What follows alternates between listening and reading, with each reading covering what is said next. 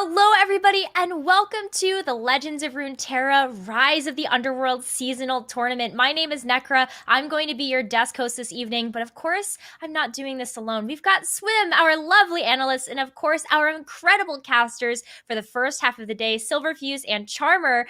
And Swim, how are you doing today? I'm doing fantastic. We're going to have some very, very exciting decks today. I can't wait. Silverfuse, what about you? I'm also doing fantastic. So excited to see how these players match up against each other, as there is a stacked number of these top 32. And last but not least, Charmer, how you doing? I'm doing awful. I look at this desk and there's a lot of very beautiful people here with your themed outfits for the Sentinels of Light event, and my outfit is ruined. Oh, I might be I think I'm the only Sentinel here. Now I feel out of place. Yeah, I'm Ruination all the way, baby. Yeah, same here. Man. Okay. Ruined, destroyed. Well, I guess I'm just on my own, but let's go ahead and talk about the prize pool because these top 32 players are playing for an incredible amount of cash. We've got a total prize pool of $20,300, and first place takes the lion's share of that with 10 grand. Of course, all of the players in the top 32 are going to receive some amount of prizing, but as you climb that ladder, you get closer and closer to that $10,000 grand prize. Taking a look at the format today, all of our top 32 players qualified through open rounds, playing 9 rounds of Swiss to get here. But today, it's going to look a little bit different. We're playing a single elimination bracket. All matches will be best of 3. And when it comes to that deck lineup, players can bring 3 different decks with no duplicated champions, no duplicated region combinations, and no more than 1 deck without any champions at all. Players will ban one of their opponent's decks before the matches begin, and they must win with 2 of the decks, and they cannot repeat after winning a game with it. Each tournament round will last for 65 minutes at maximum, and we will get a chance to see some incredible Legends of Runeterra action today. But, of course, we have 32 players. Let's go ahead and pull up the qualified players so we can just chat about them pretty briefly. You know, Swim, when you take a look at this list, who kind of stands out to you when it comes to these top 32? So Nekra, this list is absolutely stacked. We have just a ton of well-known community members, high-profile tournament players. We've got 4LW, we've got BBG, we've got Henneke, Glop, Mo, just to name a few. Probably half the players in this tournament have very, very good tournament records or ladder win rate records in the past, and there's a lot of players to watch out for. But Silverfuse, it's not just the top players we're looking out for. There's a lot of new faces in this tournament as well. Yeah, that's something really important to recognize is with these seasonal tournaments, this is the best opportunity for players to make a name for themselves, ones that the community may not be very familiar with. For example, Ownerik has been very strong in other card games, and not one that most people have heard before, but he could definitely make a splash in this tournament today. And Charmer, who do you kind of have your eye on when it comes to these top 32 players? I also have my eye on some of the people that we may not recognize by name alone. Dusty Buns stands out to me, for example, because I'm allergic to dust, and so I want to keep my distance. But there's also some folks like I don't CA1. I assume that means they don't go to Canada, which I do not understand. But I want these people to maybe make themselves a bit more of a household name going forward. This is your last chance to make a big impression before we go to Worlds. And if one of these players gets that top 4 qualification and ends up there, that will mean that they are making that name for themselves before the big stage. Can't wait to see how all of these players perform in our top 32 bracket today. We've gotten a chance to preview who is going to be a part of the top 32, but let's hear from them.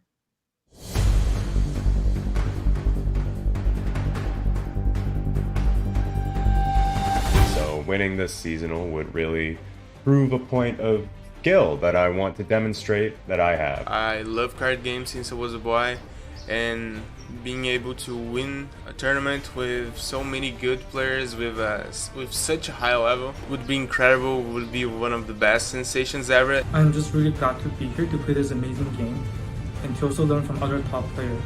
It was always one of my main goals to win a major tournament like this, and I would be really happy to be rewarded for all my hard work. It will also mean redemption.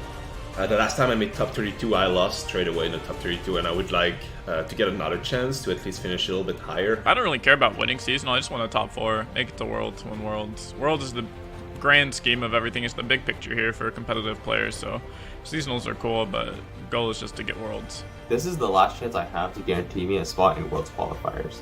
I would really like to play Worlds. It would mean that I would be qualified for Worlds, which currently is in a very tenuous situation. I'm close to the rank points qualification and close to the seasonal points qualification, but not really locked in for either. Obviously, the money would be amazing to have, and it would also help to spread my name and hopefully get more people to watch my Twitch streams. But most importantly, is it would give me massive bragging rights over my brother, Filthy Gamer Weeb. Trying to keep the pace up. I've played a lot of this game, played a lot of ladder, played a lot of community tournaments. I'm trying out all of my options, every single deck you can think of, and really thinking about how they fit into the projected field and my projected opponents. I'm mostly focusing on studying my opponents, like what they like to play, their game style, and just trying to find the best overall lineup composition for the tournament. I don't need to prepare for top 32 of the seasonal. Calling it a competition isn't even fair. I've scrimmed a little bit here and there. I was lucky enough that James F and Cameron Hanzo invited me to their practice group to where I could theory craft my lineup as well as practice it with them. I'm playing with the Mastering Runeterra Pro Team guys. They've been awesome. And I have my teammates from Sultans that are helping me a lot. A big shout out to Fake Heroes Discord and a huge shout out to Duckling. I love you guys so much. You know who you are. I haven't prepped too much, but I think I'm just gonna ban stream Ionia and then just pray for the best. I just want to make sure that people think I could bring anything, and nobody will know what it is I'll be sending their way come Saturday. Although it's probably going to be Lee Sin.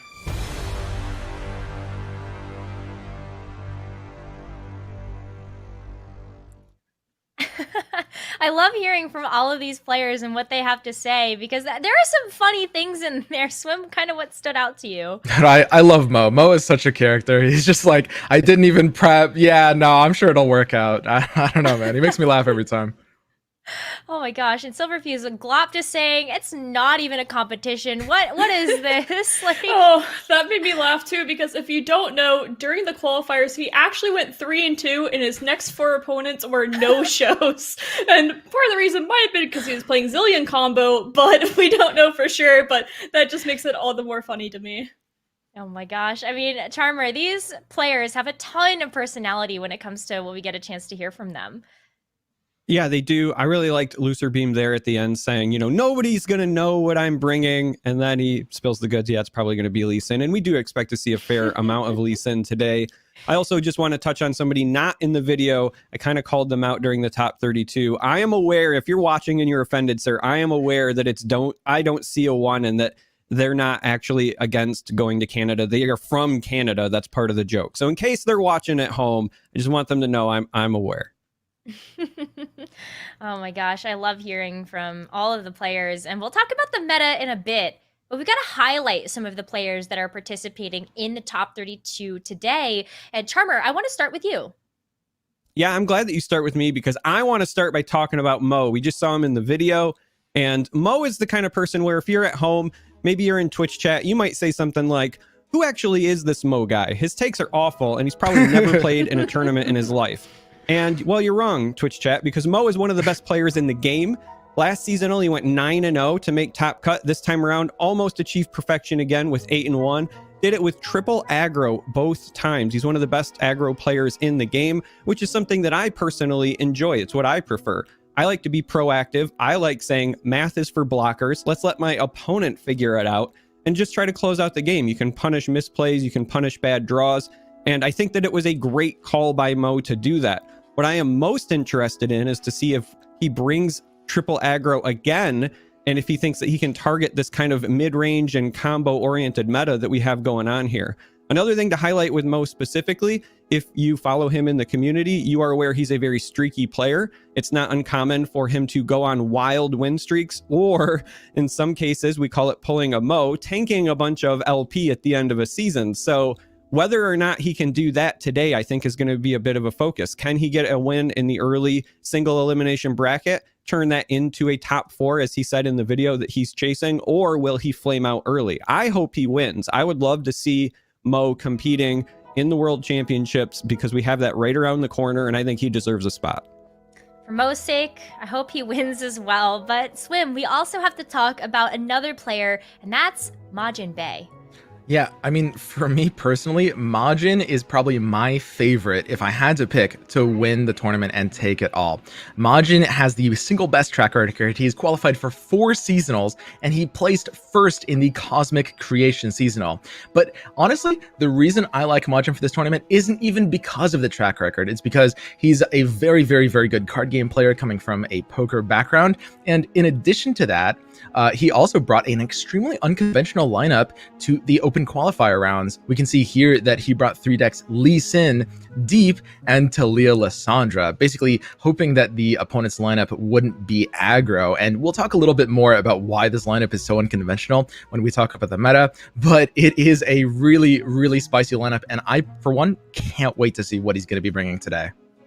Ooh, I like that some unconventional lists can kind of catch players off guard, but Silverfuse, there's another player we have to talk about, and that is 4LW. Yes, 4LW is a well-known Brazilian player, and the reason he's so well-known is his insane ladder finishes. Always topping ladder every season, also doing very well in community tournaments as well. He is one of the favorites of Brazilian players as he is from Brazil, and he is really looking to secure a top 4 finish for Worlds. He does have a ton of ladder points, but he still could be on that bubble, so getting top 4 would be huge for him in this tournament. This is also his 2nd seasonal in top 32, so he's been here before, has a bit of experience in this situation, knows a little bit more what to bring. In the qualifier, he did something a little bit different, where he brought something a bit unconventional for Sivir in Akshan. He actually put in Jarvan into the deck, which isn't something we saw very often. Almost everyone else would play Jarvan and Shin, but he went a little bit more top and went with that. He is a very good deck builder and tries out different things, which is something that makes him a very interesting player to watch, as well as the fact he also made a great meta call of bringing Anivia, expecting a lot of aggro in the tournament for the open qualifiers. And then he also brought the Lee Sin Zoe, which is just an insane combo deck, very strong, and he is able to play whatever deck you throw at him. He's going to pilot it greatly, and I just can't wait to watch him for that reason. Whatever he plays, he does excellent at it. Such a fun player to watch. Can't wait to see that, especially knowing that there were a ton of aggro lineups in the open qualifiers, and we'll get to that a little bit later. But last but not least, Charmer, gotta talk about one of the other incredibly consistent players, and that's Henneke. Absolutely. Henneke is potentially the best player in the game that your average viewer doesn't know about. Just because Henneke doesn't have one of those high-profile wins. Swim earlier mentioned that Majin Bay has made all of the top cuts, and that he's obviously got that Cosmic Creation win under his belt. Henneke has also went 4 for 4 with top cuts, has hit the top 4 as well, but just doesn't have that big name win, and he's one of the best players in the game. Here on screen, we see a deck that he brought during the open rounds that I am a huge fan of. This is Twisted Fate Gangplank. I think this was a great meta call, and I kind of hope that he runs it back. He did very well during the open rounds, went 9-0, and that's with a disconnect. So in one of his matches, he actually had a loss that was due to a disconnect and then came back and still got the match victory. And overall, I just think that when you are looking at a player and you're trying to decide, okay, do they have a shot at doing well? You look for consistency in card games. Card games just naturally have some variance involved. And so consistency is king, and that makes Henneke one of the kings of Legends of Runeterra in my mind. All 4 of these players that we get a chance to highlight are definitely a name in their own right. We've got to talk about the meta. And Swim, I want you to just break it down for everybody. Oh, absolutely. So yeah, let's take a look at the infographic that will be showing all of the different decks that were brought to the qualifiers. Now, keep in mind, we don't know yet what decks these players will be bringing today. We'll find out at the start of game 1, but we can see here there is actually a ton of diversity. This is the most exciting seasonal to me personally, because there are so many different strategies you can bring to the table here. We can see the king of the meta is Akshan Sivir, but even that deck you can pair in very, very different ways with either Ionia or Demacia as your second region. There's some, good decks coming through, like Draven Ezreal being a really, really popular combination. You can bring it with like Draven Jinx, or you can bring Ezreal Karma, but for the most part, Draven Ezreal makes sense together. As we get into some of the lesser played decks, we see a lot of Lee Sin actually starting to kind of like overtake, Lee Sin being a real dark horse of this meta.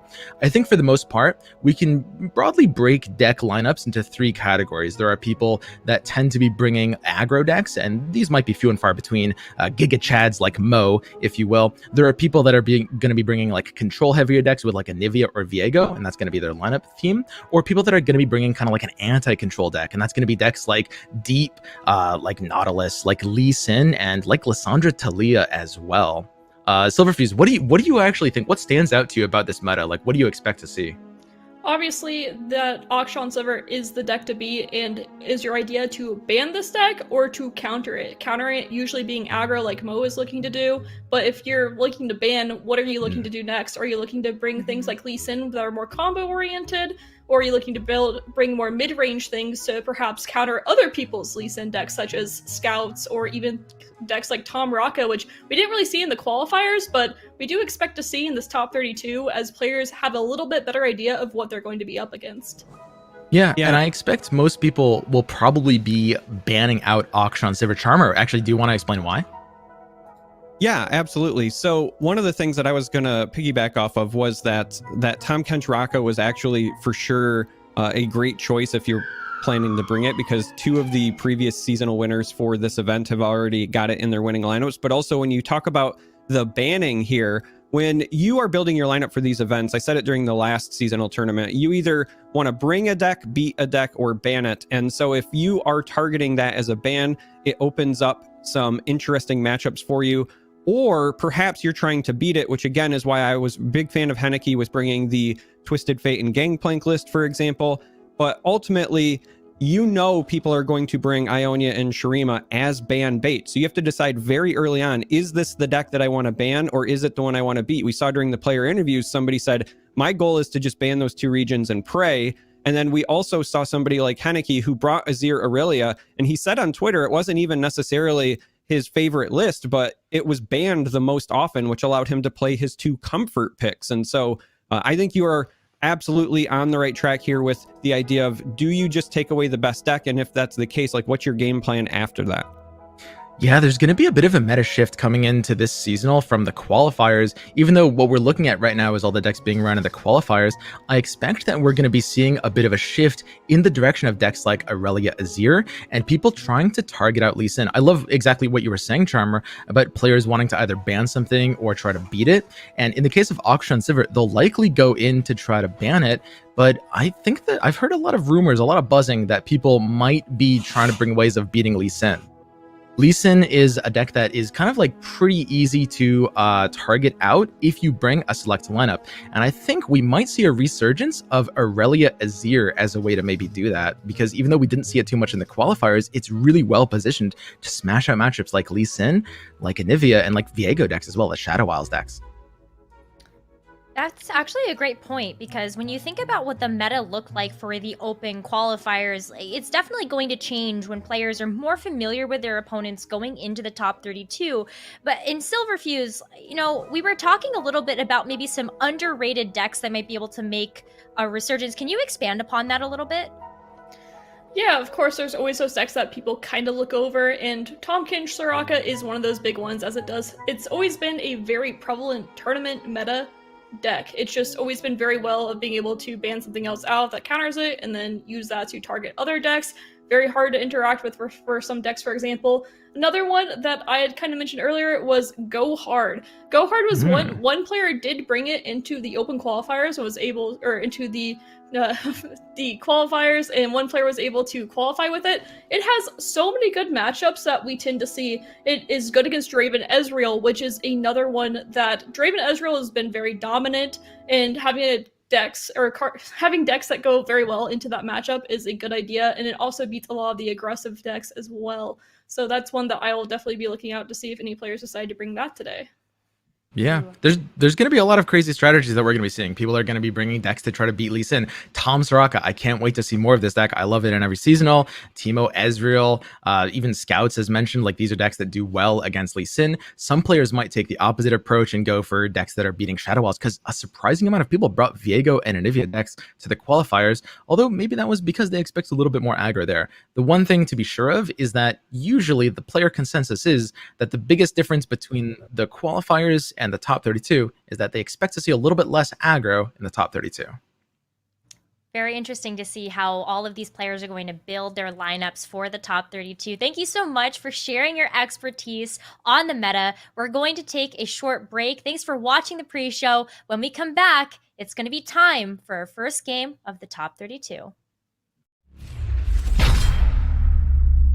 Hi everybody, I am Casanova from Giant Slayer and Wisdom, and I'm here today with a very special interview with Henneke. We're so happy to have you here, man. Worlds qualified, how are you feeling today? I'm feeling pretty good, happy to be here.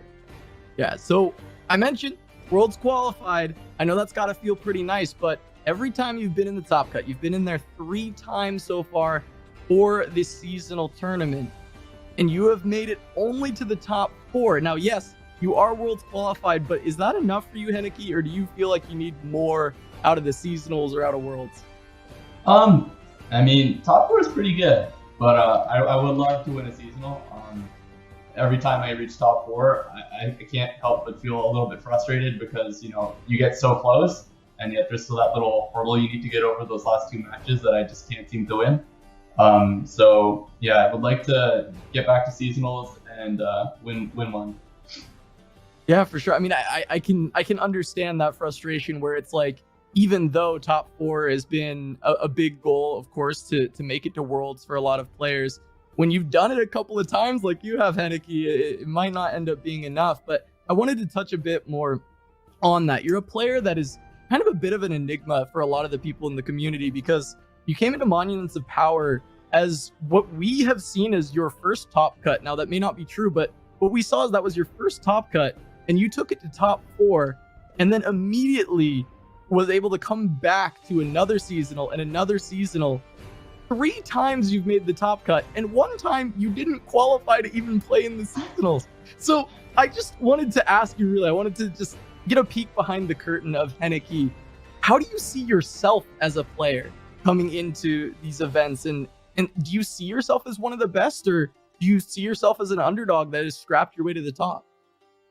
Yeah, I think at Monuments of Power, I had a really like random cool meta tech. I was just gonna bring triple Nopify, triple Deny in every deck and just try and play against Go Hard and Field Rush. So I don't think I was a great player at the time, but I had a really good meta call. When I came into the second seasonal, I knew I had improved a lot by then, and so I think reaching top 4 there was kind of a testament to how much I had improved. But then when I couldn't make it out of 0 LP range in the 3rd seasonal, like I really tried my best. I was like 500 LP on the Monday, and then by the Thursday, I was 0 LP and I could not win a game. So that was a bit rough. But I think since then, I've learned quite a lot as a player. And I would say when I was top 4ing seasonals, I was definitely not a top 4 player. But I think at this point, I kind of feel like I've gotten my play up to that level. So it's very funny too, because it feels like this was kind of your come up in Legends of Runeterra. And there was a question back when you first qualified into the seasonal that was like, do you have any other competitive experience? And you put down that you've only ever really played like 1 Pokemon Draft League, and that was it. Now, is this true, Henneke? Is that the only competitive experience? And if it is, like, where does this competitive spirit and competitive drive come from? I've always been like a very competitive guy. I've just never been really particularly good at any like video game before, so I don't have a lot to put down. But like whatever I get into, I'll always try and learn as much as I can, try and compete at the highest level I can. I have a little bit of card game background. I played some mobile games like Duel Links and Plants vs. Zombies Heroes, which is, you know, they're kind of not the top of the line competitive games, but it gave me a bit of experience in terms of strategic thinking and that sort of stuff. But yeah. No, I mean, that's great to hear. And I mean, you've come a long way in Legends of Runeterra from somebody that really we did not know what to expect from coming into the first seasonal, where it was your first season as a Masters player, even, which, you know, I have to admit, Blevins and I really underrated you coming into that tournament because we just did not know what you were capable of. And now it's at the point where I see people, some top players in Discord communities saying Henneke is the only good player in Legends of Runeterra. So with that kind of weight on your shoulders going into Worlds, do you feel like you have no longer been able to hold on to that little underdog title that you might have been trying to keep, and now you feel like you might be a favorite going in for the North American side of Worlds? You know, I don't really hold too much weight in being the underdog. I like being the favorite. It feels pretty good. That is great to hear, because I think for a lot of players, you really are becoming the favorite. And so I want to talk more about Worlds and coming into that as potentially one of the favorites out of the North American and also just America's region in general. Do you feel really confident going into Worlds that you can make it to the top levels of this, that you can make that top 4, get to the finals against all the other regions?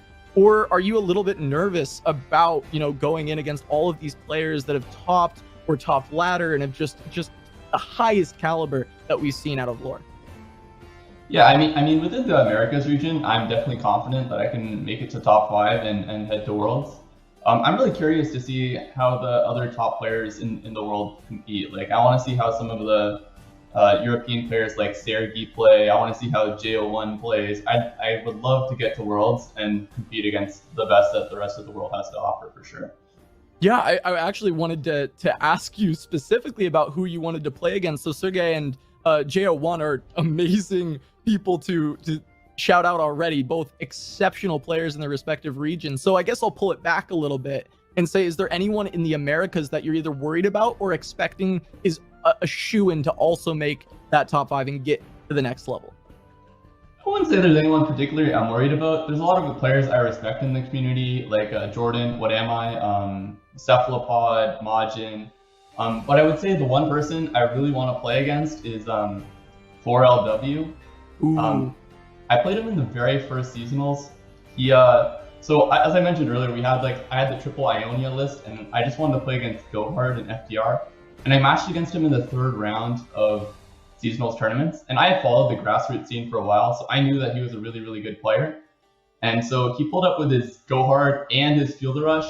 And in the very first game, he just was completely dominating me with Gohard versus Fiora Shen, and I was kind of starting to rethink my strategy. And then he disconnected, and I won that game. And I've always wondered since then what would have happened if he didn't disconnect in that match.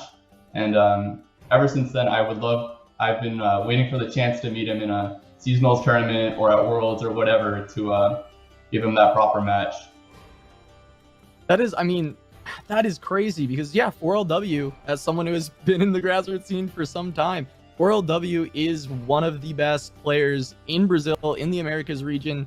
He held the title of best in Brazil for a long time, and I think it would be awesome to see that match actually get to happen, as you're one of the best North American players, he's one of the best South American players, and getting that battle for maybe a slot at Worlds would be great to watch. Thank you so much for coming here today and spending time with me to have this interview, Henneke. I want to wish you luck at Worlds coming up. I really hope to see you topping that, as you are one of the players that has just really had this meteoric rise. So thank you so much, and best of luck.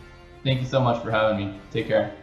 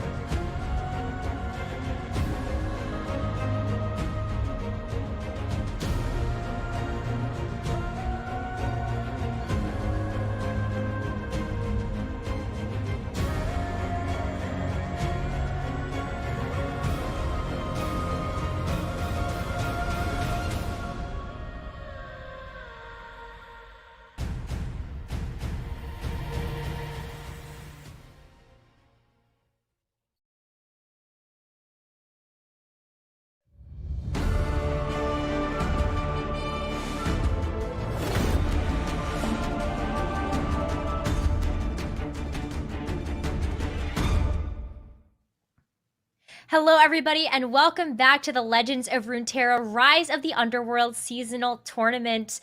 Hope you enjoyed the pre-show where we got a chance to break down the meta, but it is time to get into the action. We are going to be starting with our round of 32. I can't wait to introduce this matchup to you all. It is going to be Kever versus 4LW to kick things off. And Swim, this is a spicy match. Oh, yeah. No, these are some of the best players in the game, like Kever and 4LW having amazing tournament track records. 4LW might have the best tournament track record if we're counting community tournaments out of anyone in the game. This guy is an absolute machine at performing well in tournaments at Legends of Runeterra, and he's really, really good at both playing out the game as well as kind of building his own unique decks. Yeah, I'm so excited to see how both of these players are going to match up. And, you know, what are you kind of thinking about just like Kever's lineup, Silverfuse, like when you just take a look at this particular list? Overall, going with the Ionia Viego, something that a lot of players have talked about, but not something we've seen very much. In a deck that very likely could be a bit low-key, it has some pretty strong matchups into some of the expected field. So this lineup seems very well thought out, bringing some strong decks that I would say surely don't have the best into aggro, but after that, any kind of control, it's going to do very well against any type of control lineup for sure. Yeah, I'm a big fan of the Ionia Viego version we're seeing here by Kever, and there will be a lot of other players in this tournament that are bringing similar decks as well. It's a really, really low-key pick for this tournament. Might be a bit of a dark horse coming in, and a lot of players are aware of it at this point, but it caught a lot of players off guard when playing in the qualifiers because this deck kind of came out of nowhere and started doing really, really well only a couple of weeks ago. Then, of course, he's bringing a pretty standard Zoe Lee Sin deck. Again, one of the best decks to bring in this seasonal, did super well in qualifiers, one of the highest win rates, and he rounds that out with a pretty standard Sivir Akshan Demacia. Overall, a pretty solid lineup. The spiciest thing here probably being the Ionia Viego variant, which I'm excited to see in action today. Yeah, one of the things that I want to highlight specifically about his lineup is that he opted to not bring the Ionia Shurima combo for regions in any deck. We've seen a lot of players talk about bringing that or banning that.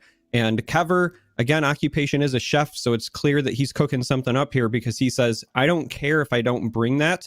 And that means that he feels really strong with his other two non-Sivir Akshan lists, because when you don't throw out Ionia and Shurima together, you're saying, okay, I'm not giving my opponent a very easy ban target. And so they might just say, okay, well, since you didn't make me pick my poison, if you will, I can just ban out Akshan Sivir and potentially go into the other two. So that tells me that Kever has a real comfort with this lineup, and I'm looking forward to seeing how it plays out.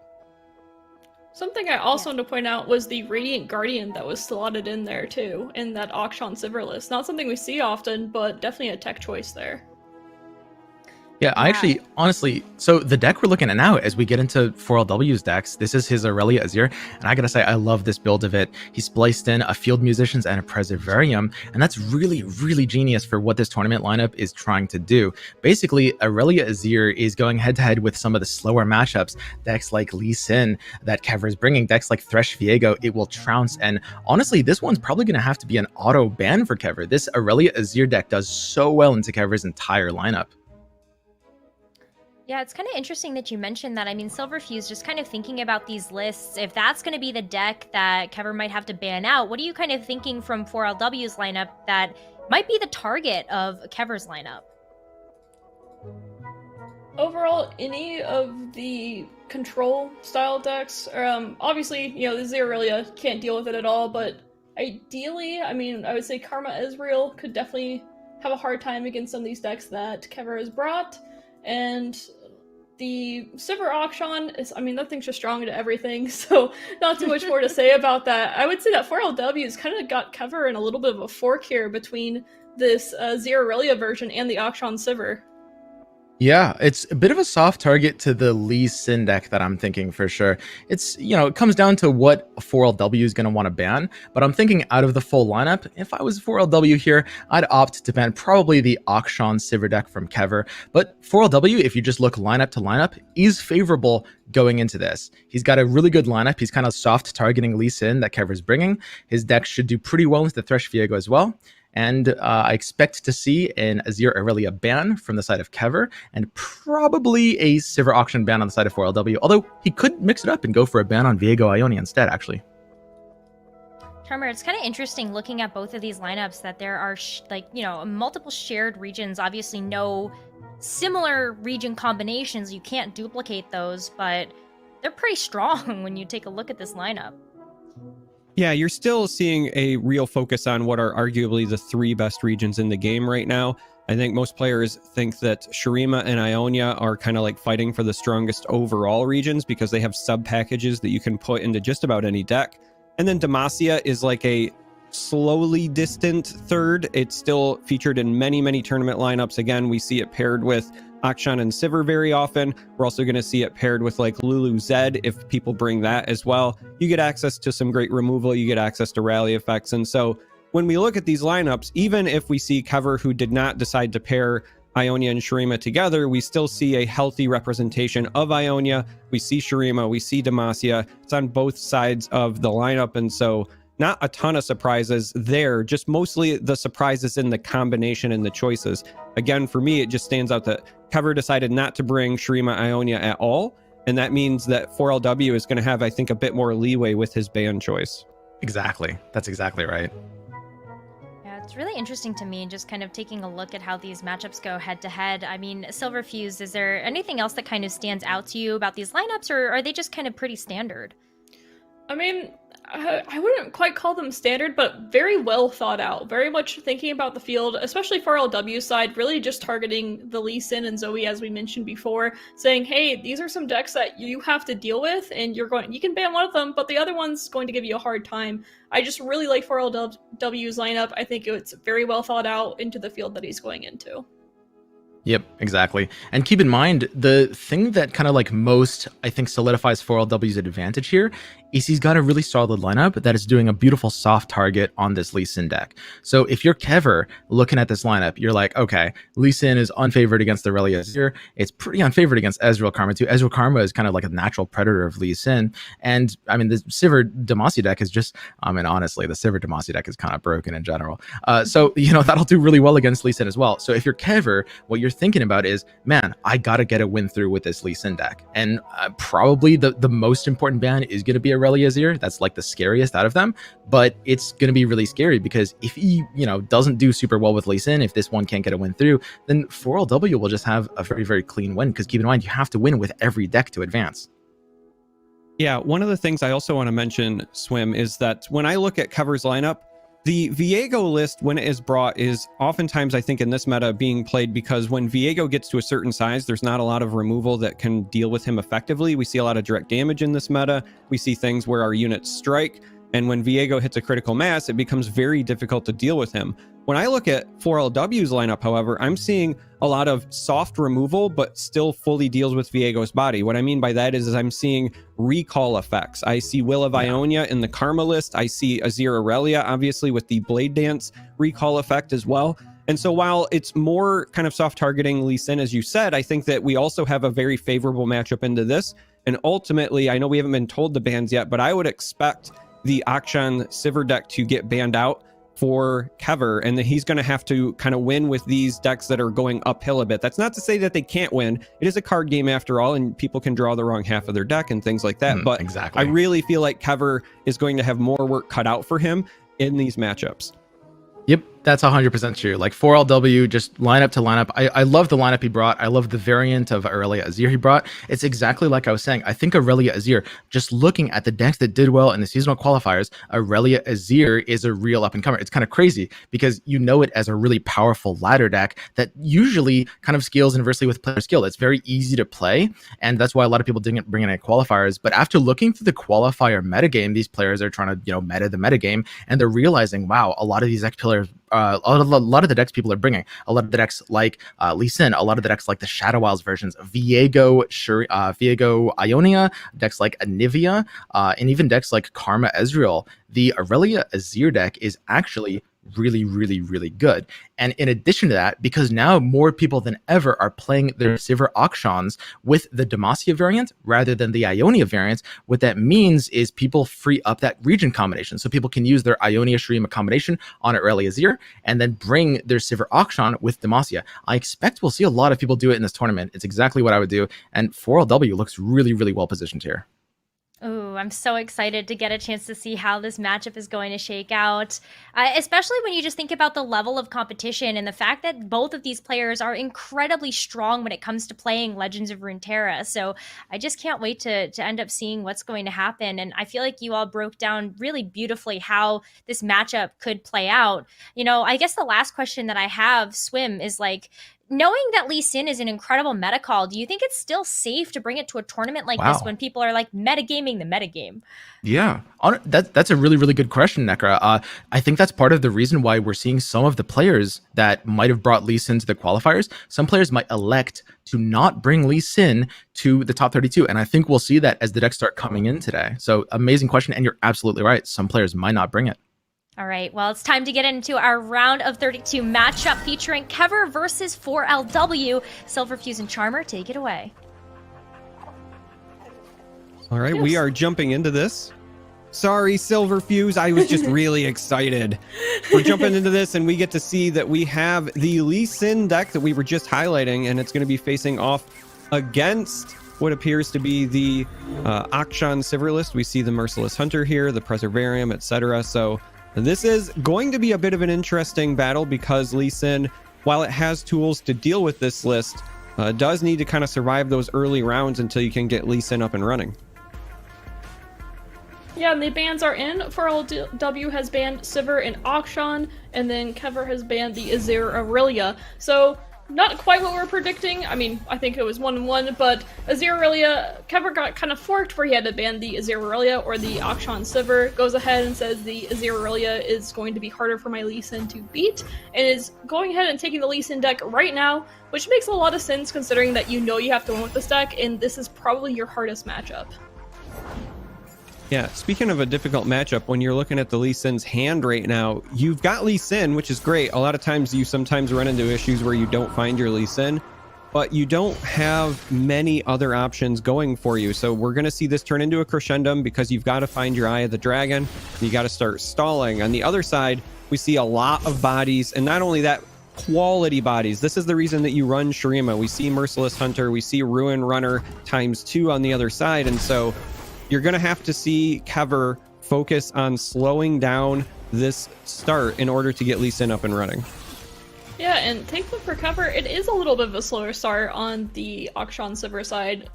It was passed until we got to turn 3.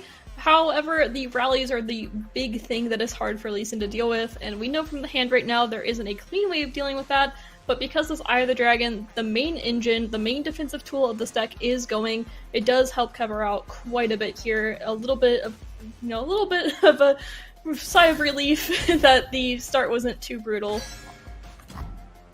Yeah, that's a great find as we draw some additional cards here. The Concussive Palm stops an attack while also giving you another defensive body. You are, again, starting to hit the critical mass point for traditionally these Akshan Sivir lists around round 4. You're looking at the potential of a Sivir into a Ruin Runner. We're seeing a pass on 4LW side, and this is really just saying like, okay, if you want to play more, great, and if you don't want to, then you're going to miss out on getting the health with this Dragonling, and I'm fine with that too. And if you attack, well, then I'll have my choice on what to develop, but I don't want to give a Sivir away for free, for example, because we know that Lee Sin runs some of the tools where you can buff this Dragonling and then attack into Sivir. So this is a heads up call by 4LW, playing conservative. You don't want to give away some of your better attackers. Yeah, a really good call from 4LW. Usually what players are taught is when you're against a combo deck or a control deck, when you're the faster deck, that you have to make the first move and then they react to you. But in this case, 4LW kind of turns it on his head and says, hey, you have to react to me. Like, I know what I'm doing. I know what my game plan is, and you're going to have to do something about it, or else I'm going to take you out. Now here you see the Merciless Hunter giving vulnerable to the Eye of the Dragon. You could see some players, for example, just say, hey, I want to get Ruin Runner down as fast as possible. But I like this play because you know that ultimately you've got to get through this Eye of the Dragon one way or the other. You don't want them to continue to get the Dragonling, siphon off health. And you also put them in a situation now where they've developed their Lee Sin, and if they block with all this mana back, you're putting your Lee Sin at risk. So this is likely going to be more damage coming through on the side of 4LW, and you maybe even force out what could potentially be like a defensive spell from Kever, where you're trying to keep this Eye of the Dragon alive, and if that's the case, then you can answer and still deal with it. I love this opener all the way around from 4LW. Yeah, there's really two options here. At 3 mana, the Twin Discipline could be played to save the Eye of the Dragon. Could trade off as well, but not ideal. But it goes ahead and hovers we saw the weapon hover there saying, hey, I have another Eye of the Dragon, I really don't need to use these resources right now, and I can take 4 damage, not a big deal, which I like this play, just banking the spell mana and setting up for the next turn. Yeah, I think this is properly the way to go.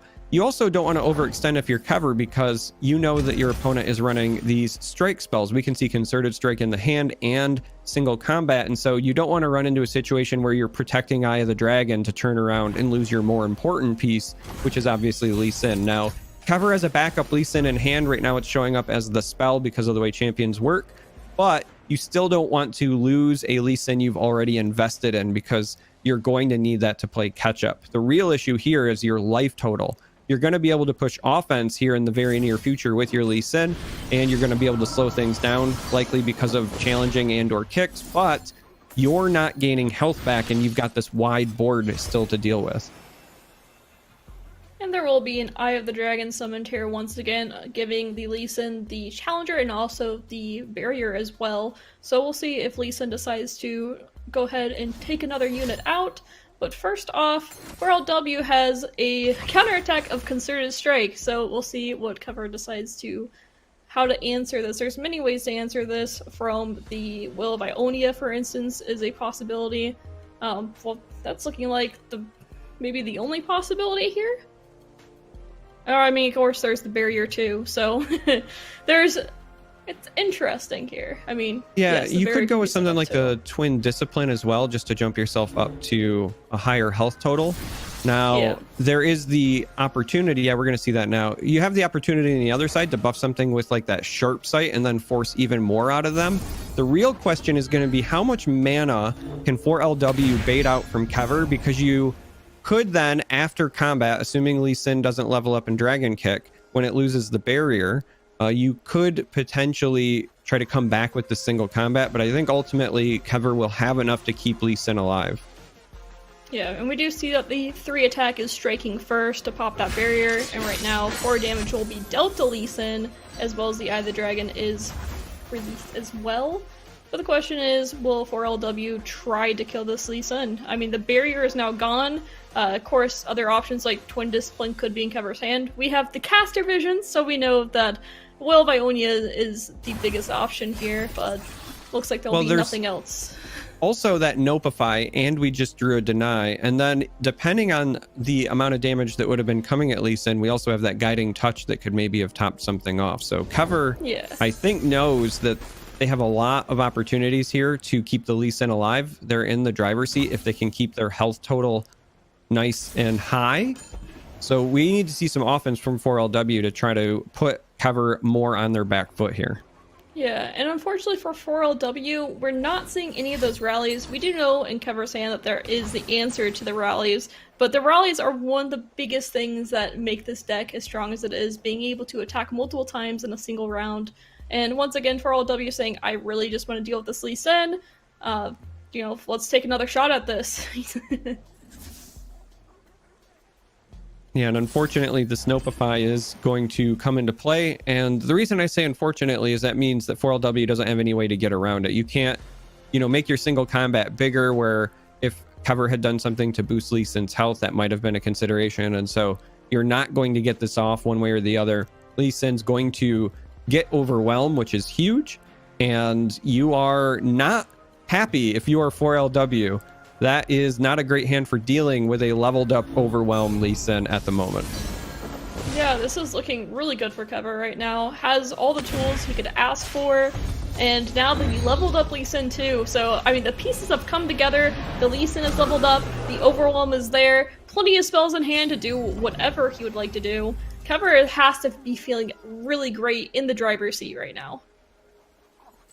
Yeah, as we look at the Lee Sin here, it's also at a comfortable 5 health, but with the buffs that are available, we've got another Zenith Blade in hand, and we've got the backup Lee Sin, if you will, which is capable of buffing again.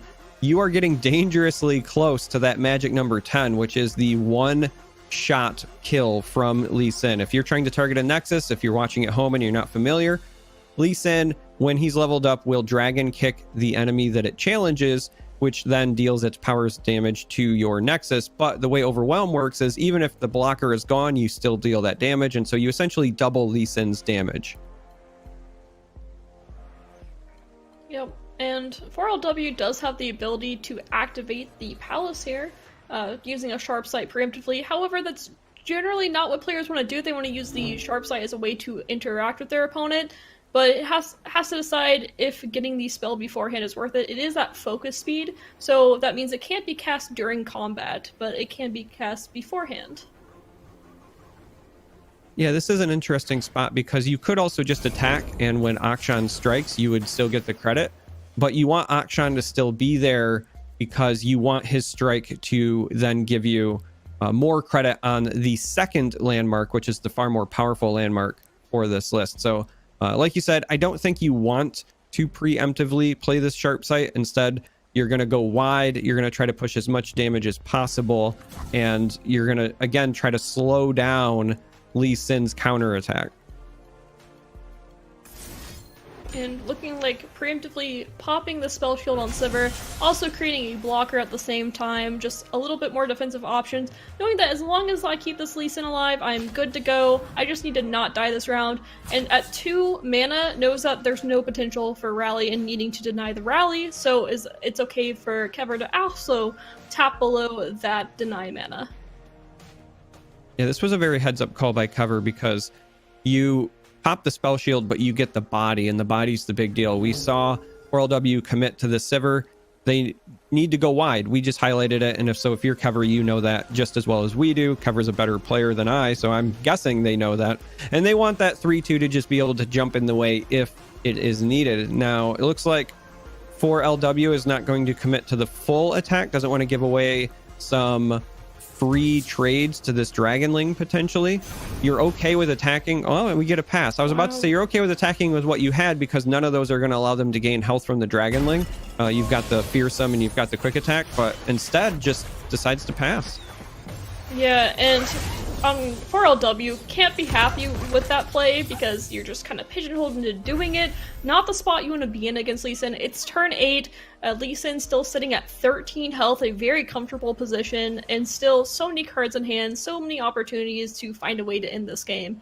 Already a lot of damage between the Zenith Blade and then the Lee Sin spell, being able to add 2 additional attack as well. Really just Kever is very, very dangerously close to that OTK range. Yeah, I don't pretend to know what 4LW is thinking, but if I had to take a guess, I would say that your thought process there is you don't have enough in that last round to attack and win for sure, and you don't have enough to even really threaten the health total too much. And so you're going to be giving up bodies in Lee Sin's ability to block with that barrier. Whereas if you pass, you know your landmark's going to trigger, you're going to get to draw some more cards, and at this point you know you have to survive at least one Lee Sin attack. So you'd rather draw more cards, maybe find answers, maybe find something that makes it more favorable, and then you can go from there. Now, unfortunately, we see through Caster Vision, what you got was a Preservarium, which is just more card draw. And so you're not very happy with the outcome, but I understand why you would take this route. Yeah, definitely not an ideal spot for 4LW. And we'll see what the challenges end up being as Kever is deciding what he wants to get rid of the most, what he's worried about, and kind of favoring this Akshan over the Sivir, knowing that the Sivir already has the spell shield popped, so, you know, pretty easy picking. Yeah, it's interesting that Kever locked this in without playing the other buff spell on any of these attackers. Now, you could say, okay, well, it obviously goes on Lee Sin because you want to push more damage, but if you're not killing somebody all in one go, you also could have made a strong argument about potentially putting this on your Dragonling to get some additional health back. But instead you're saying, I'm okay if this goes through, and if you just let it happen and you don't change anything, you don't add blocks, you don't add defenses, then that's fine. I'll eat the spell. That's exactly what's going to happen here. But you still end up with a very favorable trade if you're Kever. So I really like that he was kind of daring 4LW to do something. Yeah. Also, still not wanting to tap blue the deny mana for the rally, although we know caster vision, no rally, and the way that 4LW played the previous round kind of gave a heads up to Kever that there was no rally in hand. But still something to be thinking about, because that really is the only way you lose as the Lee Sin deck at this point. You're safe as long as you keep everything alive, keep yourself healthy. You just don't want to overextend, trying to pressure too early when you just don't need to. Yeah, the unfortunate thing for 4LW here is that you know at this point you've got to find some answers. You're probably developing at least one Ruin Runner here. Depending on what you end up with as far as your card draw, you might develop one other thing, and then you are just really hoping for a rally as well on the following turn. But you're still having to deal with this Lee Sin, and Kever is still at 15 health, so you're not likely going to be able to finish him off. And unless you draw something spectacular, you're not likely going to deal with the Lee Sin, and that is a bit of a problem.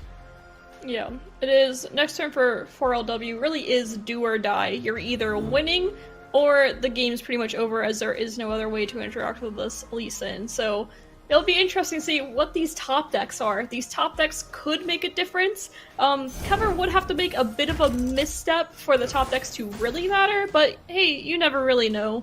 Although I don't really expect a player of that caliber to make the mistake. Like I said, you just really never know in these tournaments. But both players playing very calculated, precisely, taking their time, checking their cards, checking their odds, and it's looking like a very good spot for the Lee Sin, as we will continue to say. Not too much more to say when just the lack of rallies and Kever having the deny in hand just makes it so tough. Yeah, I really like the play there by Kever just to make sure you cycle and you gain that health, because you're still taking full spell mana into the next round, so you're going to have a full 12 to work with. When you're looking at your hand in terms of defenses, you're going to have Deny available for if they try to rally. You're going to have Will of Ionia available for if they try to do something that you just don't expect, like, let's be honest. And you're still going to have this Hush available as well if you really need to shut something down, or if you really need to play the Hush first and then Will on something with Spell Shield. Again, we see Ruin Runner here. We know that both Sivir and Ruin Runner are also in the hand. And so when you leave yourself with this 12 mana and these 3 cards, you really have all of the defensive options that you need, along with 17 health and the Dragonling that you're getting. It's very hard to imagine 4LW finds a way out of this. Yeah. Looking very tricky here. The blocks for Kever are pretty nice. This Dragonling doing so much work. The Fearsome, of course, helps, but making these 3/2 is just not very appealing to attack with. Alright. Yeah, so unappealing that you don't even overwrite your landmarks. You say, okay, the card I draw next round is more important than this 3/2. And you know that your unit is useless if you're just going to overwrite it. But I do think this is the right call. You know you can't win this round, let's be honest. You can assess this just from cards in hand, board, etc. And so you have to hope that that Preservarium will result in something that bails you out the following round. I think this is the correct call by 4LW, but it does just highlight exactly how useless that 3/2 was. Yeah, at this point, having to stack buffs onto one of these Rune Runners is the best case scenario. But we do see that there's the ability of Hush plus Will of Ionia if it were to come down to that. As well as, in fact, using this Lee Sin to block too. Knowing that the interaction tools from 4LW were used a lot at the beginning and died down, so it kind of told Kever that, alright, you know, these interaction tools are out of the way, rallies aren't here either, I'm just able to react to whatever my opponent does at this point. Yeah, the one downside, even though it was likely correct, is that if you're looking at what 4LW did and you're Kever, you probably say to yourself, I don't think I'm worried about a rally too much. I've got the deny anyway, but they didn't go wide, so they're very clearly not looking to kind of go around me here. and that gives you the ability to be a bit more proactive with some of these plays as well, which is why you saw the Zenith Blade come out and why they are further protecting that Eye of the Dragon. Now they draw another Eye of the Dragon, so that's essentially all 3 for a game, which is what you need to beat a proactive deck. And we see the concession come out. 4LW knows, hey, I can't stop Lee Sin, so let's move on to the next game. Yeah, I mean, not needing to see the outcome of that, knowing that Lee Sin is going to take me out, and let's just move on. Which, no point in seeing the animation when you've already lost in a tournament, wanting to save time and just get on to the next game. Focusing on the next game is the best thing you can do, whether you won or lost. Because what matters is winning 2 games, not the first one. Yeah, you're absolutely right. Now, the good news for Kever is you won with Lee Sin, and we had talked about before the match had started that was going to be the big challenge because we felt like it was kind of soft targeted, but you drew all of the right pieces. Your opponent didn't find any of the rallies. Now, we also have that Viego Ionia list that we have to go through. As I said before, I think this one is also potentially soft targeted, but when you're looking at the decks that are available to both players, 4LW does need to win with Sivir Akshan against the Viego Ionia list, and I don't think that one is as favored as your other ones where you have access to things like Will of Ionia. So whether or not we get to a Game 3, we'll see, but I think that if we do, the Karma list that 4LW has will be very favored into this. We really just got to get this win with the Akshan and Sivir list. Yep, definitely agree with that. So this is a big match.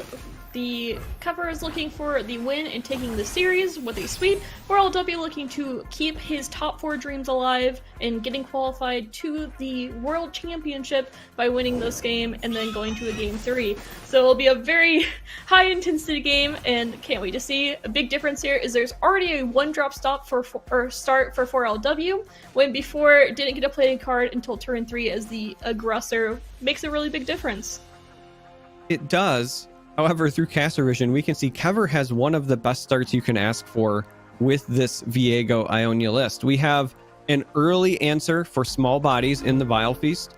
We also have double soldier for the start, and we have Thresh. And the reason that Thresh is so important is because when your opponents play a Sivir, Sivir is usually a free attack, but when you answer on the following turn with a Thresh who has that 6 health, well, you now threaten the ability to block Sivir if they don't have any sort of combat trick or buff. And so we're going to see, I think, a bit of a back and forth as both players jockey for board position. But when you talk about what Kever needs to potentially be successful here, I think that they have a good chunk of it already.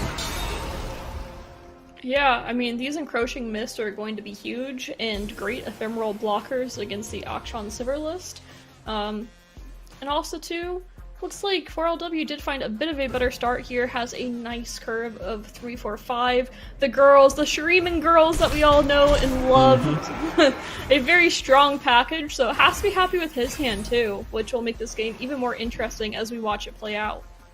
Well, we also have that rally, which was something that was sorely needed the previous time around. But again, when we look at the board here, and we talk about, units matching up with each other, even if Kever doesn't necessarily get trades because of things like quick attack, we are still stalling, which I think favors the Viego list.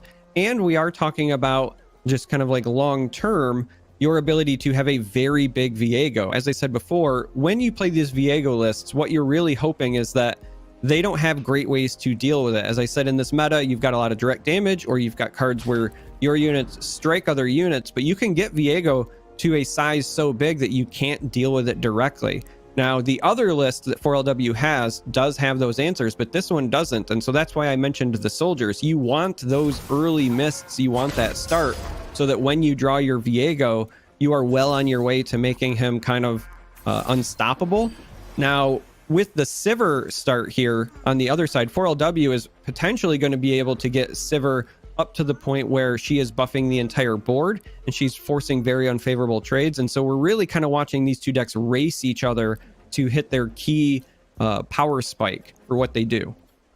Yeah, and this glimpse for Kever is great. It denies 5 attack, which helps Sivir level up, as well as the fact that Kever does know that 4LW runs a single combat, but there weren't any good units to use it on despite having 2 mana because they would just die anyway. So being able to deny the 5 attack towards Sivir's level up as well as drawing 2 more cards is a great spot for Kever there. I love this opener by Kever here as well, because you're not committing to playing the Thresh yet. You want to see what 4LW does as a reply before you commit yourself. Now, I still potentially expect a Thresh to come down when faced with this board, because you're going to want to be able to use it as a blocker. There it is. We do have the Palm as a defensive option, but the other thing that I wanted to highlight, we know through caster vision it doesn't matter because all the cards are basically spells, but you give yourself access to the box on the following turn. When you play the Thresh, the second one becomes the box, and so if in some weird situation we saw 4LW try to go wide and go with a big swing, you would have an answer. Yeah, and this single combat is just dirty. Knowing that Kever has no spells to interact, still has spell shield, and you're able to take out this Thresh, keep 1 health on your Hunter, and just on your Rune Runner, and then the Hawk is here ready too. This is so much damage that can go through for this round. And on top of that has the Rally, Shapestone not quite activated yet, but the Sharp Sight is always there if you need it, and this is just looking like a very strong turn for 4LW, exactly what he was looking for. Yeah, we are going to see a lot of damage pushed. I have to assume that the Palm is a play here. We can't afford to take that 5, I don't think. You wish that you could stop the Ruin Runner, but if you opt to take this, instead what you're saying is, all right, I have to play this tasty Fey Folk, maybe bank some spell mana so I can also set up for a Vengeance, but we also have to factor in something like buffs and something like Rally, and so now we are seeing that come through on 4LW, saying, all right, I'm going to threaten even more damage, leave myself with 4 mana for the Rally. We might be seeing 4LW hit their spike sooner than Kever does, which would be massive. Yeah, saying, hey, you better deal with this or else I'm just going to take all this damage. And still It does take a nice chunk out of Kever here. Still has the spell shield onto this very dangerous Rune Runner, and is going to say, alright, it's time to rally. I mean, I have a 4/3 with spell shield and overwhelm. You have 2 mana. What are you going to do about it? Well, and more importantly, if you go with this Rally, you're giving your unit barrier, so you're not even worried about this trade. So instead opts to hold on to it, but we could have seen them putting Kever not quite dead, but close enough where they were really going to have to reconsider what they were doing. But now Kever has top decked a deny. We might see them play around this Rally a little bit better. On the other side, however, we also see more combat tricks drawn, and so we are going to see, I think, a flurry in the next combat when it comes back to 4LW, and we will likely see, I think, a victory coming from it. We're not going to get enough health gained off of this single tasty Fey Folk, and with all of those options in the hand when it comes to buffs, it could be a really big deal. On top of that, just for a little more damage, the second Rune Runner was already having such a hard time dealing with the first one. The second one came to play as well, ready to go, and just this hand, the board state isn't that good for Kever. Has a few options on hand, but not really what you're looking for when you have 2 spell shield units with overwhelm. And this is why Shurima has been one of the strongest regions in the game, is these Ruin Runners are just too much to deal with. Yeah, we're going to see an open attack from 4LW because we don't want Kever to play any more blockers. We would easily see him windmill slam down probably the Soldier, for example, because we would create 2 bodies at that point. The real issue here is that you have to decide where you want to assign the damage, and this is also going to result in the Sivir leveling up, which is catastrophic when you have that Rally and you have all of those other buffs in hand. So even though you're not finishing off Kever here, we're likely going to see a finish on the following attack. We have no way to stop it. Yeah, just, this is part of the strength of this Akshan Sivir deck with Demacia.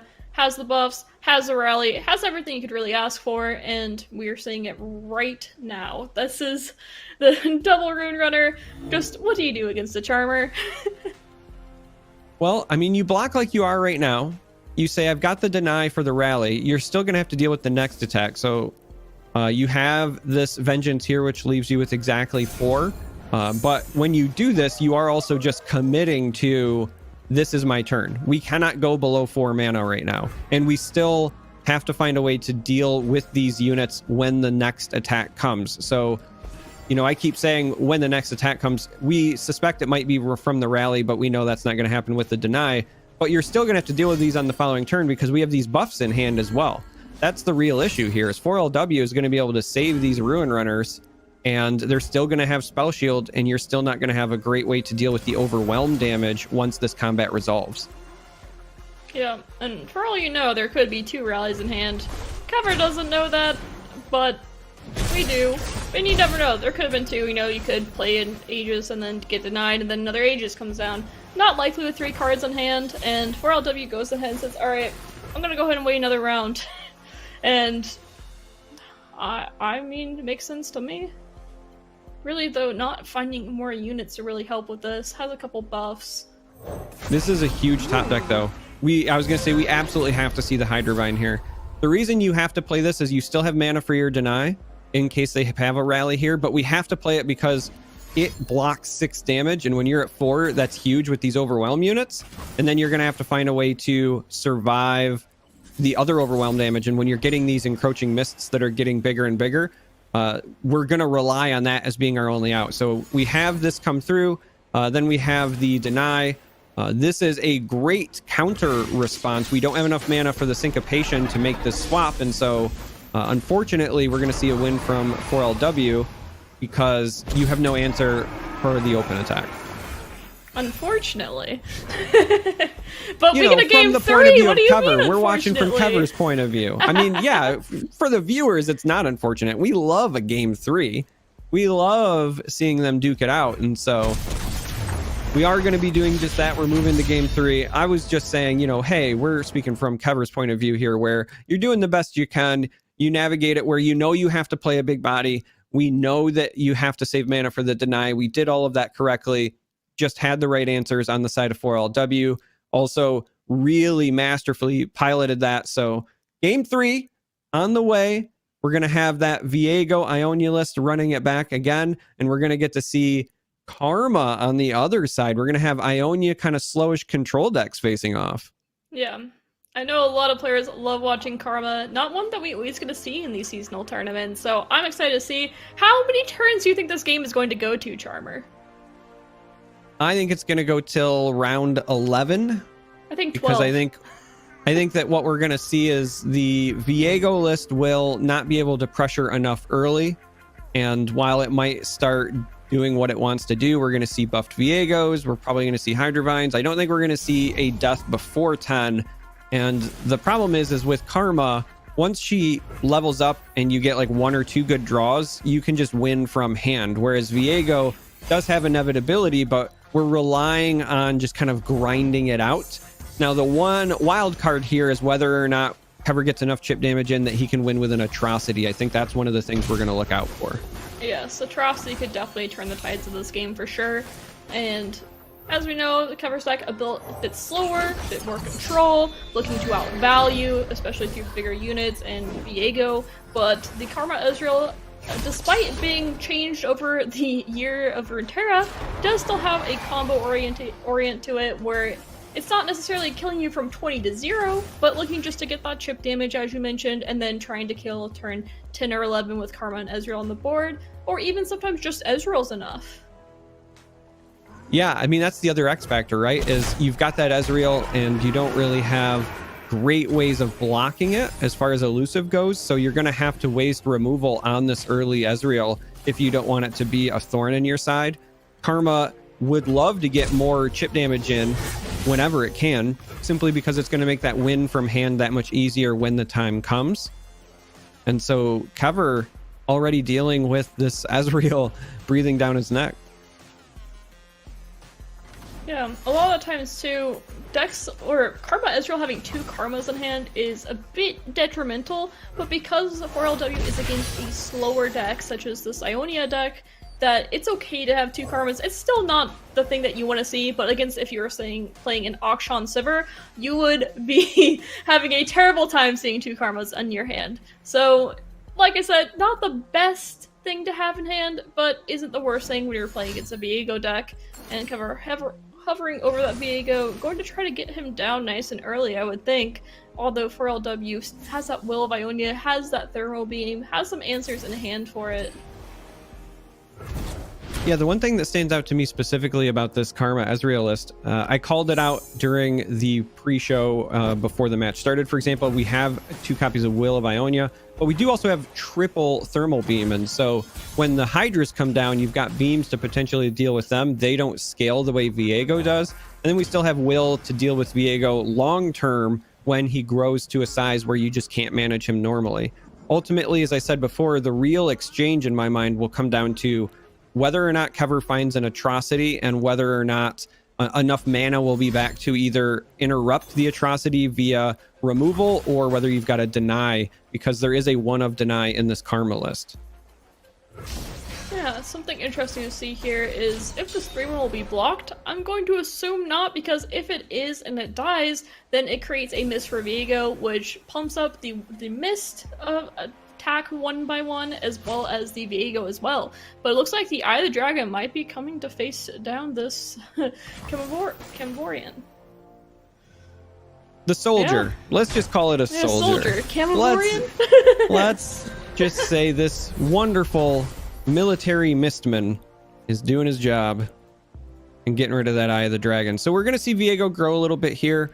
One of the things I really like about Kever's position at the moment is he's not really taking too much chip damage. We talked about how the Ezreal is a bit of a thorn in the side, but when we look on the other side, we have that Spirit's Refuge, and we've got a couple of sources of drain and another lifesteal unit. So I don't think we're going to see Kever get too low, which I think will buy them some additional time to scale this Viego. Whereas on the other side, we also already see the Karma, but not many of the true combo pieces where you would win with Karma. So we're going to have a couple of rounds before it starts to matter. We're only on round 6. It really matters round 10, more so probably 11 or 12, like I was saying. But that is another thing that we want to keep an eye on, is what becomes available to 4LW when they try to land this Karma. And you're going to have to protect it, because through Caster Vision, we can see the 1 Vengeance. Yeah, something important to notice too, 4LW's list is only running 1 deny, so this Vengeance from Kever has a strong chance of hitting depending on what the hand rating is. Because that's what Kever's thinking about, what's the chance that denies in this hand, and do I want to use this Vengeance for Karma instead? Because although Ezreal can certainly be part of the reason why you die, Karma doubling the spells has a huge impact on that as well. We do know that there are 2 Karmas in hand, but you have to decide, I have this precious Vengeance, they have 1 deny, what do I want to do with this Vengeance? When is the best time to strike? I mean, I think you windmill slam it, because you say, all right, if they have the deny, they have it, and now it's gone, I don't have to worry about it. And if they do something else, it's going to be more like that Will of Ionia on your own unit, in which case that's just one less interruption tool for when my units start to scale and get big. So I think that when we see Karma, we'll almost assuredly see that Vengeance just to test the water. Even if the mana is up, it's going to be a timing thing. It's not it's going to be instantaneous. I see Karma, I play Vengeance. But when there's any semblance of an opportunity, I think we're going to see Kever take that shot. And Kever is saying, hey, I want this Viego to get a little bit stronger. I want my Mist to get a bit stronger. So killing off his own unit and saying, hey, if you want to Mystic Shot this, I'm just going to play another Vile Feast. I have Glimpse. I have something. You don't even want to try me. And 4LW says, okay, fine, you can have your extra Mist. I don't really care, but it is an interesting, I like that play a lot, of saying, alright, I'm going to just make my Viego harder to kill, I'm going to make these Mists very scary, I'm going to drop a Hydra Vine, and you're going to have a hard time dealing with it if I'm able to create this much value.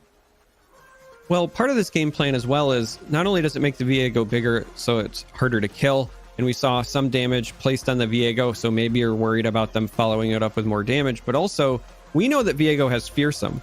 And there's not many units that are big enough to block naturally on the side of this Ezreal Karma list. We've got cards like Fallen Feline, which can't block naturally. Eye of the Dragon can't block naturally. Shadow Assassin can't block naturally. And so really what you're relying on for blocking Fearsome is Scattered Pod, which is expensive and really just kind of a tutor, or you're relying on the units created from these Concussive Palms. And if you can run those out and you get a shot with your Viego where you're forcing them to either block with a Karma, or maybe they don't have something at all, well then that's a big chunk of chip damage and you're an atrocity away from finishing it off. Yep, indeed so. Great call on that. And 4LW says, alright, you don't have 7 mana, I guess I get a Karma out. And a little extra value as well. Yeah, this actually, could be the wild card that turns things around, because Karma makes these random spells, and now we can see in hand some additional options where you can make more random spells. And if you don't have an answer, well, sometimes you can just find one by accident. Well, it'll be a purposeful decision, but you don't know what you're getting, so it's a bit of a happy accident. Bob Ross would be proud. Yeah, Ionia has so many cards like that that are either value generators, denies. I mean, there's so many things that Karma can randomly give you in these regions that can turn a game upside down for sure. So getting that Karma out, getting a little extra value, another blocker available too, not bad. But is getting pressured quite a bit here by Kever. Not wanting to lose this Karma and wanting to fake the deny this whole time as well is another important thing. I mean, likely we see Kever go for the vengeance, as you mentioned, saying, alright, if they deny it, then everything else hits, and I don't have to worry about it. So, yeah, really interesting to see. I love the open attack too, not giving any ability to, you know, thermal beams and such as well. Saying, alright, you have to deal with this at a fast speed. Yeah, I think ultimately that's the real key, is you want to dodge thermal beam, but also you want to save your options for protecting your Viego from thermal beam for as long as possible. So again, we know through caster vision we have Spirit's Refuge, which is a perfect answer against beam, and we're forcing one of those key blockers out by doing this. We only have so many 3 attack or higher units on the side of this Karma Ezreal list, and so when you start chewing through them with your Viego, you are kind of creating that inevitability. As I said, the Viego list is a grindy list, and they're both late game lists, but what one deck wants to do is kind of just make it till round 10, 11, 12, and then win, and the other one wants to grind you out, while we're receiving Kever right now just grind it out beautifully. And saying, I really want these myths, and I also just want to level up my Viego. I don't know exactly where Viego is, but seeing a good number of things die, and 4LW saying, no, we're gonna kill this Viego right now, or at least attempt to. So it'll be interesting to see what the response is, and it looks like the Twin Discipline coming down to add some additional health. And it'll be interesting to see if this Will of Ionia finally comes out, or how worried 4LW is about this Viego leveling up. Yeah, one of the really scary things about Viego is that when it does level up, even your denies don't save you. When you've got a Karma list, Karma's going to be the highest attack unit in all likelihood. As I said before, again, we've got Scattered Pod, but we haven't seen them, and there's only a couple. So for the most part, you're going to have a Karma, and if Viego levels up when you hit round start, it's just going to kill the Karma. There is no pass go, there is no collect $200. We just have a dead Karma, and we get to repeat that over and over. So what that does to 4LW at that point is it says, I have to play Karma and win in the same turn if I want to dodge Viego continuously killing my champions. So we are, again, just seeing Kever slowly but surely move this game plan forward, and we're seeing it at a very great pace. We are still 3 rounds away. We're about to pass in all likelihood, but we're just 3 rounds away still from Enlightenment for Karma, which is a ton of time for Kever to capitalize. Yeah, and I didn't quite see the number on Viego, but I want to say after this 4-4 dies, I think we're around 17 out of 20. I don't know, we're pretty up there as far as the Viego leveling up goes.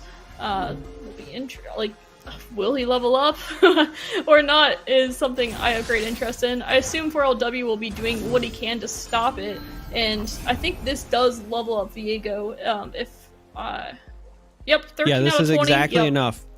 So when this unit dies, because it's ephemeral, it will die at the end of the round. If Viego is still on the board, we are going to see him level up, and that will almost assuredly, in my opinion, lock 4LW out. Just because, as I said before, you would have to play your Karma and win in the same turn, and Kever is still sitting at a full 20 health. And on top of that, while you have Ezreal on the board, when Karma dies the following round, Viego is just going to kill your Ezreal too. So we don't really have a way to keep anything on the board that we need for our combo, and so we need to stop and interrupt this somehow, and we can only do that with this beam attempt. But we've got 4 mana back for the refuge. We have masterfully piloted this turn if you are Kever, and I think this is essentially going to seal things in his favor. Well, the other thing is here, Will of Ionia was an option here, and that actually did stop the Viego level up, but the Spirit's Refuge is able to come in and save Viego from the Thermal Beam.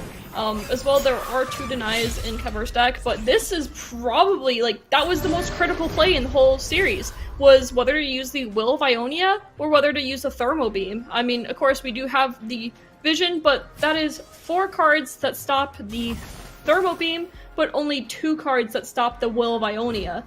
So, just losing your Karma to Viego that way too also just can't feel good, although you do have more Karmas. It's so expensive to just keep on feeding this Viego unless you're able to take him out.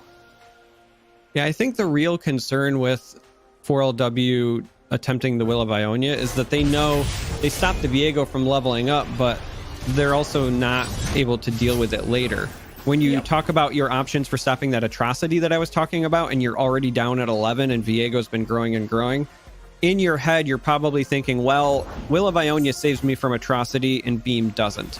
So I don't know for sure if that's the train of thought, but I could understand if that was what 4LW was thinking when they made the choice. I assume that probably was his train of thought, knowing that you don't have the deny in hand right now, and I don't know, based off the way that Kever has been ramping up this Viego as hard as he has, maybe reading that Atrocity isn't on hand and that he sees that as his game plan to win the game, knowing that the Karma Ezreal combo will likely kill him if he doesn't use Atrocity. We've been talking about Atrocity since turn 1, that this was the chance for Kever to do the best to win the game, was through a nice little Atrocity that sneaks through and gets the win. So I think that makes a lot of sense of 4LW saying, Will of Ionia is my best chance to stop that from happening. Even if Viego does level up, if I can get Karma Ezreal down for 1 turn, I'm able to do close to an OTK, especially if I get a little more chip damage in with this Ezreal. So that makes plenty of sense. And a player as strong as 4LW, that's what I expect him to have been thinking about during that decision.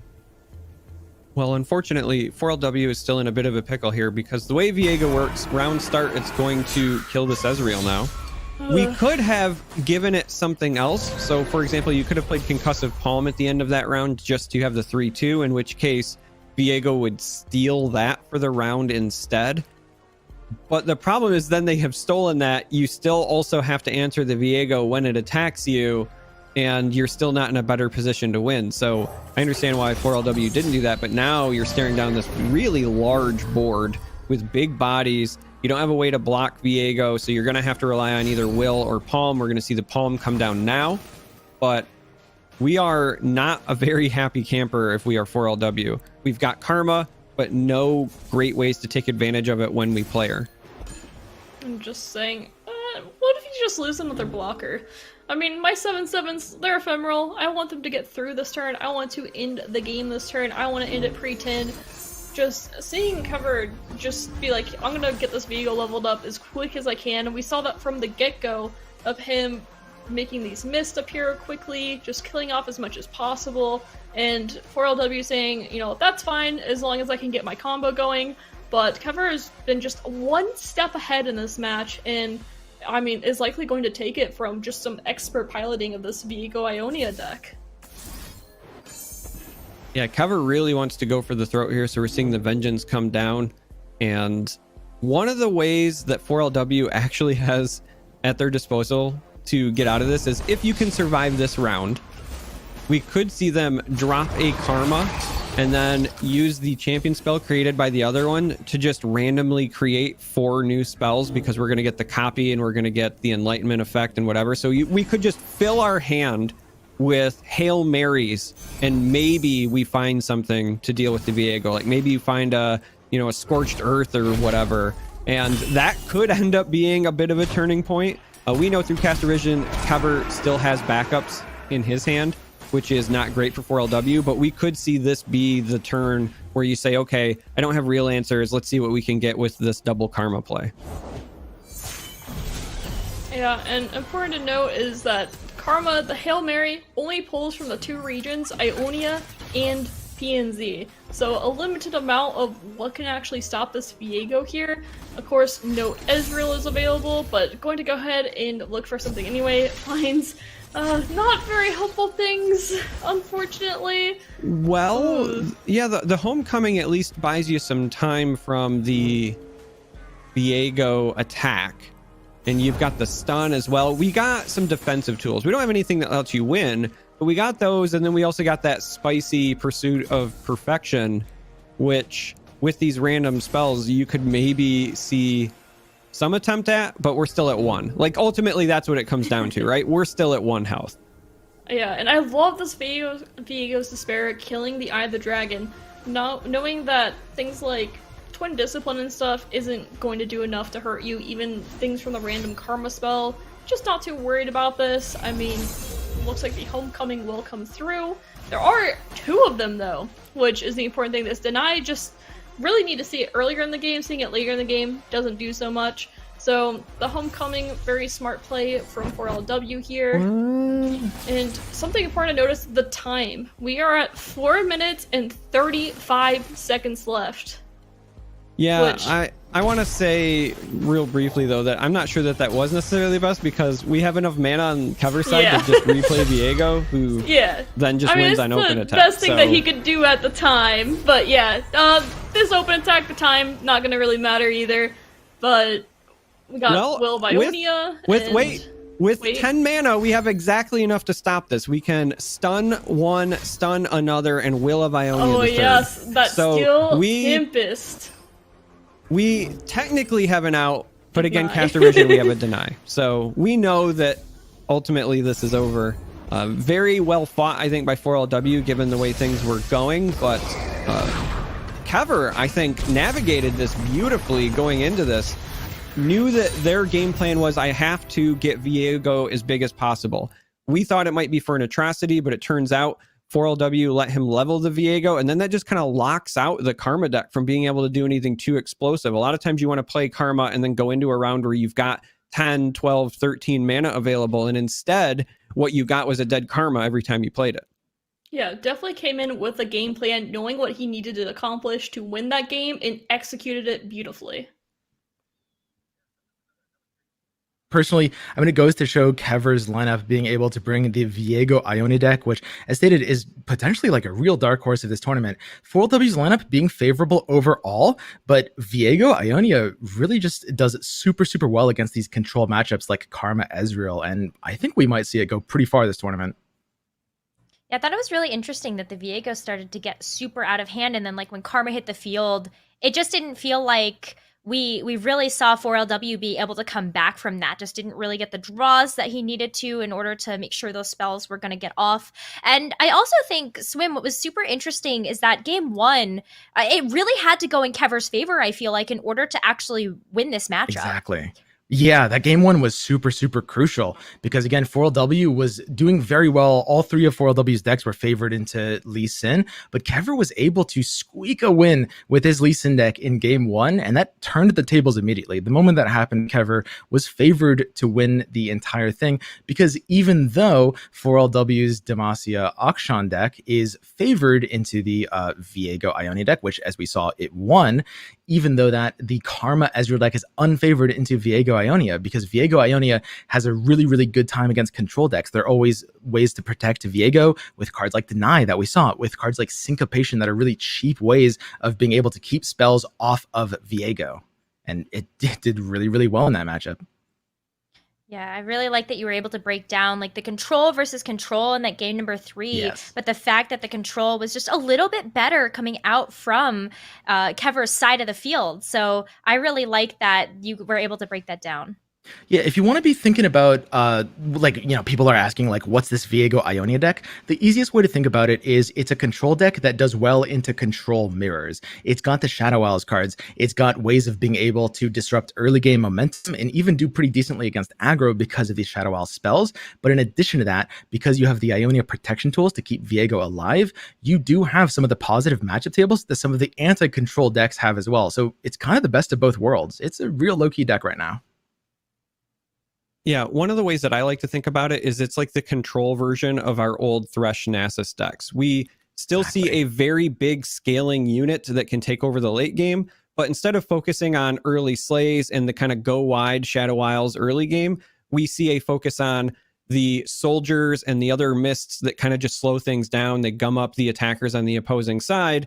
And then when you get to the late game, whether it's through Hydrovine or whether it's through a Viego, we get these scaling massive units that become their own threats every round. And so it's really just like the slower version of what Thresh Nasus was in the previous meta. Well, thank you so much for this round of 32 matchup. We're going to go to a short break, and when we come back, we'll have round of 16.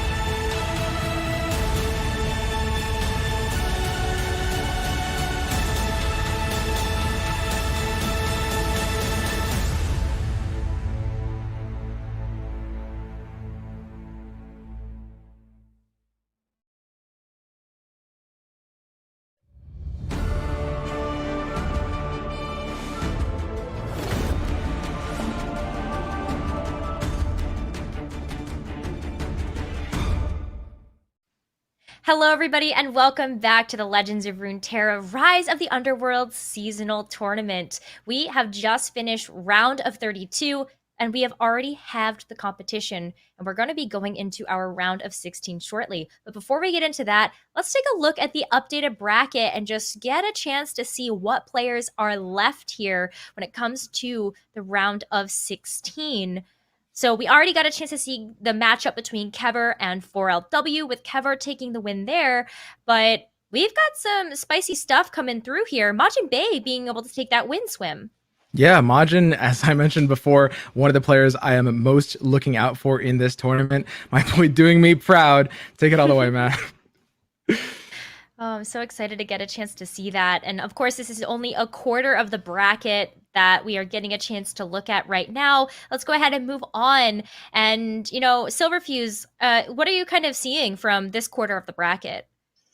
I mean, 2 of them were 2-0s, which generally we see a lot of 2-1s, so pretty interesting to see that. Looks like Turbo's made his way through, which Roxas has as well. Also, Metal, Charmer talking about Heavy Metal earlier, goes ahead and makes it through to the top 16 as well. Yeah, it's really exciting to get a chance to see how these players are performing so far. And let's go ahead and take a look at the other quarter of the bracket. A lot of 2-0s here as well, Charmer. Yeah, there's a lot of 2-0s here, which is a bit surprising. But what stands out to me the most here is that we had a lot of Canadian players all up in this kind of murderer's row in the top right. So with that, we've got 2 that moved on. We're going to have Henneke up against Stan, Golden Rule against Glop. I think those are all some really solid players as well. Wow, look at that too. This other part of the bracket is super stacked for the United States, and 2-0s basically across the board, except for Ownerik versus Bry Guy. Silverfuse, you were talking about how you were kind of keeping an eye on Ownerik coming into this tournament. Ownerik, a very strong, often plays control player. So seeing that game against him and BBG, I think would be a great matchup. Man. And then we do see Mo moved on as well. I assume he brought his triple aggro. Maybe he didn't, but he did. All right, so Mo also moving on, another big player. This core of the bracket, though, this is a hot one between those 3 of those players that I know fairly well. Would be amazing. What if there's like a BBG Mo quarterfinals? Like, that would be insane. Wow. Yeah, no, I would love to see that. I'm super looking forward to seeing whether or not we get to that point, but we are going to be following in our round of 16, Henneke versus Stan. Now, I'm super excited about this one. You know, Swim, just kind of talk me through a little bit of this matchup, especially just kind of looking at their favorite archetypes. Okay, so yeah, that's actually great. Henneke and Stan are 2 of the best tournament players. Again, Henneke is the one who qualified 4 times. Stan has a really amazing track record in some of the other kind of community tournaments, such as Fight Nights. He's actually knocked me out of the bracket in a couple of tournaments himself. We can see overall, you know, Henneke's got a pretty standard lineup. He brought the TF Gangplank that he ended up qualifying with the spicy one of lineup. I gotta love that. With a Draven Ezreal. Looks pretty standard so far for what to expect out of Draven Ezreal. And for the 3rd deck, he elected to bring, again, Azir Aurelia. And that is the same exact call 4LW did. I really like this call. It should fit really nicely into the lineup. And honestly, I'm going to have to say, it does look like this one's probably going to get banned out again. Bringing a powerful deck that eats a ban is a really, really good sign that you did something right with your lineup. Yeah, I mean, Shurima Ionia, that's just like, oh my gosh, definitely something that you would look at and just go, yeah, I think I should probably ban that. But, you know, Charmer, just kind of taking a look at some of Stan's decks as well, what are you kind of looking at here? Well, I think what stands out to me the most about Stan's lists is that he brought the archetypes we expect. He brought a Ionia Shurima list as well as the Shurima Demacia list. But what he did was he split the traditional champions up. We've seen a lot of people do like Azir Aurelia so that they can keep Sivir and Akshan together with Demacia. Instead, Stan decided to go with an Akshan Renekton pick when playing Demacia, and then also is still running Sivir with Zed, which was kind of the original incarnation of that list when it was run. It's also the more combo version because we're going to see Ghost in that list as well. And then for the 3rd deck, they brought the good old trusty Zoe Lee Sin list, but I I really like what they did by splitting the powerful champions across the powerful Yeah. region combinations as well, because now it's even harder to pick what you want to ban. You can't just take Sivir and Akshan out with a single ban. This is a very, very exciting lineup for me. Exactly. This is the one thing that is most exciting about Stan's lineup, that it does have the split on the champions. You normally almost always see Akshan and Sivir together. Stan was the only player, I think, to split them up like this.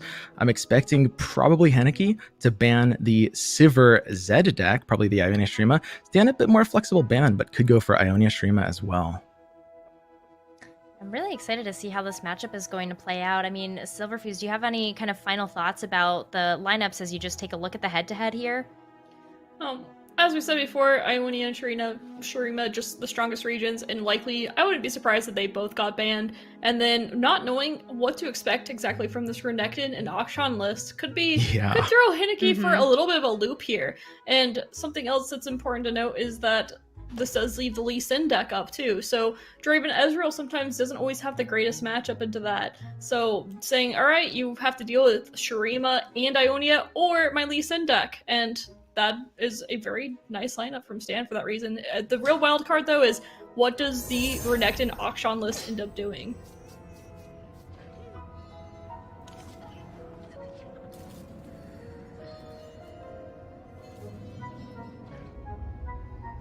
Well, we've a great start here, at least for me personally. I said during the top of the broadcast I was a big fan of Henneke's Twisted Fate Gangplank list. I think that it's great into the meta, and we get to start off with that right out of the gate. On the other side, we appear, because I see those Flurry of Fists, to be seeing Zed and Sivir as the play, which tells me that something else got banned out. And I'm going to wait for confirmation, but I would wager that we might have actually seen a Lee Sin ban instead. And that could be interesting as well. Makes plenty of sense as well. I mean, really, for Henneke, really has to kind of pick the lesser of two evils when you see Shurima and Ionia as well as Lee Sin, and say, which one can I deal with the best with the decks that I am expected to play, knowing that most likely your Aurelia does get banned. Yeah, the only reason I would suspect that Henneke might have considered banning the Zoe Lee Sin is when you look at the lineups.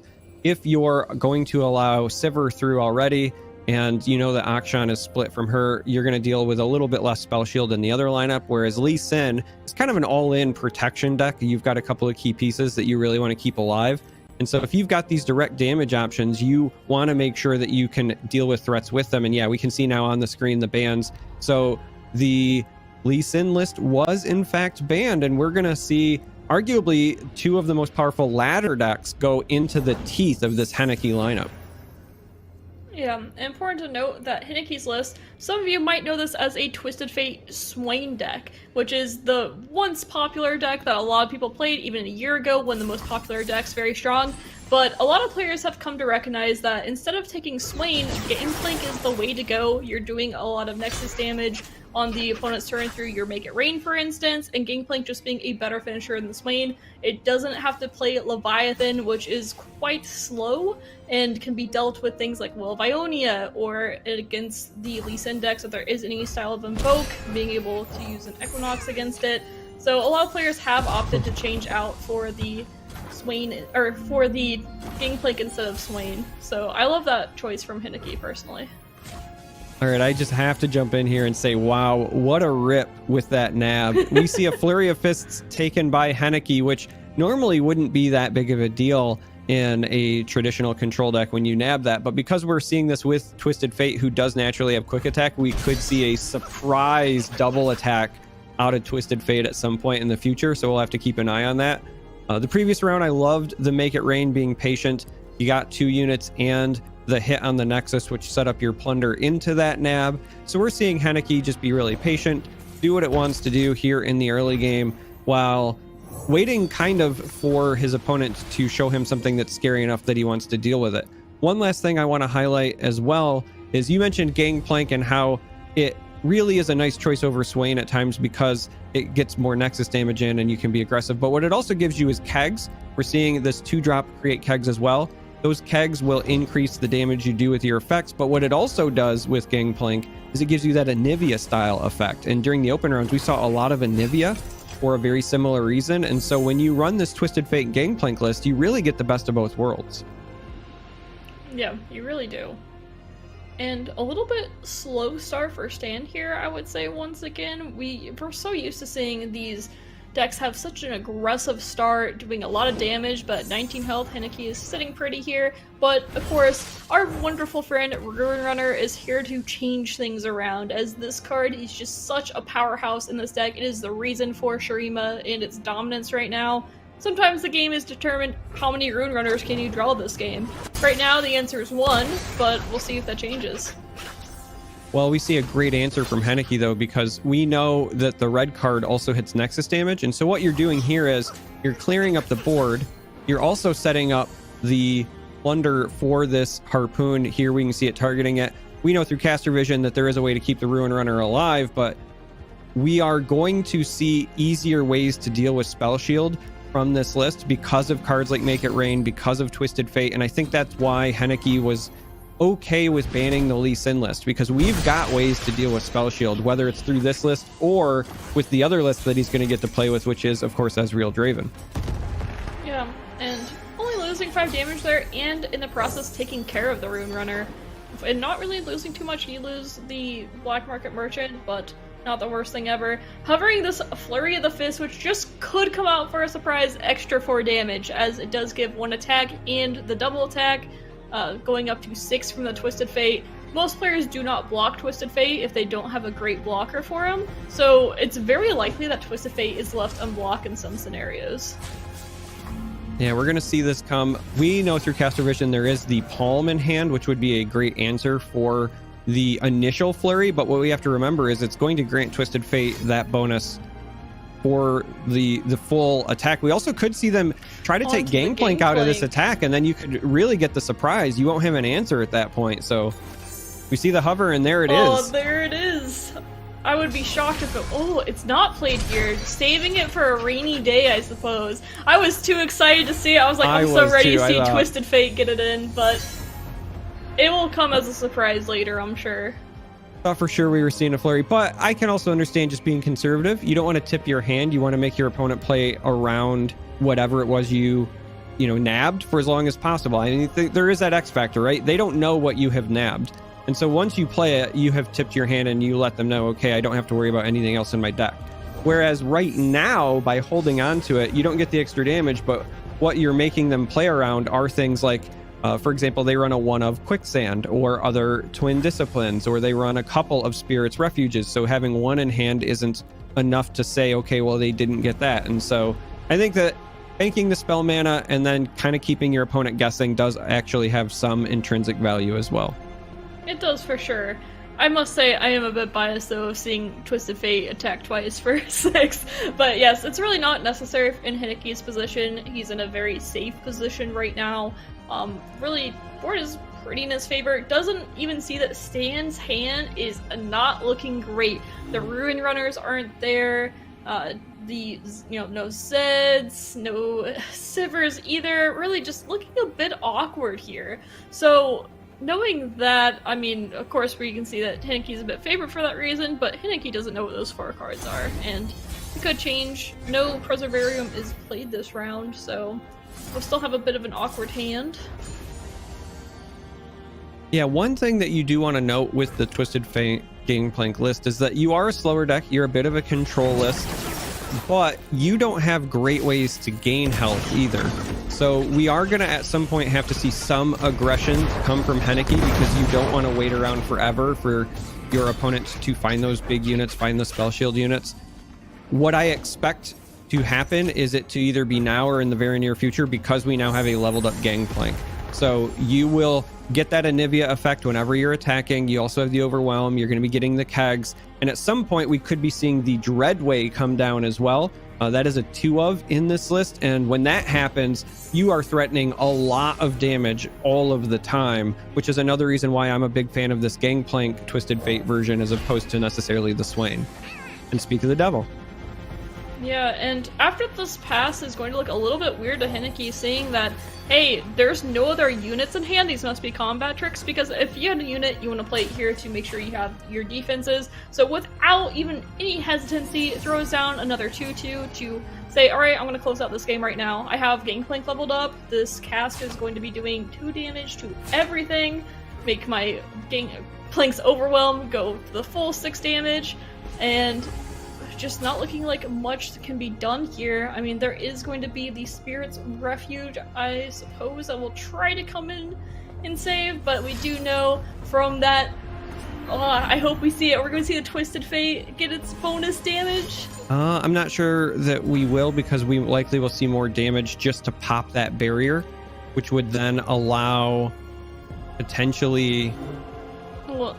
Well, at this point, though, you're only going to have enough, so... No, that's enough damage. We could see, the flurry! Yes! Yeah, 10 damage plus the cask, the explosive. That's it! We get to see it! Oh, Stan must be like, oh... When Stan started this game, he said, alright, we're going to get a win with a flurry of fists. I can feel it. And what unfortunately happened was we saw a win by a flurry of fists, but it was not the way that Stan had drawn it up. Unfortunately, I know it can always feel bad when you lose to your own cards, right? When something gets nabbed and you lose to it, but still well played, well executed by Henneke. That list did exactly what you expect it to do. As I said at the top of the broadcast, I think it's very well positioned in the meta with so many spell shield units. You have a plethora of ways where you can just peel the spell shield, doing the things you already want to do, make it rain, red card, etc. And then you can continue to pressure. So you have that victory. You're left with Ezreal Draven, and we're going to have to see whether or not they can continue this trend or if we're going to see a bounce back from Stan. Yeah, it'll be really interesting. And once again, just the Rune Runners. Really hard for Draven decks to deal with. It is important to notice that Henneke did tech in 2 Time Winders for the reason of, I want to be able to pop off these spell shields, because there's no really other effective way of dealing with them in these colors. So really heads up on that regards. I mean, obviously Henneke has been expecting these type of decks, expecting the Shurima decks, and is ready for them and has teched his decks to that way. So we'll see if that pays off here. Yeah, as we look at the opening hands for these two players, we see a great opening hand for Henneke. When I'm looking at this, what I see is a Tri-Beam, and I see multiple cards that cost 3. I see Draven that I can play on 3, and I'm attacking on odds, which is exactly where you want to be. And we also see Ravenous Flock, which is one of your better removal tools when you get to the point where you're popping those Ruin Runners shields, because you want to be able to get a little bit of chip damage in and then finish them off for low mana investment. So with the top deck of even more 3-cost cards, we are seeing Henneke get all of the pieces that they want. On the other side, though, we also see Stan with a very fast opening. We see 3 1-drops, which means you can go 1-drop, and then here on round 2, with you attacking on evens, we could even see 2 additional 1-drops, which is pretty rough for Ezreal Draven to deal with. You don't have to worry about Make It Rain in those situations. Yeah, I was just about to mention, I mean, Stan's seeing all the cards he wants to see too. Multiple 1-drops. When you're wanting to be the aggressor, especially against a deck that has limited options for dealing with a wide board, you want to be able to go ahead and take those down that way. Just being able to add 1-drop after 1-drop after 1-drop, being aggressive. Well, I think we might have been running into some connection issues, because I'm seeing my beautiful face again. And when I say my beautiful face, I mean, of course, the exact opposite. But we'll wait until we know what's going on there, I guess. What do you, after you've seen that, what do you think is our chances? If we're going back into that exact same game, do you think that the speed, and it does look like that's the case, do you think that the speed of that aggressive opening will pay off? Or as we come back now, we see Draven coming in for some chip damage? I think the speed is very likely to pay off here, on top of that being able to drop a Ruin Runner after that. And I mean, this board is so wide, Henneke doesn't have that Time Winder, which he desperately wants right now. I mean, hovering the Tri-Beam, but what does the Tri-Beam do? This one finds the Time Winder! Oh, it's just, that is easy. Even has great discards of the Axes. I mean, if you need it, you just ask for it and you will draw it. Sometimes that's all you can ask for. And does even have the Sentry stun here for the future too. I mean, still going to be taking some damage here, but that Time Winder is the biggest draw Henneke could ask for. Yeah, one of the things we're looking forward to here in the future rounds as well is, while you might take some damage, we also see one of my favorite cards, the Baboon in hand, which when that comes down will give you access to Chompers, which doesn't really feel like that big of a deal. And I think it was kind of overlooked as far as Ezreal Draven decks go when it was first revealed. But what it does is it gives you something you can discard with axes, but also something you can buff with your axes, and then you can use that to trade into some of these 2/1s. So we should expect Henneke to have a great way to deal with this wide board going forward. What we're going to have to see is whether or not they can keep their health high enough, because much like the previous deck, we don't have ways to gain health naturally in Ezreal Draven, and so we need to treat our health like a very valuable resource. Yeah, and I think there's a good chance that this Time Winder might have just been game deciding here. I mean, Stan really needing this damage, having overall it's a very wide, like he's been able to go very wide, but I mean these are still relatively low value cards. I mean, you do have the Zed now, you didn't have it before, have the Rune Runner to still push some more damage, but you've lost 4 damage. The difference of 13 health and 9 health when you're really looking to beat your opponent down is a big one. I mean, that was just the most insane top deck Henneke could ask for. So we are looking at a very full hand of cards with Henneke, who is still above 10 health, which is where you want to be. And we are also staring at a Tri-Beam that is up to 3, which can very easily go as high as 5. We have a decision to make right now if we are Henneke, because we want to attack. We want to get more chip damage in if we can, but we don't, I think, want to risk our Ezreal yet. And I don't think that we want to pitch these 2 axes just so that our Chompers can die to the 2/1. So we might see, as weird as it sounds, either a pass or just an attack with the Baboon when it comes back to his priority. And there is the Ezreal gets played, helps that Tri-Beam a bit. And as you said, the Ezreal attack can be a little bit risky due to things like Ghost, but getting that Mystic Shot is ideal here. The Palm will come down instead, saying, alright, no, you're not going to kill my Zed, and I'm not going to worry about this. It does leave it open to Mystic Shot though, but there is no Mystic Shot in hand for Henneke, so the Zed will be safe for now.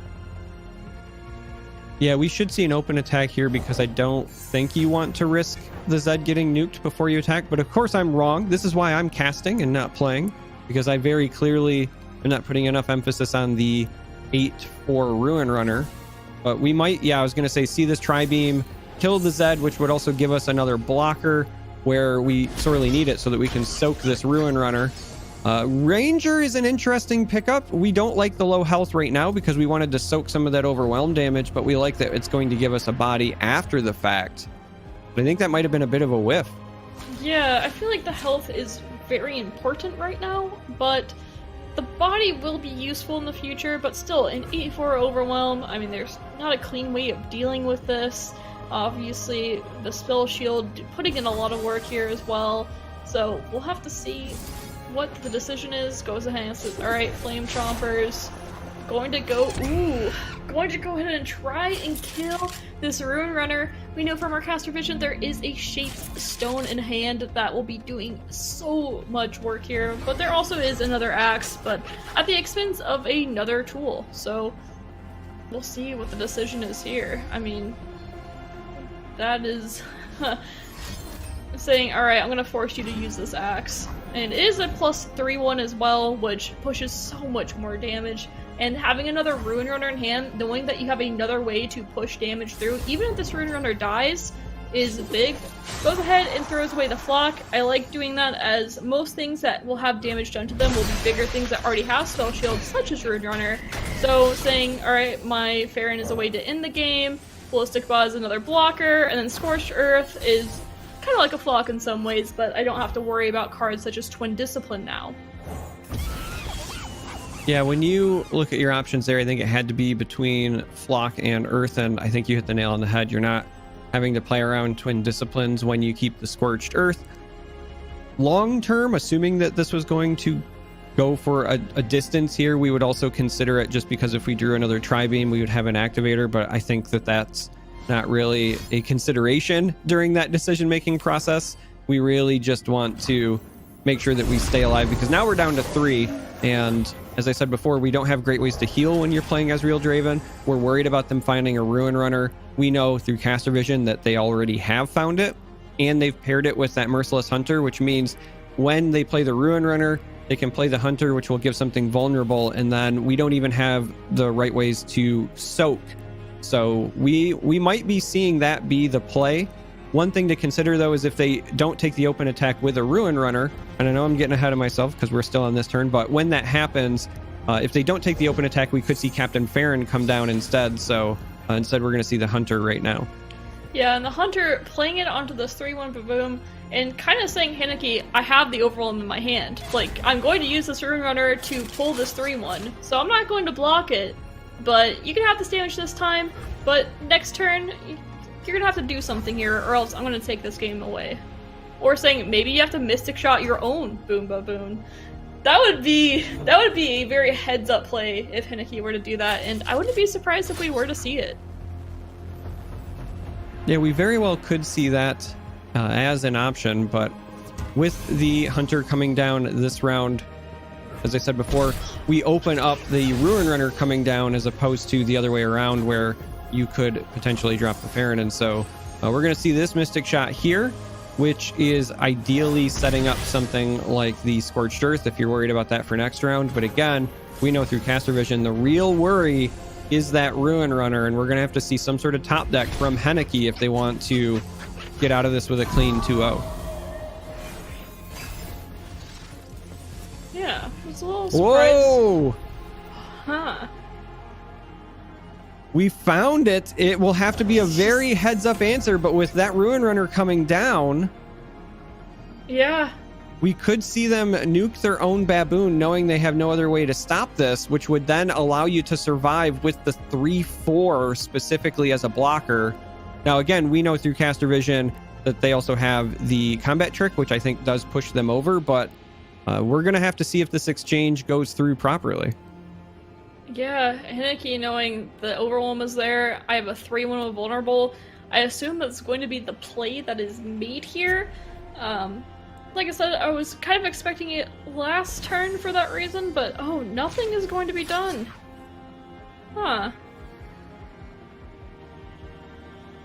Yeah, this would be devastating and pretty interesting because unless we're missing something, I don't see a way that you can pop the spell shield and damage the runner to hit it with the Scorched Earth. So I think we also might just be seeing Henneke say, all right, we know this is over, let's move on to round 3. That's entirely possible as well, but we at least saw an out. Now, again, we know through caster vision it doesn't matter because of the buff in hand, but yeah, we are going to game 3. Yeah, I would say just a little bit of a soft concede there, saying like, hey, even if I live this turn, I have no way of dealing with this Ruin Runner, I'm losing next turn. Why waste the time? Why waste the energy? And let's go ahead and just move on to the next game, which is understandable as well, especially in a tournament when if you're expecting to go all the way, you have a lot more of Runeterra to play, and you don't want to use your mental power of focusing on a game that ultimately you don't really have a chance of winning. Well, with that victory, Stan ties up the series. This is 2 very good players, so I'm not very surprised by the fact that we're going to game 3. We're going to see Ezreal Draven coming back, and we're going to see the other list, which is one that I'm looking forward to, which is the Renekton Akshan Demacia list. I'm a big fan of the Crocodile. I love it when he gets in for some of those big challenge rounds. What we're really looking at, though, is with the Renekton inclusion, we don't have a ton of ways to facilitate that. We do have 2 Cataclysms, and we do have 1 main deck Confront, which got a bit of a buff with the most recent balance patch, but we don't have a lot of main deck ways to do it. Yeah, it'll be interesting to see. This is the 3rd match. Winner takes all. 1 gets knocked out, 1 gets to keep their top 4 hopes alive, and we'll see who will be the one to make it. It's going to be a very interesting game. Henneke once again on this Draven Ezreal, and as you said, Stan on this Renekton Akshan. I'm really excited to see how this deck plays out. Of course, we know that Akshan and Sivir is the typical powerhouse in Demacia, But Stan wanting to separate those two champions into different decks and then say Renekton will work just as well as Sivir here. So I can't wait to see the way this plays out. He also brought this into the qualifiers as well, so he's very familiar with this deck. So he must have been happy with the way it performed and is looking forward to play it in this match, game 3. Just so excited to see it. Yeah, these are two of the better players in the game today, and so we're excited to see that for sure. We also see some very interesting opening hands. We have the round 2 Akshan when attacking, which is going to be answered by this Thermal Beam. What's interesting is because of the spell mana, I'm pretty sure that Thermal Beam will count for the Tri-Beams in hand. We technically played a 3-cost spell there.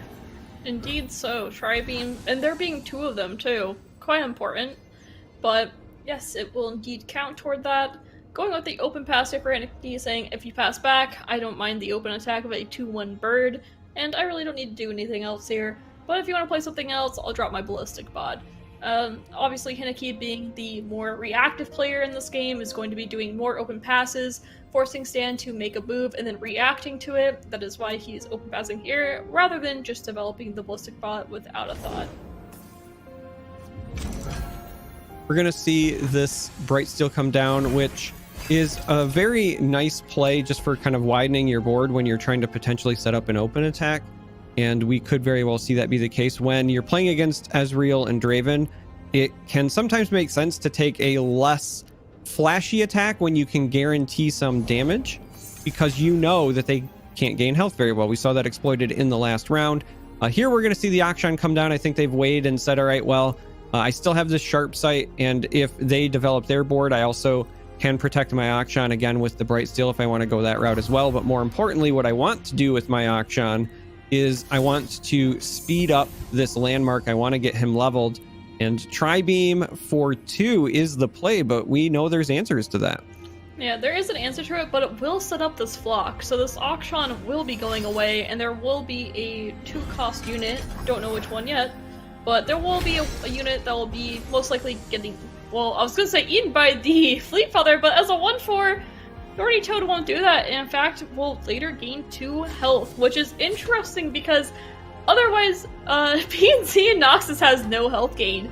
So that is an interesting card to get from this. We don't usually see Tri-Beams hitting for 2, we usually see 4, 5, 6. So it's interesting to see that. But yeah, this flock is going to come in and do its job. The Thorny Toad actually becomes a pretty decent blocker for Henneke. What a great hit, I would say, from the Tri-Beam. Just really cool to see that.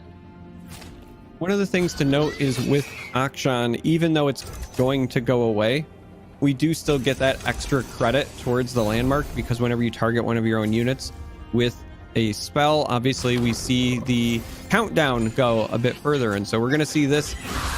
It's going to clean it up. We know through caster vision there's no way to protect it, but just to be safe, we saw Henneke also block as well. It's good mechanics. And as we move on here, we see a hand that's got a Ballistic Bot and a lot of answers. So we would expect this to be Ballistic Bot pass as we again look for ways to cycle these static shocks. You're likely holding onto those, waiting for those spell shield units, because you want to be able to peel it off and then answer with a much better threat. But we haven't seen many cards that cost 3, and so that's why these Tri-Beams, that first one especially, was just not very effective. Yeah, and then on top of that, Stan's hand really isn't what you're looking for when you're playing against a Draven Ezreal deck. You really want Spell Shield units, and because you split the power of the Spell Shield sisters of Sivir and Ruined Runner, you only have Ruined Runner. And with this, Henneke doesn't have much to worry about. We don't see the Ruined Runner first off, and if a Renekton is played, our Tri-Beam soon enough will be at the point. I mean, even if you do have to play, well, now we have Scorched Earth too. So Renekton going to have a harder time doing anything even if it is found, and Stan once again pulling another spell, really wanted to have units instead, so making this really awkward for him. Yeah, we would love to see, if we were Stan anyway, some other tools. We'd love to see something that was a bit more proactive. One of the things about Ezreal Draven specifically is you want your Draven. You want to be able to get chip damage in. You're a more controlling list.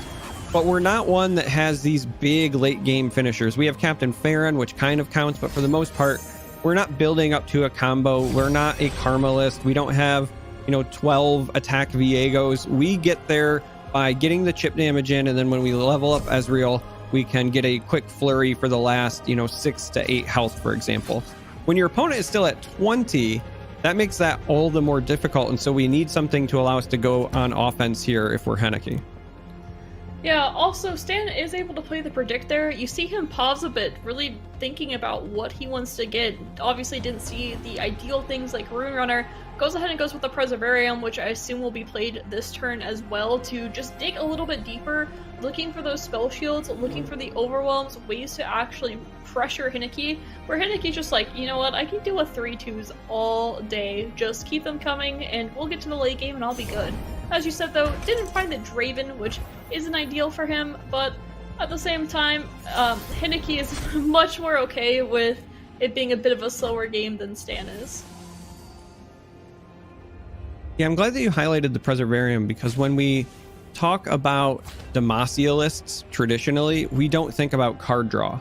But this is a list that is running 3 copies of Preservarium, and so we do see a situation where Henneke can deal with a bunch of these 3-2s and these smaller units, but we also will not likely see this Akshan Renekton list run out of gas the way we would a more traditional Demacia list. We're still going to see the card draw, we're going to see the threats keep coming, and so while Henneke can answer them pretty effectively without generating his own counter pressure, we're not going to see him find a way to capitalize on it. And so both players kind of suboptimal, and they're just kind of jockeying for position, trying to make the most out of what they have.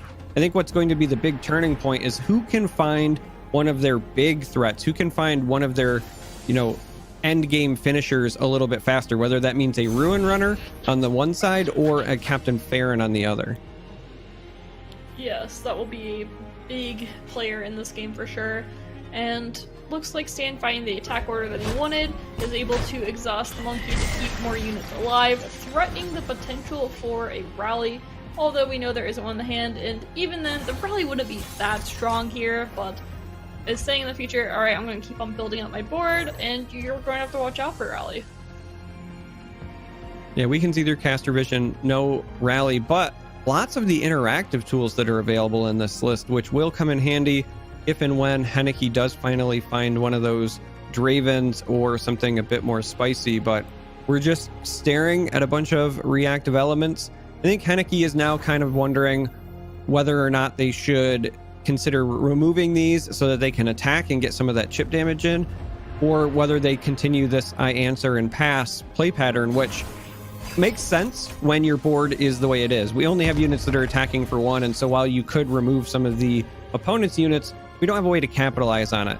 With the draw of this Sump Dredger, maybe we start to think about that in the next round or 2, but we really just need to draw something slightly better. Yep. And there is the final Akshan in hand for Stan now, so that will level up, create the Warlord's Palace, and that actually does give another out for Stan here, if that is able to count down all the way, being able to draw 2 cards and reduce the cost of all your cards, could be something interesting for sure. You can also give Spell Shield to Renekton and Akshan, but we're not to that point quite yet, and even just the countdown, we're not to that point yet. And Henneke saying, alright, that's the one I wanted, that's the one I'm taking care of, trying to stun and flock that thing, and then I'll keep just playing, I'll just keep on messing around with these other units. I don't really care about them much. But the way that Stan's playing, Henneke has to know that the hand is awkward, considering it just hasn't been units and Ruin Runners and just a lot more pressure. Just being able to play pretty laid back here, knowing that Stan hasn't found these major players of his deck. And Henneke, once again, does want to find the Captain Farron, as Charmer has mentioned, but can afford to wait a bit longer the longer the game goes, more resources to use against Stan's deck, hasn't had to worry about rally as of now, and ooh, not even gonna bury the Akshan, knowing that it, assuming 2 flocks, wanting to keep the 4-2 Fearsome alive is my assumption. Just keeping the Fearsome alive more likely to get it through than Akshan. Yeah, I think this is a heads-up call. When you see the Akshan get stunned, you assume that that's going to be the flock target.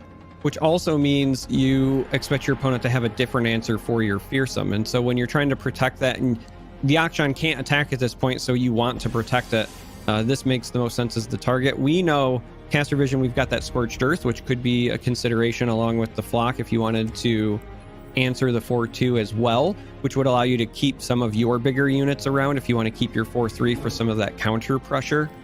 What I think Henneke is very excited about right now is when you get rid of that Akshan, you're also getting rid of its ability to speed up that Warlord's Horde, because we know Akshan through strikes, and when your opponent's not been playing many units, we expect them to have even more in hand.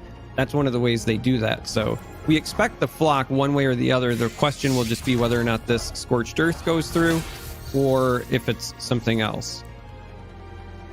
Yeah, I think the Scorched Earth most likely trying to be saved for Renekton, I would think, since it doesn't have Spell Shield. That would make a lot of sense, saying I'll use the Mystic Shot here instead.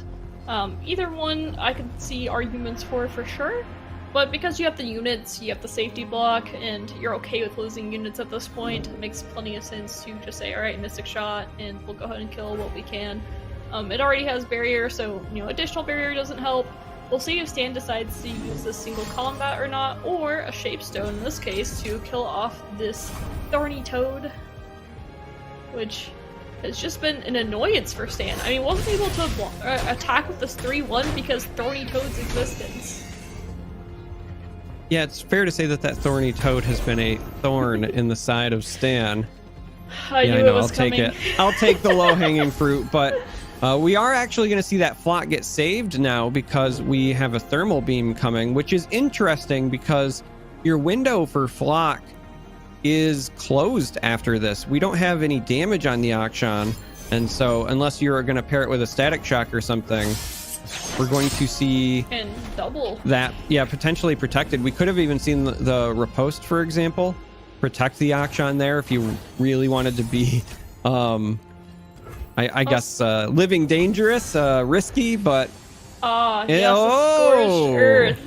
That's what it was being saved for. Sometimes I'm so used to a thing killing units that destroying the landmark.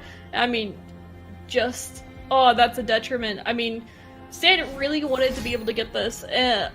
Really wanted to be able to get this going so he could draw, and it looks like he's saying it is worth it. I'm going to burst, almost burst do it, saying I need this. I absolutely need this to go off. I need to draw these cards. This is my best shot. It feels awful. You saw the sad Poro, but I have to do this. And wow, that is what a desperate play, but will it pay off? I mean, it's not going to with this, with the Static Flock, I would think. But, wow, I can't believe I'm seeing a play like this. Nope. It looks like it will be, the draw will be coming through. That's just, I still can't believe I just witnessed this.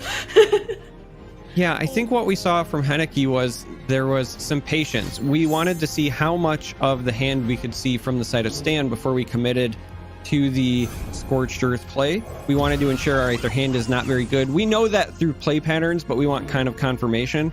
And when you were able to navigate the previous turn, you're like, okay, I want to shut down this draw. So we go for the Scorched Earth. But they had to sacrifice 2 cards to get to draw 2 cards, which I think also helps out Henneke. But we can now see through Caster Vision, we also have Renekton and a Hunter that were picked up, which are great for Stan, because on the other side, we don't have the best answers. We do have some, and we can stall and we'll get a body from the Tri-Beam, but we don't have anything really flashy, any of our long-term value generators. We do pick up a Draven, but we would have loved maybe something like an Ezreal or, again, a Farron at this point.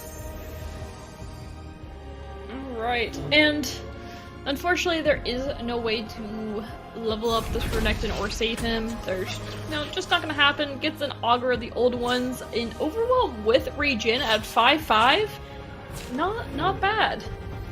Yeah, the regen is actually massive, because if you want to get rid of this on the side of Stan, you're gonna have to use one of these other cards in your hand. And I think you want to get rid of it. You don't want to deal, if you've spent resources getting rid of a 1/4, you don't want to deal with something with 5 health and has regen. So we're going to see this force at least the Shaped Stone out of hand, maybe even the strike. We're going to have to wait and see how the rest of this goes, but we expect some sort of trade here. I don't think we can leave this on the board. I am on the edge of my seat. The top decks and what is going to happen next, it's really hard to say. The straw for Henneke will obviously help. Still no Captain Farron, and the Renekton that was drawn was taken through. Stan is in through 4 champions, 2 Renektons left in the deck, and Henneke has, believe lost an Ezreal already. It's just, what an insane game. 18 cards left, finds the Ezreal, and this could just be the value generator that Henneke needed. This has gotta be the way that he ends this game now, as Stan doesn't really have the cards available to just let this Ezreal get free procs, whether it be to his units as well as to the Nexus as well.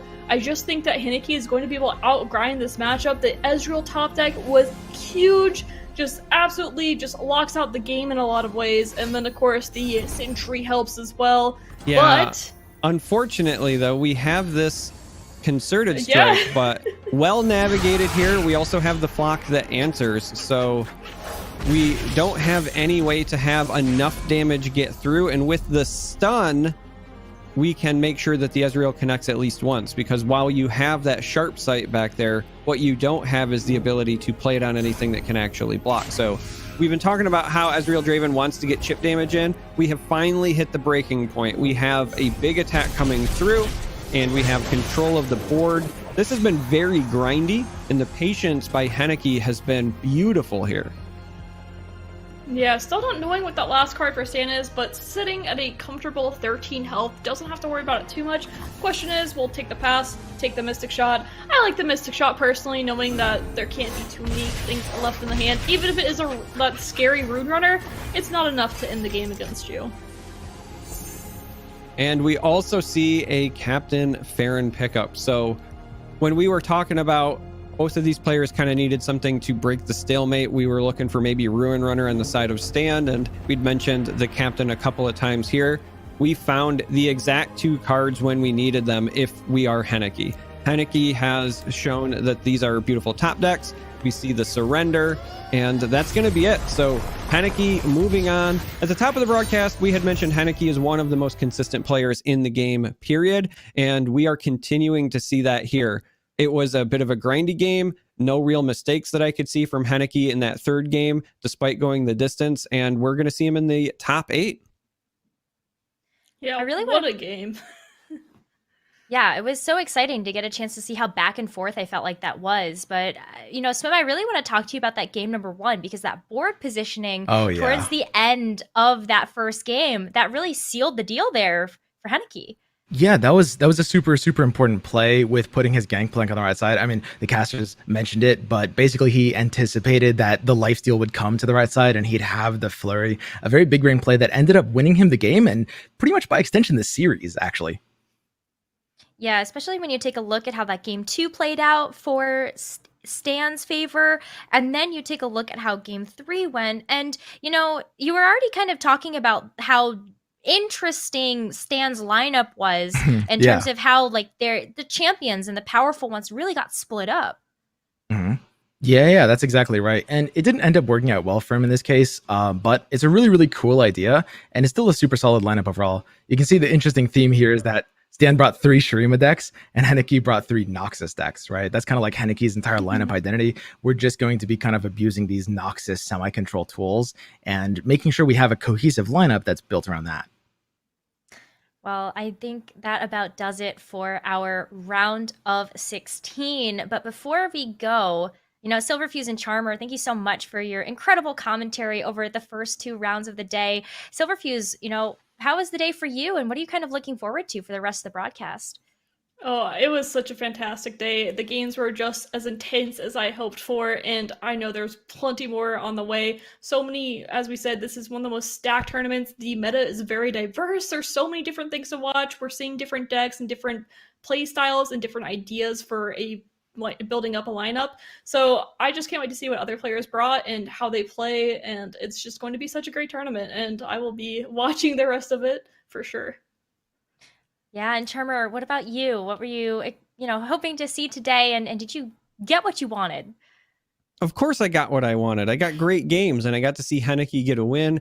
called him out at the top of the broadcast. The last time we saw a bracket, Mo had won, called him out at the top of the broadcast. So as long as people just keep proving me right, then I'm having a great time. And so, yeah, that's what I'm looking forward to, continuing to be correct.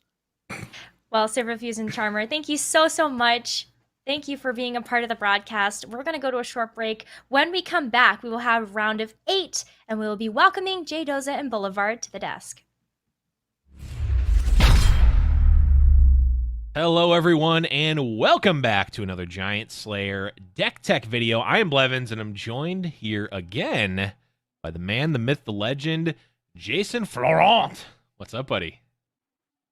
Doing good. Thanks for having me back. Love doing these with you. Yeah, this is it's that time of the season again, where we are leading up into the seasonal. We're going to be talking about a nice little deck that you've got prepared here, Jason. It is the infamous Karma Ezreal. Yeah, one of my favorites. This deck goes way back from before I even started playing the game. I've heard stories of it just absolutely breaking things, and guess what? Still break stuff today. Yeah, if you haven't lived, if you haven't played a Karma Ezreal mirror where the goal is to literally fill up the entire stack. Did you know you could do that? Only 90s kids remember that. But enough about the old version. We're talking about this version currently here that you've got loaded up here, Jason. Why don't you talk to us a little bit about the overall strategy for the deck for those who maybe haven't played with it or against it? Yeah, so it's relatively straightforward. It can look a little intimidating on the surface. It's a lot of spells, lots of removal and stun and bounce effects. But really what you're trying to do is just stop your opponent from doing what they're trying to do, which is typically kill you, and hit turn 10 so that you can level up a Karma, probably an Ezreal at the same time, and just either bury them with card advantage or kill them with a bunch of damage. Yeah, absolutely. I mean, we see Get Excited, Mystic Shot, Thermo Beam, all as removal options. I want to talk about a couple of these card choices, though. You've got your sort of 3-drop package here. Obviously, Ezreal sort of goes without saying, but you've also got the Shadow Assassin and the Tasty Fae Folk. Talk to me a little bit about that mix, the 2-2 mix of Shadow Assassin and Tasty Fae Folk. Yeah, so those are kind of taking the place of Eye. There's no eyes in this list. No Eye of the Dragon. Yeah, typically that was something that you saw on the list. This is sort of like a Nelk Pass special. One of the competitors in top 32. Players started removing the eyes because you had to cast your spells proactively to get the Dragonlings. And that's kind of not what you want to do. You want to be reactive. You want them to act first, and then you decide which of your spells you want to, basically destroy them with. So that's why we have that 2-2 split there. We have a little bit of life gain from the one unit, and then we have a little bit of elusive from the other, as there are a lot of elusive decks currently running around. So that's sort of why we have the 2-2 split. Makes sense. Makes a lot of sense, actually. I mean, I guess that's probably the biggest thing if you maybe have played a version of this deck. No Eye of the Dragon, but that's a really good explanation there. I didn't even ask that question with that in mind, so we stumbled across something good here, which is awesome. So I'm also curious about the sort of interactive counter magic suite here. Only one Notify and one Deny. I know, depending on the meta and depending on where what the landscape is looking like, these could almost be, you could almost see 6 copies of counter magic here. You've opted for only 2. What's the thought process behind that? Yeah, so you do want to have some amount of counter spells. Notify is kind of at an all-time low right now. There's not a lot of great Notify targets. Deny, however, is still very good. There's lots of great Deny targets. There probably always will be. So these spells these numbers are probably a little bit movable. You could probably go 0 Notify and 2 Deny. You could go 2 of each. You could probably go 0 of each. Like you say, it's really dependent on the meta that you're expecting. Yep, makes a lot of sense there.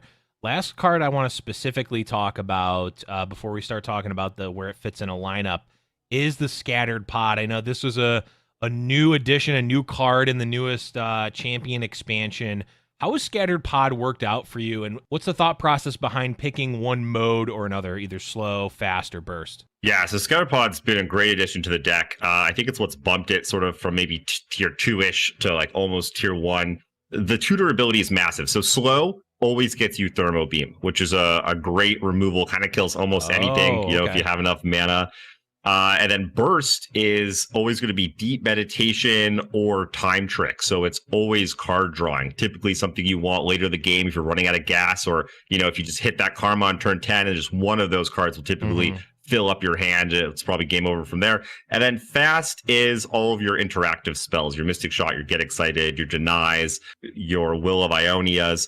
So that's a little bit, if you're kind of, you really need some interaction real fast, you don't have time to go search for anything, you just need something that's going to interact with the board, that's when you grab fast. So you put all that together into a 5 power, 6 health elusive on turn 10, and man, you got yourself a winner. Yeah, absolutely. Very, very strong there. Now, I want to talk about where this deck fits into a seasonal lineup or a 3-deck, 1-ban sort of Riot Lock format lineup. This obviously is seen as a traditional control deck. So what decks are you pairing this with, and where does this sit in your sort of seasonal lineup thought process, Jason? Yeah, so typically you want your lineup to kind of have, similar good and bad matchups. So this deck tends to struggle against some of the more linear decks, things like Aurelia Azir, for instance. The different Sivir lists that are running around tend not to be good matchups. So the decks that you want to pair with it are decks that also kind of suffer there, but have good matchups elsewhere. So Lee Sin Zoe is a common one that tends to want to ban those same decks, is also very strong in the meta right now. And then as a third deck, you still have a lot of options. So I ended up running Anivia beside it, did fine with me. I had 3 decks that were pretty good into aggro and mid-range. And then you could also do something like run a Sivir or Aurelia Azir deck yourself, because you still have that combination of regions open. So those tend to be the kind of ways that you want to build your lineup. Yep, absolutely. Wanting to have a cohesive strategy going into it is obviously very strong, and knowing where your bans are going to be going definitely makes sense there. Last sort of thing I want to talk about, I mean, you mentioned sort of the deck's bad matchups, those linear, pink and yellow maybe strategies where it's very aggro, it's very streamlined, it's very linear. What are some of the good matchups for this deck? Where are you actually, what are you hoping to see on the other side of the screen when you play this deck? Yeah, so the deck can beat almost anything, which is one of the great reasons to play it. But some of the top matchups, Lee Sin Zoe tends to be a good matchup, and that's obviously one of the more popular decks, especially going into this top 32. A lot of the aggro strategies tend to be decently okay. Things like discard aggro. And then also even some late game strategies like Anivia is actually a pretty good matchup as well, as they want to go to turn 10, you want to go to turn 10, but your turn 10 tends to be a lot better than theirs. Absolutely. It's definitely hard to contest with leveled up Karma, leveled up Ezreal, regardless of what deck you've got there. Any parting words or maybe other cards that you could see swapping? I know we talked about a few that could potentially make it into the list, but is there any other cards that you considered playing potentially? I mean, the list is pretty tight. There's definitely some wiggle room there. Like we talked about, you could get eyes in, you could change around the counterspell package. Some people were playing more Get Excited instead of Gotchas. So the removal suite can be tricked around, and so can the units. And again, it's just about what kind of meta you expect to see. As for playing the deck, it looks really intimidating, I think, if you've never played any sort of deck like this in Runeterra, but it's actually a lot easier than maybe it looks on paper. A lot of what you want to do is you want to keep the early interaction. You want to Fallen Feline, you want a Mystic Shot, you want to just, deal with their early units, and then let your late game spells kind of take over the game. Where the deck struggles is turns like 7, 8, 9. Because once it hits 10, it's kind of nuts. Up like turn 1 to 5, you have a bunch of great interaction and removal. So Yeah, those are the turns that you really got to be careful. You really got to watch out for. The deck's a little bit vulnerable, that mid to late game. But other than that, just point your removal at their stuff, draw cards, and win games. Couldn't have said it better myself. But with that, that is going to wrap up this deck tech. Thank you again, Jason, for that. But for Jason, I'm the Blevins. You'll be listening to this Giant Slayer deck tech video.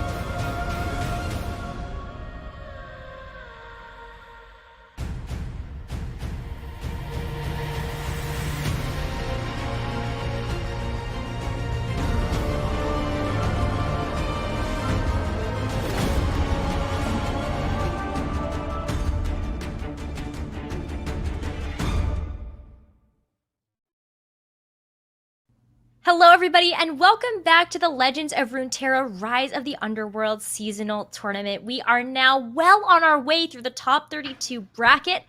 We're going to be following round of 8 very shortly. But of course, I'm not alone. We've got Swim, our incredible analyst that has been following all of the action throughout the day. And we're welcoming our second pair of casters, JDoza and Boulevard, to the desk. JDoza, how you doing? Pretty stinking good, Necra. Thanks for having us here. I'm very excited to get going here into the top 8. We already have some incredible matchups. And listen, it's pretty awesome to be casting alongside Swim right now. So I'm not going to lie, when I first started casting, thought I'd be casting you. I thought I'd be casting you in this tournament. And instead, I'm casting next to you. So this is pretty cool. Yeah, I'm looking forward to it, man. And Boulevard, how are you doing?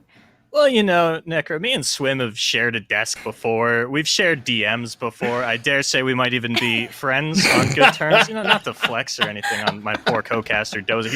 He's new to this. It's his first time. I'm gonna be honest. Boulevard and we go way back.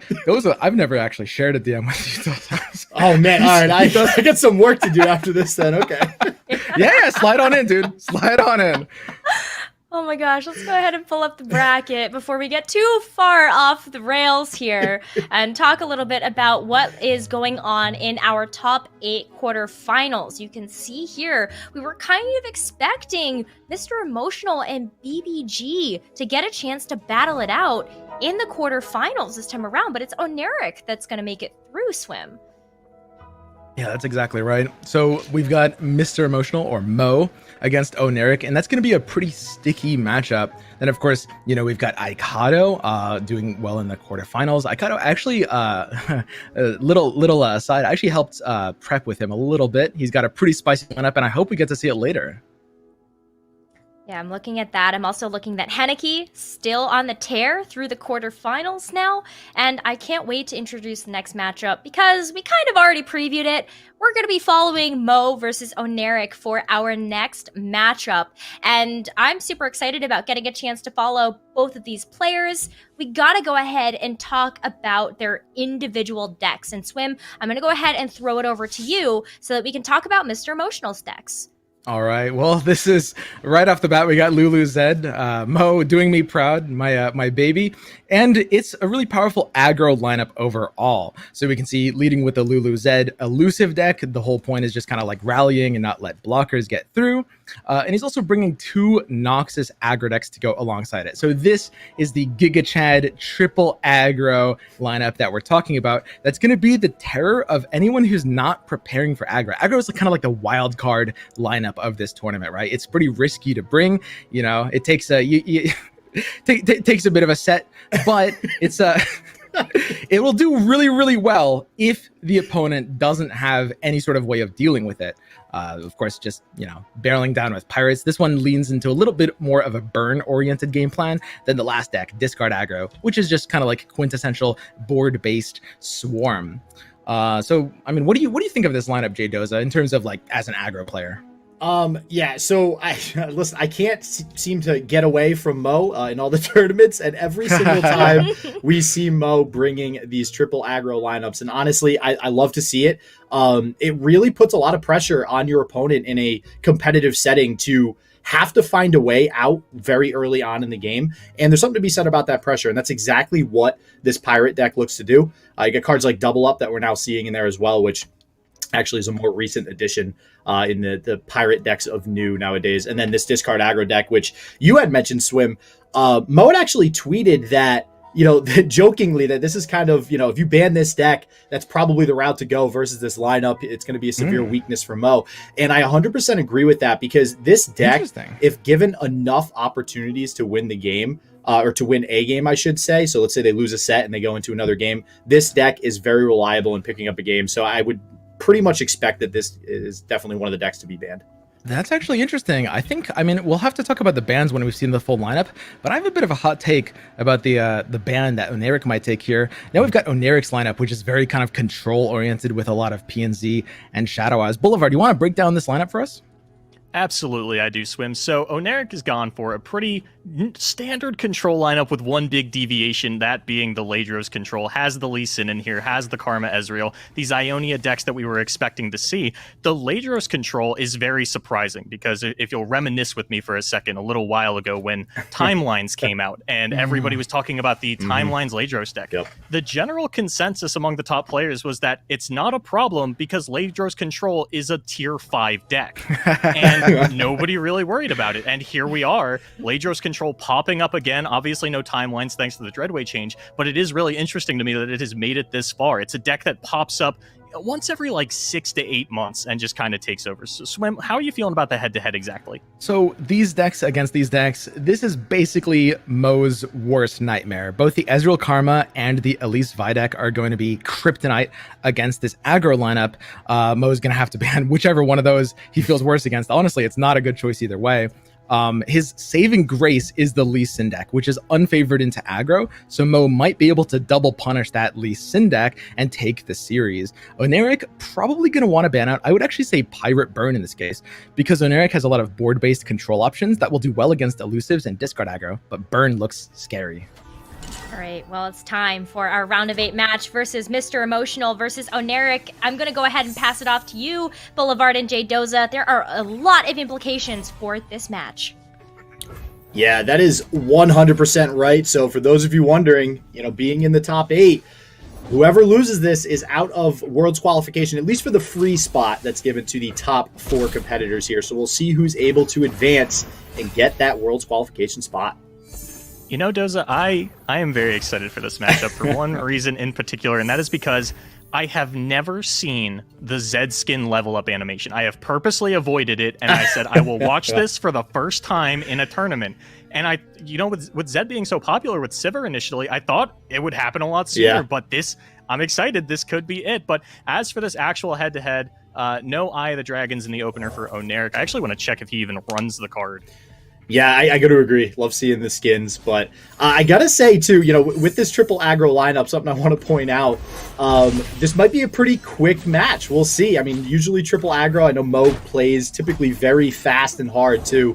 Just tossing the cards down. We can already see we're getting through these first couple of rounds pretty quickly. So hopefully we make it to that Zed level up, Boulevard. All right, so the Lee Sin was banned from Ownerik, but it looked like the ban was hovered on Mo's deck that he's currently playing, so we'll figure that one out a little bit later, get you what the actual ban was. But for now, things not looking too bad for Mo, right? There's no eyes in Ownerik's hand. There's not really any control tools left either. We're pretty much out of removal spells, and from here on out, Ezreal's not going to be too difficult to block with the mass amount of elusives that Mo's going to have available. Yeah, and now Zed coming down. I mean, this is going to be a fair amount of aggression. Got to get that additional attack onto the Green Glade duo, which, again, probably going to be blocked. You mentioned that Ezreal probably going to block that Green Glade duo if it does come in. But honestly, this hand not looking that great, Boulevard. We got double Karma, which with going up against this aggro deck right now, double Karma early on, not going to do a whole lot to help you out here. No, I think you might even have to play one of the Karmas on curve just to see what kind of random, haphazard, end-of-round Karma spell can possibly swing things back in your favor. It looks like we do have the updated bans. It was actually the Ladros control that was banned, and the discard aggro that was banned. I know you had mentioned that. Yeah, I think that's actually huge for Ownerik here. Again, you don't want that deck to have 2 shots at winning a game. Generally speaking, when we've seen Mo play before, again, can't really seem to get away from him in tournaments. We've seen it a lot. That discard aggro seems to be one of the cruxes for his opponent. So smart for Ownerik. We'll see if it's going to help him out here. But Eye of the Dragon coming down early is not good for Mo. That's going to be more Dragonlings, more lifesteal. And although the deny comes down for Relentless Pursuit, I'm really thinking that Ownerik here is going to have a good shot at taking this game away. That Mystic shot in the Z2, that's huge right now already. Things are looking, I would say, pretty good for Mo on the next turn. It's a little unfortunate that Ownerik was actually able to use the deny and get a Dragonling for the following turn, but that doesn't mean a whole lot, right? It doesn't mean everything. You'll be able to block the Shadow and get a little bit of lifesteal from that unless Mo goes for the Fleet Feather Tracker here. But without any removal spells left in hand, we see potentially a Static Shock picked up here. Yeah, that's going to help a little bit. That's actually really important, but I think that Zed is going to be able to level, but there's the Ranger's Resolve, Doza, going to fully negate that. And now, with Ownerik tapped out, Mo has a field day here. We've got the Relentless, we've got the Sharp Sight. That's a really early Ezreal level up, though, I gotta say. So that's definitely gonna help Ownerik here. But yeah, that Ranger's Resolve, wow, talk about value. Just basically completely denying that Static Shock, gonna allow Mo to continue to go wide here. And yeah, this is gonna get even more value with the Fleet Feather Tracker pulling Ezreal now. And with the Relentless Pursuit, if this isn't lethal, it is at least going to swing the board so heavily in Mr. Emotional's favor that I don't think Ownerik's going to be able to come back. And I think this Karma Ezreal is one of the, if it draws like this. I mean, it does have a lot more removal to deal with decks like this than the Lee Sin does, but it has a harder time getting off the Eye of the Dragon, and Ownerik just didn't find the removal tools necessary, and Mr. Emotional going to stay on pace for his 12-minute match timer thus far in the top 32. And, oh, this is sick! And you still got it! Oh, that's so cool. Yes. That was so... I've actually, unironically, never seen that before. That was incredible. And you got it right before a victory screen as well, Boulevard. Wow. All right, I don't think we could have asked for a better first game, right, Boulevard? No, I mean, it would have been nice to be able to maybe catch my bearings, breathe a little bit before we actually got into the game. But, Mo's in the game, so we got to hit the ground running. Even if Mo loses, he tends to take his losses quickly. But that was pretty cut and dry, I think, for Ownerik's hand. Drawing the double Karma is really not what you want to do. Never found an opportunity to get that pod down. And even if you do get the pod down, it's not elusive until turn 10. It's not a great blocker. And now we're going to see how the Pirates can do against Lee Sin. Yeah, Mo, we just got here. Relax. Calm down. All right? We want to be able to actually catch 2 games. But Mo's a little camera shy. He wants us to stop watching him as fast as possible. It's like, get me off the screen. Legion Saboteur on turn 1 there, going to feel really good for Mo as well. You love seeing that one drop. Doza, what is this Lee Sin hand? This is empty. There are no Eye of the Dragons. Mo is 1 win away from going to the World Championship, and Ownerik's decks are starting to fold on him. Okay, we have all right, there we go. We're good. We can't act this turn, but at least we have the Eye. You had me worried there too for a second, Boulevard, but I got to agree with you. We're seeing Lee Sin early, which is usually what you want to see in Lee Sin, but not up against an aggro deck if you don't also have the Eye of the Dragon. But there it is, also going to pillar a little bit on the Eye of the Dragon, start to get some of these Dragonlings, and now all of a sudden, at least it looks winnable for Ownerik, so this is definitely a game that we have in our hands. There's no way to get a Dragonling for the following turn unless you get Gifts from Beyond here and fire it off preemptively, but we don't find it, and that means Deep Med's the only spell for the turn. Mo's going to continue to tick up towards that Gangplank level up, but maybe reel it back in a little bit. Yeah, we have a lot of damage in hand, too. I mean, there's 4 with Decimate, 2 with the Imperial Demolitionist that you see here. Plus, everything in his deck does damage, so we're looking like we're going to have the ability to go really wide here and get a pretty good attack, because that's one thing about Lee Sin is it doesn't deal with wide boards quite that well, and we are actually going to see the Will of Ionia here to get rid of Misfortune for the turn. Not enough mana to replay her, but yeah, again, going wide, this is going to force a block onto one of the units, I imagine, with the Eye of the Dragon. There it is. But that's a lot of damage still. This is looking like really good. Another really quick win for Mo, possibly, Boulevard. I can see the writing on the wall. It is going to be so difficult for Ownerik to find a situation where he can get the Lee Sin down, start to control the board, and hang on to that deny mana for Decimate. Because Mo has the board and the spell mana advantage, this Decimate has to slip through the deny. Yeah, 100%. And if my math serves me, which, let's be honest, it doesn't always, but hopefully in this I love case, this from Mo. It does. The straight up pass saying, if you're not going to make a Dragonling, I'm not going to develop. And now I feel, not even going to develop, just going to swing it for the fences here. Yeah. He's got the Fervor, he's got the double Make It Rain. There's so much burn available for Mr. Emotional. We have the 6 in hand between the Decimate and the Imperial Demolitionist, and I think, that would force out this deny that we see in hand that you mentioned before. Okay. Okay, Boulevard, can you explain that pass? Because I can't. That's a Mo pass. Maybe Mo's just slamming the spacebar, expecting, something to come out of his opponent, knows that Ownerik needs those Dragonlings, but another insane pass from Mo. Actually, overdraws. I have never seen Pirate aggro overdraw in my life. Neither have I.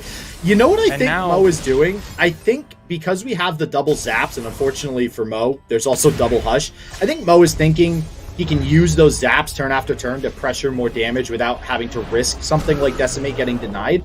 But gonna get punished for that like here. to see, you know, he's got 1-drops in hand that he could be throwing down. I would have liked to see, you know, maybe the Demolitionist come down, the Grenadier, something. I'm, you know, obviously I'm no expert in aggro, but I from an outside perspective looking in, I am very wary of how Mo has been playing the last couple of turns. Yeah, and this, unfortunately for Mo again, too, is going to leave up Nopify and Deny mana still. So there is no way, I think, that Ownerik is going to be playing anything outside of Deny this turn. And that's not good for Mo. I mean, I don't think you ever sneak this Decimate in if that's what Mo is trying to do right now. I think you do have to start developing units, playing the Imperial Demolitionist. I'm not sure. That passed a couple turns ago, Boulevard. That might be something that Mo regrets here in this game. Yeah, now he's all of a sudden in this awkward position where he's got the mana advantage, but because he didn't press it earlier, it's harder to maintain. You can throw down a couple units, but you're throwing them into a Lee Sin, and now we're just going to see the Decimate thrown out into the Deny, which does open up the remainder of the burn available. But I don't think that's quite enough. I don't think we're going to be able to like string together a Keg Demolitionist play, if that's what we're kind of going for here. I mean, there is no Eye of the Dragon currently on the field, so there's not going to be any lifesteal coming through next turn. So there's maybe Eye of the Dragon right next to the Lee Sin. What are you talking about? Oh, sorry, never mind. I was looking at the one in hand. Squeak your glasses a little bit. Yeah, so actually, never mind. I was going to say maybe Mo can squeeze through the damage this turn, but yeah, with that Dragon Link coming out, I don't think that's going to be the case. I think we're going to get through a little lifesteal here. Is Ownerik going to go for lethal with the Infernum? Ooh. It's an option. Gifts from Beyond, yeah. But it's one of those things where it's a play that loses to Noxian Fervor, but you lose to Noxian Fervor. Okay, no, we're going the lifesteal route. So that Dragon Link is going to get utilized here. Also, now outside of, crucially, the range of Make It Rain. So it's almost definitely going to be getting through. Unless we actually hit 2 random Make It Rains onto the Dragon Link. I guess technically we could Bastion it, if that's the case. So I think we're good either way. Yeah, this is looking really awkward for Mo now. Hovering up the double, and we don't even want to take the damage from the eye. Did he hit it? I can't even tell. I think he did. He did. Wait, did... Okay, so yeah, there's the Bastion. Okay, it is still lethal. Wait, did both just hit face? Oh, no. So the kick goes off first before oh the my makes god, the Legion Grenadier give the lethal. Mr. Emotional snuck it through on the blue lines, didn't quite catch it ourselves, and Mo has booked his ticket to the 2021 World Championship next month. Mr. Emotional coming in clutch there, my god. That kick, Boulevard. Both of us were looking at the board, and that kick actually playing around that minutes. kick. I was on pace with the 12-minute record. He keeps doing it. Oh my, we just got here and I'm already out of breath. This is not good. Mo is going to advance to the top 4. And like you said, Boulevard, that means we're going to be seeing Mo at Worlds. Mo is qualifying. You know, thinking about it, it was really awkward from Ownerik, right? Went for the Bastion, didn't really understand that the Lee Sin kick was going to have the Grenadier present lethal from the Make It Rains. Had an out by guiding touching face instead of playing the Bastion onto the Dragonling. But if he didn't get off that Dragonling lifesteal, I'm not sure that he was in a position to win the game from there anyway. Yeah, but and even holy moly. That Bastion, even like, so the play that I had mentioned actually happened too, where Ownerik actually was able to save the Dragonling and get a lot of lifesteal. But still, you know what's more important the than the Dragonling? Your Nexus. And Mo high rolls both Make It Rains onto it. That was pure skill. So insane. Pure and now skill, we are right, going to check in with Henneke and Golden Rule. Yeah, and Henneke, very excited to get into a Henneke game here. We've been talking about him across all of the staff here today. Just, you know, again, from Canada, having multiple seasonal top cuts, multiple seasonal top 4s nonetheless. Let's see if Henneke, who has already punched his ticket to Worlds, twice, by the way, and can do it again for the 3rd time. Henneke just said, hey, it's turn 3. How does 9 damage feel? Yeah, that's that's a lot of damage early. Wait, are we still watching Mo? I'm confused. Oh wow. Ooh, we're never gonna get to catch our breath, Doza. Yeah, this action is flying fast and furious today, and we're only in the top 8. We still got a lot of rounds to go here today. And now we get the Thermo Beam. So taking care of one of the elusive units. We get the Azir Aurelia on the side of Henneke, which we've been seeing a lot of. If I remember correctly, it did very well in the EU tournament as well. So it's doing well across the world right now for Legends of Runeterra. We'll see if it's able to clinch another top 4 spot here. Yeah, this might not be the stat that everybody wants to hear, but so far, Azir Aurelia has won all 3 Rise of the Underworld seasonals. It won in Southeast Asia, it won in Asia, it won in Europe. And if Henneke is going to make the miracle run that people keep hyping up, Doza, Azir Aurelia might just sweep every seasonal.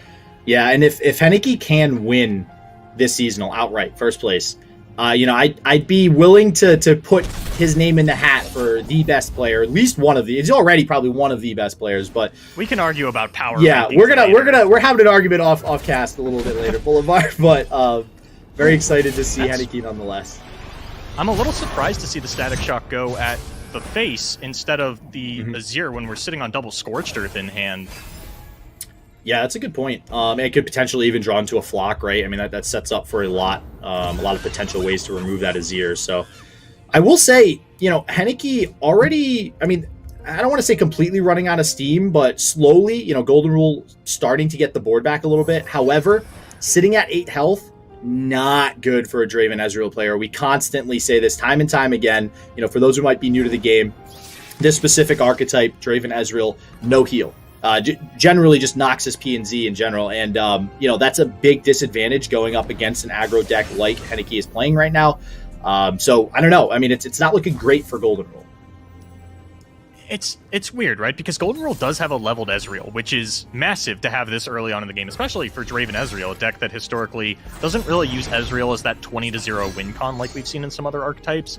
But Henneke, as you had mentioned, really running out of gas. I feel like anytime I look at an Azir Aurelia player and it's turn 6 and they don't have Emperor's Dais, I feel like they're really running out of gas.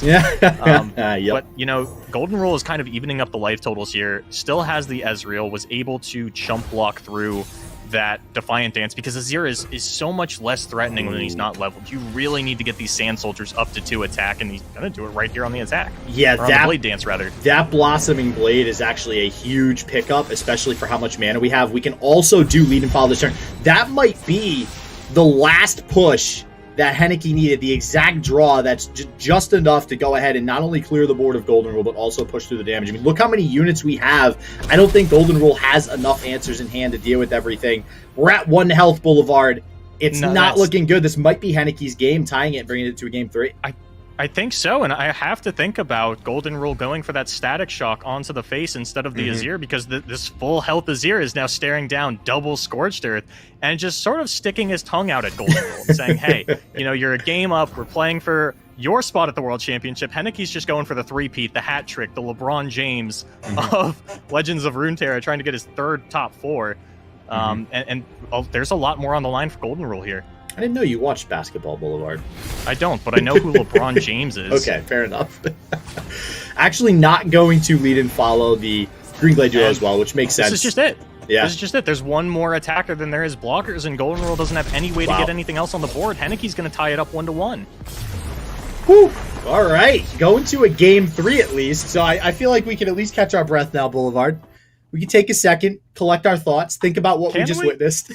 I'm trying to remember what Henneke's other decks are. They're not as fast as Azir Aurelia, if I remember correctly. I think it was TF Gangplank and Draven Ezreal, if memory serves. Don't think he was one of the players that swapped his lineup from the Swiss rounds. No, that's 100% accurate. Yeah, same exact lineup. Yeah, of course you know it is. It's same lineup Henneke brought. So just saying, you know what? This lineup did me well in the open rounds. It's going to do me well in the top 32. And let's be honest. I mean, we've talked about this before too, Boulevard. Draven Ezreal is always that boogeyman that everybody stares at. Like, am I going to bring you in my lineup? You're just a reliable deck. Do I just rely on you yet again for a win? Yeah. So Doza, this 3rd game, without knowing the bans, we know that this is either a Draven Ezreal mirror or it is TF Gangplank against Draven Ezreal. And when I was doing some research coming into the seasonal, I was looking at matchup charts, and there was one very important thing that I noticed when trying to make a distinction between TF Swain and TF Gangplank. And that is that, according to the charts that I was looking at, it's about 50-50 TF Swain and Draven Ezreal. But it's like 65% favored when you switch over to Gangplank. Wow. Okay. Very interesting. I did not know that. So I'm going to be curious to see if that's going to be a little bit of an advantage here for Henneke, if that's the case. And we do see, after that mulligan, actually, this is a very good-looking hand for Henneke. Not a terrible hand on the other side either. So I think, actually, I mean, we're in for a pretty good game here. All right, we tossed away the entire hand on the side of Golden Rule, and actually, I don't mind that because now we have a Draven. And Draven, really, in any matchup, I mean, just does a lot of work, puts pressure on the opponent, and is able to remove, some of these smaller units that we see in Henneke's hand, like good old Betty Croker there and Black Market Merchant. Doza, what's the best nab target in this matchup? What is the best card to grab off that Black Market Merchant? Oh, geez. I mean, I don't think it would be Tribe. I'm trying to think of the 3-cost cards. Probably not. There's not Tribe. a lot. Yeah, maybe. Captain Farron? No, probably not. Farron, I mean, if it's a 7-mana Farron, that curves out really nicely, but that's about it. Yeah, I mean, listen, with Nab, I think usually no matter what you grab, it's pretty tilting. And I think, honestly, once it gets played, it's going to really depend on the board state. Something like a Get Excited might actually be super impactful just because it's able to pick off, an Ezreal or a Draven. A Mystic Shot might even be impactful. Actually, I don't think Mystic Shot would be a good target, to be honest, just because most of the units in Golden Rule's deck are going to be outside of the range of being killed by that. You just had and to say I it, just didn't you? jinxed it. I'm so sorry. Well, I mean, a 1-mana 2 damage. Actually, this is not actually bad. really nice because the Mystic Shot is playable with the keg. You can just take that free kill onto the Draven if you want before Golden Rule has an opportunity. But it looks like instead we're going to take the really safe Make It Rain and set up these 2 units for another Make It Rain a little bit later on, or just put them into blocking range, set up the Flock, set up a couple of different things for Henneke. Well, I mean, now this Mystic Shot does come into play. A 1-mana ping here. Henneke, okay. knowing that he was going to top deck Never the mind. next Make It Rain. and the open attack from Golden Rule is going to get so punished by this. So, he's flicking it. He's flicking it. He's teasing him. I was just saying earlier to you, Boulevard, how if you caught the EU tournament interviews, they were asked what's one of the most tilting cards, and a lot of them said Make It Rain. And we're seeing that right now between Mo's game, basically winning because of double Make It Rain RNG. Now we see another Make It Rain just completely disintegrating Golden Rule's board to put Henneke seemingly in the lead right now. This card is putting in work right now in the top cut, Boulevard. Yeah, that Make It Rain made all the difference here in the early game. Things were looking, salvageable for Golden Rule, but Henneke has drastically swung it back in their favor. And now with this open attack, going to put the Gangplank at, I believe, 3 out of 5. I think that's accurate, yeah. We're going to get the Black Market Merchant removed off the board, though. Actually, expending a little bit more than we'd probably like to do that with that Get Excited, which definitely tells me Golden Rule a little bit on the back foot here. We do have Tri-Beam mana available. What is Tri-Beam at right now? Do we know? It's at, I want to say it's at 3 damage, because it was just Draven and Get Excited if I've kept track properly. Okay, and I brought actually, a notebook out and then didn't write anything down outside of lineups. It's been so long since I had to take notes in a game. well, the Arachnoid Sentry off the top, that'll be able to push that up another tick there. 2 Farrons now in hand, though. I don't know if those are going to be really good in this matchup. I think Henneke now, with the hand that we see, might actually be able to close things out before Farron becomes impactful. The next attack turn might even be this Gangplank coming down and then going into an open attack here, depending on what Golden Rule actually gets down here. If Golden Rule doesn't play anything here, I think Henneke is fine to just take the pass. You don't want to develop the Croaker because you end up killing one of your own units. If you play the Gangplank, you do run the risk of walking it into a Thermogenic Beam, which is what Golden Rule is kind of hovering right now, right? But if you play it on your next turn and try to go for the development attack, then there is the Arachnoid Sentry. So Henneke is at a fork in the roads in terms of running out this Gangplank, but I think he's feeling okay in terms of just attacking Golden Rule on the open every single time. Confirmed by our amazing production team, by the way. That Tri-Beam is in fact at 3, but now it'll be 1 more tick up there. So Death's I wrote that Hand. down. Did you write it down this Circle time? it. Yeah, I'm going to Underline forget it. why I wrote it down. I'm just going to look down and see a 4, but... It's going to be 10 minutes from now. It'll actually be at like 6, and you're going to wonder why. Yeah, this Ezreal shut down now from the Zap Spray Fin, so really not going to do a whole lot for Golden Rule. And Dreadway off the top as well. Dreadway, very dangerous. So Dreadway, not a card we've seen a lot of, Boulevard, until this most recent format. And it makes me so happy. That's all I'm going to say. Dreadway line 'em up Mystic Shot, I think, is 6 damage. Oh, yeah. And we were talking about, you know, what's the worst card to nab? You said maybe Mystic Shot's not great, but if you can get a burst speed keg into a 1-mana Mystic Shot on turn 8 with the Dreadway, that sounds pretty good. Yeah, and it's interesting, too, that you actually, you mentioned that line 'em up. I think when this deck first started kind of seeing play, I remember you and me talking about this, too. Line 'em up was kind of experimented with, but then it slowly was taken out of most people's decks with the specific deck, right? Specific Gangplank. Seeing it again here, I actually love that Henneke's playing it, and very curious to see if that will make an impact in this game. And actually, now thinking about it, Boulevard, you were asking me what's a good card to nab. That Mystic Shot, sure, it doesn't do anything to the field necessarily, but who needs to do something to the field when you could just go face, baby? Come on. Yeah, there's a perfectly good Nexus right there. Yeah. It's glowing red even. It's asking to get a Mystic Shot. Come on. So we are going to see the flock out of Golden Rule. Kind of curious to see if we're going to see a return flock out of Henneke, but no, just going to take the trade with the Zap Sprayfin and the Ezreal. Kind of fine to set everything back to neutral here. All right, and board state back to nil here. And do we finally get to see Gangplank? I've been eyeing that myself this whole time. He would die right away. Yeah. Right? I mean, there's Tri-Beam Shot, there's the Thermogenic Beam. It looks like we're actually going to take a really soft pass but knock him up, or knock him down rather, line him up, knock him down. It makes sense. But this turns on the Black Market Merchant for Henneke. I like this. I like this. And this is one thing that this deck does. So I just talked about Mystic Shot, and the reason I had mentioned that is because for those of you maybe not familiar with this deck, what it can do is not just kind of, you know, have all those dinky small units, Black Market Merchant, Betty Croker, all that stuff early on in the game, but late game, even from like 10 or 12 health, like we see Golden Rule at, Henneke's deck can suddenly just throw so much damage at face, especially with Dreadway. All of a sudden, you have like 2 warning shots in a Dreadway. That's 4 damage just with the 2 warning shots. 4-3. Now you throw a Mystic Shot and other things in there, and things are looking rough. That's a... Henneke... That's ruined Rex, right?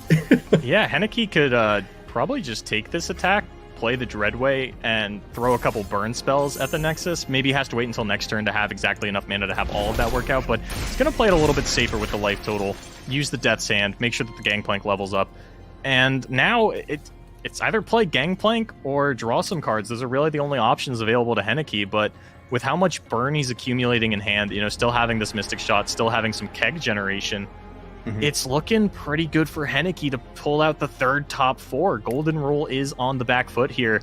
And if you play a Captain Farron, like you probably feel extremely pressured to do, Henneke gets down that Gangplank. Henneke's just going to open with the Gangplank. So now at least we have the Thermogenic Beam available. Yeah, but I don't think that's even that bad for Henneke. I mean, we're pretty solidly in control now, I think. And Golden Rule, sure. I mean, we could get down Captain Farron, I guess, which is also going to be a little bit of a threat. Actually, you know, looking at the hand now, too, if we get rid of this Gangplank, if Henneke, for whatever reason, cannot close out the game with burn to the face or something similar, Farron plus the Get Excited plus the Mystic Shot, I mean, Golden Rule could potentially pull this out, but that's another Gangplank off the top, Boulevard. Wow. Yeah, that's another Thermo Beam off the top, too, but that would be Golden Rule's entire turn. Not that Henneke has a whole lot that they can do with the remaining mana. You know, you're not going to be able to develop a unit unless you get something off of this Whispered Words, but it really just feels like we're kind of stacking up kegs for the eventual Mystic Shot. Yeah, and I just want to revisit this this Ruined Rex for a second. Is this now the lowest roll on a 5-drop for Tri-Beam? It probably is. I haven't confirmed that. Oh, we're just going to Mystic Shot face and play the Jagged Butcher. I don't mind this at all. Nope. Yep, there's 4 more damage, so things are looking decent for Henneke. Again, though, you know, there's no other burn currently in hand, so this might pave the way for Golden Rule to go ahead and play the Farron. And unfortunately for Henneke, Farron versus Dreadway, Farron's going to win that. And that's pretty bad, actually, for Henneke. So I'm very curious to see how this goes. Make It Rain is a little bit more damage to the face with the Dreadway, especially. That'll be 2 damage, so we'll see if that's a play that Henneke is going to go for this turn. Dreadway will also get another Gangplank, which now is actually the last Gangplank in the deck. I think Henneke should feel...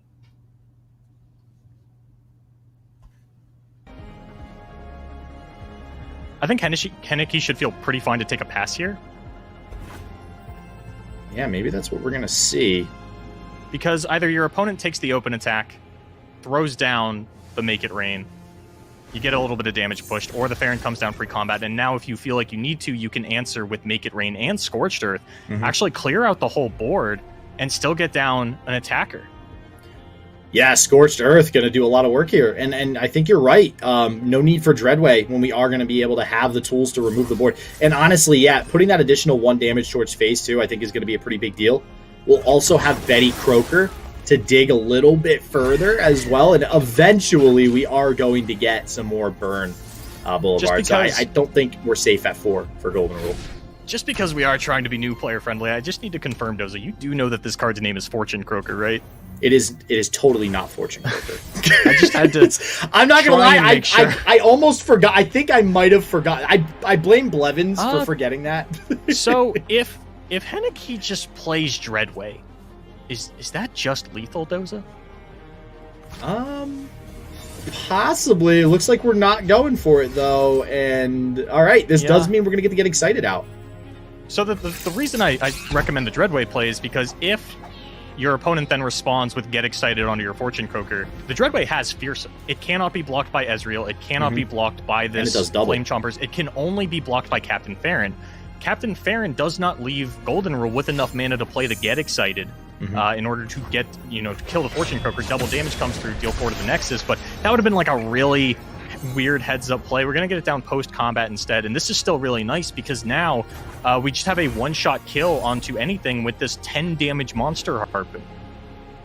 Yeah, Monster Harpoon going to do a lot of work here if we're able to get it off. We do get the Ezreal down, which is leveled up, and this is dangerous. This is what I was talking about. Henneke has been taking quite a long time to actually close out this game, and now having a leveled Ezreal on board, having that Captain Farron in hand, and having that Decimate, Golden Rule might actually be able to snuff this out from underneath Henneke here and deny Henneke that coveted third top 4, that third qualification. I think Henneke has the outplay. He's going to have to throw a lot of removal at this Ezreal in order to make sure that he's not taking too much damage from the Ezreal ability with the additional Mystic Shot, with the Decimate on the stack, because Ezreal is only going to deal that 1 additional damage if he's around to see it.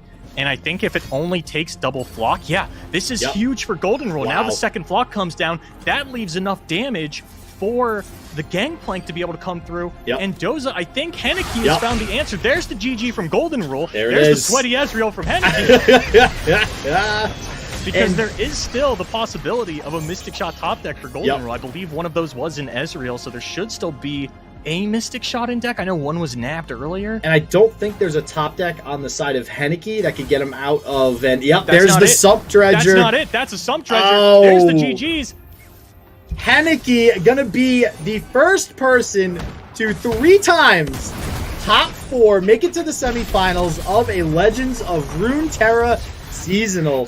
Henneke. Woo! Let's go. Boulevard. Consistency getting rewarded once again for this player. But Swim, literally, that endgame left me speechless. I had absolutely no idea who was going to take it. That was I didn't either. We were in I was just saying, like, you were asking who was going to win, and I was like, I have no idea. This could go either way. But until that last top deck, with Henneke drawing the Arachnoid Sentry, clutching it, that was so crazy of a way to finish this series and lock Henneke in for his 3rd top 4. Yeah, absolutely wild when you consider it. And the fact that, like, top 4 has so many implications, Boulevard. Yeah, it's gonna... Well, it doesn't mean much for Henneke. The money's nice for sure, but in terms of World qualification, Henneke booked his ticket back in, like, October, December. He didn't even know the World Championship was happening yet when he booked his ticket. But this does mean that he has once again qualified 3 times over. That's going to be another pass down on, I believe, seasonal points for another one of these hopefuls. And that's what a lot of players have been looking at, right? Is staring at the leaderboards, the ladder leaderboards, the seasonal point leaderboards, praying for someone to top 4 again so that they can have one more spot opened up for them. Yeah, I think what was also really interesting about that last game, J-Doza, is like the decks were played pretty similarly, like they had kind of similar strategies going into it. So, what was maybe the key moment? Was it literally just the end that we knew that someone was gonna take that? I mean, yeah, 100%. I think it's funny because so it's always Draven Ezreal a lot of times is referred to as slow burn. Whether or not that's accurate, totally not going to have that argument here. But I think that as we got towards the later parts of the game, you started to see a lot of similarities in both decks trying to basically just burn down the Nexus at the end of the day. And both decks 100% have the capability of doing that. And that's why, like Boulevard mentioned during the cast, that's why there was still that top deck out. Right? That's why we still could have had that Mystic shot at the end. So it was really just a matter of who drew more burn faster. And in that game, it was Henneke. I think it was that top deck Make It Rain, that actually saved important damage for Henneke, who had sort of set up for the perfect top deck. I don't know how he knew it was coming, but he was massively rewarded for that. Make It Rain, always coming in clutch when you really need it most. But, that wasn't the only match that both of you got a chance to cast. We also have to talk about Mr. Emotional versus Ownerik. What a legend. We have to. Literally, Mo bringing an aggro lineup once again when the field is so slim with aggro. And Swim, he brought one of your own creations, a creation of Zed Lulu that we saw Fresh Lobster get second place with in EU. Does it make you proud to see Mo do well with this deck? I gotta say, I mean, it really does. Like, I'm really good friends with Mo. I mean, he literally asked me what deck Mo is so fun. I love Mo. Before the seasonal qualies, he asked me like 30 minutes before it started, like what deck he should bring, and I just linked to this one, and it was like, okay, thanks. Like, Mo's an absolute legend, and no, I mean, he's doing it justice. Like, he's a super good player. Like, when you're looking through the way he plays aggro, he once said to me that the reason he's so fast, the reason he snaps his plays in so quickly, is because it's just like bullet chess logic. You don't want to give your opponent time to think. It puts psychological pressure on them and makes them more likely to misplay. And we can see that working so well in this tournament format. Swim, I actually did want to ask you, how did you feel about Mo's Pirate game, taking some really big passes in the late game there against the Ezreal? I think, I mean, he had one attack he could have developed into, for sure. I think I know the moment you mean. Oh yeah. But I mean, Mo is just like, he's just built different. Like I gotta say, that finish with the double Make It Rain, both of them hitting Nexus, what, something like a 46% chance or something that happened. Just absolutely crazy. Man, I mean, it was really unfortunate because I feel like Ownerik, especially when you consider the bans that took place, J-Doza, Ownerik was literally thinking 2 steps ahead, knowing his Shadow Isles was going to get banned, and then going for Mo's discard aggro. Yeah, and honestly, listen, that lineup that Ownerik was running, I mean, it was catered towards being able to take care of aggro. I mean, generally speaking, as long as those decks could have made it through the first few turns, we're golden. And again, we saw the discard aggro get banned on the side of Mo, which is generally, I mean, from what we've seen, that was kind of the one weakness. We saw Mo take a loss in the open rounds, having the discard aggro actually get banned. But Mo, again, just playing so fast there. Swim, I 100% agree with you, by the way. I mean, when you play fast, it makes your opponent feel like they need to play fast, even when they don't have to. And then they just make so many mistakes and so many misplays. And now, whether or not there were actually misplays there, I'm not going to say there were actually that many misplays, but, Mo just absolutely playing so fast, so hard. Damage in like the first 4 turns was just too much for any of those control decks to come back from. Right. And I gotta say, I mean, there's a reason that we said early on in the tournament that either bombing out or making it all the way, like we call that pulling a Mo. And that's often because when you have an aggro lineup like this, you're very susceptible to the kinds of players you're gonna find in the early ranks. But if you make it far enough in a tournament, what that means is, for the most part, the decks that are kind of trying to weed out aggro will kind of be weeded out themselves by that point in time. Right now, Mo is the best positioned of the 4 semifinalists to be able to take it all right now. Yeah, I mean, especially when you take a look at what's coming up for Mo, Ownerik's lineup was deemed like the hardest lineup that Mo could have run into. And then the fact that Mo just kind of ran through that game number 1 in an incredibly unfavorable matchup, that pretty much seals the deal for Mo, I feel like. So I'm super excited to see how far Mo can actually go when we take a look at top 4 and onward. But everybody, we've got something special that we want to show you. And that is a card reveal coming from the Beyond the Bandlewood set. We've got to take a look at this beautiful card. I'm so excited to show this to everybody. But yeah, I just can't wait. And I really want to get your first reactions when it comes to this particular card when we do get a chance to pull it up here. Because when it comes to the new cards that are coming out, like Swim, we literally had a new reveal today. Yeah. Yeah. No, I mean, it's super hype reveal season as always. There's just cards coming left and right. We got some new cards revealed, on the other broadcasts as well. And it's always fun just kind of theorying, because of course the expansion is going to be in like 4 days from now or something like that. I mean, it's right around the corner at this point. And yeah, I'm looking forward to building around with all these new cards. Well, let's take a look at it, shall we? I want to see your first reactions. We've got Tailcloak Matriarch coming into the game very, very soon. And Jdoza, what are your first impressions taking a look at this card? Oh man, it's two mechanics, right? So the first thing that I see on the card is these bright yellow words, Recall and Ephemeral. And these are two mechanics that I think there's always been ideas for these decks to be made reality, and they just haven't quite gotten there. Unless you're really OG and you remember the early Hecarim decks of old. Those really awesome Ephemeral decks. But yeah, I mean, I'm very curious to see how this performs in those decks. Maybe it's able to actually finally push those archetypes to that next level that they deserve to finally get to. Yeah, this card actually looks really, really cool the more I look at it. It's very similar to the KDA card, that the Ionia one that basically returns and summons an exact ephemeral copy. But this one actually might have more combo potential. I could see some really cool things you could do with Rekindler or something like that, because you can just bank a tiny bit of spell mana, and for 1 mana, if this is on the board already, you can double up on that effect. That's really powerful potentially. Yeah, Boulevard, kind of, what are your thoughts about this card? Where do you kind of see it fitting into the meta, if you had to kind of add on to what Jdoza and Swim have already said? It's kind of hard for me to judge cards like this because it does remind me a lot of like a blink mechanic, where a lot of other games will, put a creature into exile and then bring it back in to reuse its enter ability, which is what Swim was talking about a little bit with the Go Get It comparison. And I'm really excited to see the recall mechanic in Ionia that feels relatively unexplored, kind of get a little bit more of a bomb and really get to explore, what are the best enter the battlefield abilities that I can find across all these other regions to spam with my new Tailcloak Matriarch and hopefully Monastery of Hirana. Yeah, I'm really hopeful. I completely agree. I think that there's a lot of cool things that this might mean about kind of like the future of some of these cards, right? Because, for the longest time, we've had this idea of like a recall archetype or something like that, and it's never really worked. But if they just get some kind of like champion that could tie it all together, like that has synergy with the recall archetype, that would actually be really, really cool. And we could see full-fledged decks being built kind of like partially around cards like this.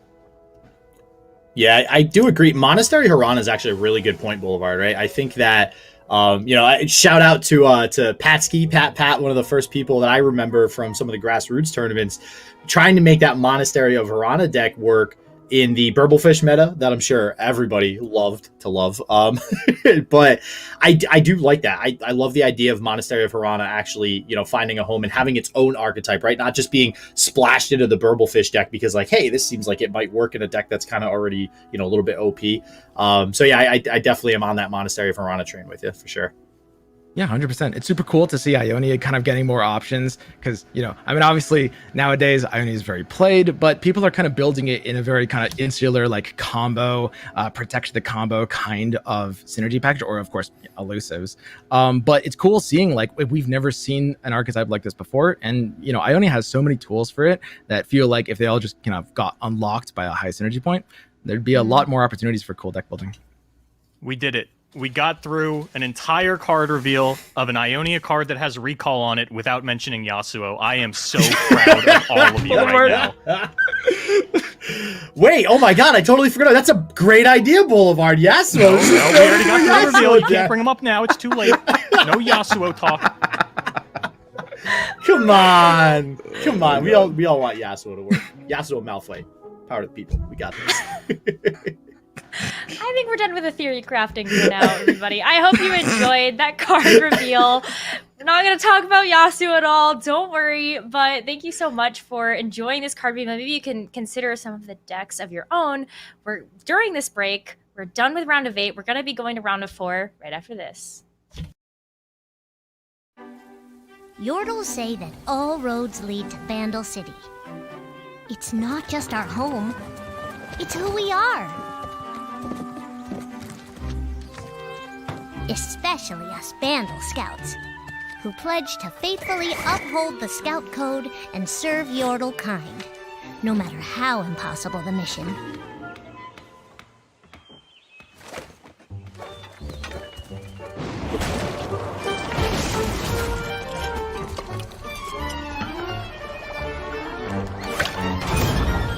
We're all taught to tie knots and build traps. But the most important things? I had to leave home to learn those.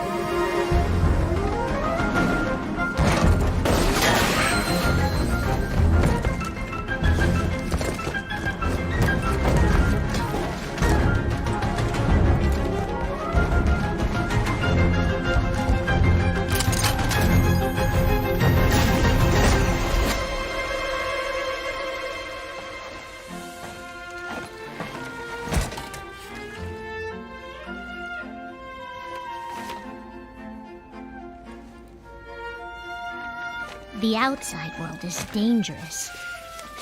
Strange, even. But strangers can surprise you.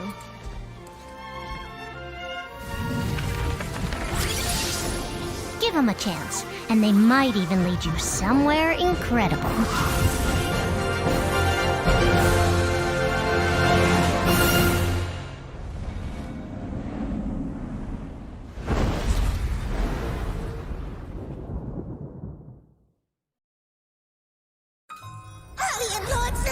Destroyer of worlds! Come here, short, will they? No. Good, my mother's friend. I totally understood that. Come to witness my ingenuity, Lord Vagar. Stretching my legs, number 3. It's a tall people thing. Time to reveal our superior battle tactics. Care for a little song, Lord Vega? Don't use that word! Yes, please, thank you. Oh. Reporting in. Witness true power. Just hold there a minute. Wow, a real villain. You cannot stop me, Poppy. No hero can. I am the destroyer of worlds! Who's tiny now?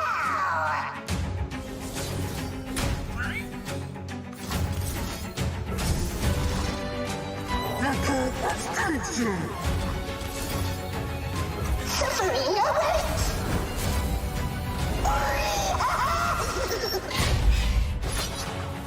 They're all so tiny!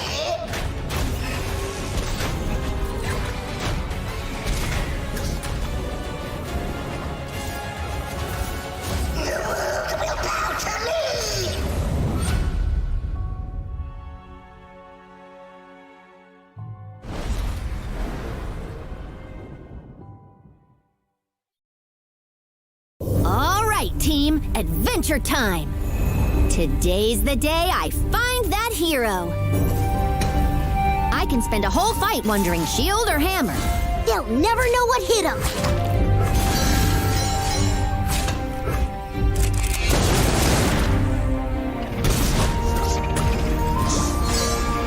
For justice! For Demacia! Same, but, for this side. Sure you want to do this?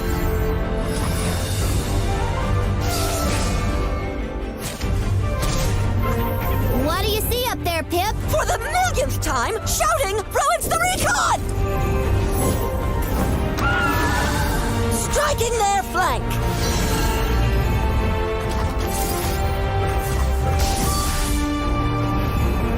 We got this! Break their ranks!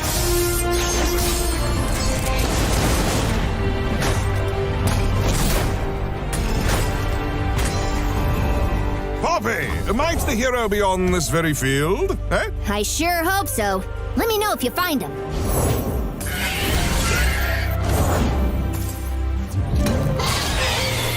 Hope you're sturdy.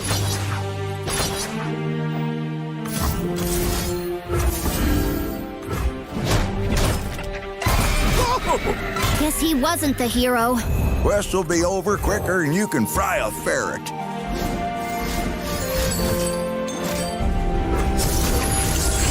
Remember what I told you? Swing low, send him sky high. I'll make you proud. No hero, huh? Guess I'll finish this one.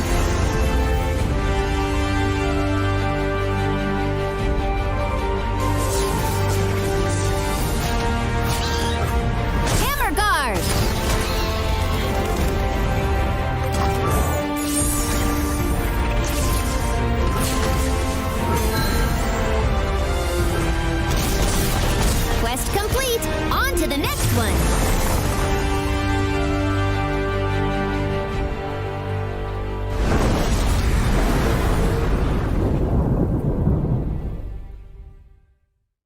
Vandal Gunner Tristana going in! Locked, loaded, and ready to rocket. Let's get him, squad! Nothing can stop me! Engaging!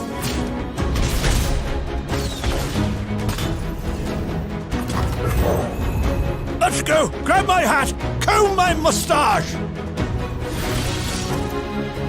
Your esteemed mayor has arrived. Has the battle started? I'm sure your speech will cheer us on regardless. Vandal City #1! Gunners get 'em, jobs done! Holding position. Look at them, shaking in their boots.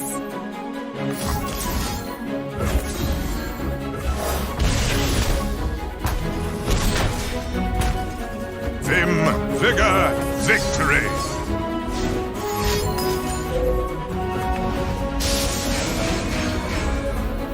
I got your 6 shortcakes. Love it, Big Mama. Let's bring this home. Blast it up! Bye-bye, bad guys!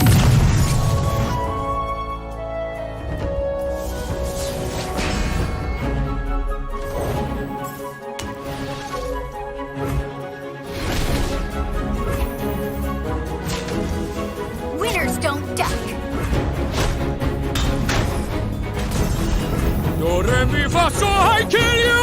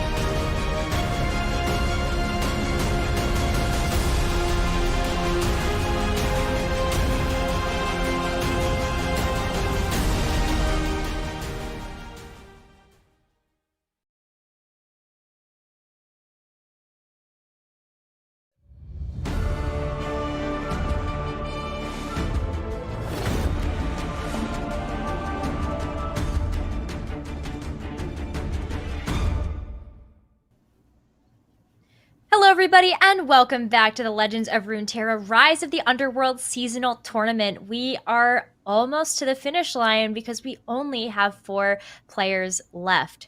It's going to be a tight race for sure. Let's go ahead and pull up the bracket to show you how we got here, because the semifinals includes Aikato, Cameron Hanzo, Henneke, and Mr. Emotional. Man, what a stacked matchup for both of these semifinals, Swim. Yeah, 100%. This is absolutely crazy. I talked about Mo being really well positioned as the super aggro of these. We actually have 4 almost completely different lineups in these 4. Henneke's brought a conventional semi-control. Cameron has brought a full control. Aikato has brought an anti-control, and Mo has brought a full aggro. So we're seeing 4 completely different lineups in the semifinals. It's going to be amazing. Oh my gosh, I can't wait, especially when we get a chance to actually watch Henneke versus Aikato versus Cameron Hanzo. We might get a chance to see Henneke versus Mr. Emotional, but Aikato versus Cameron Hanzo is the match that we are going to.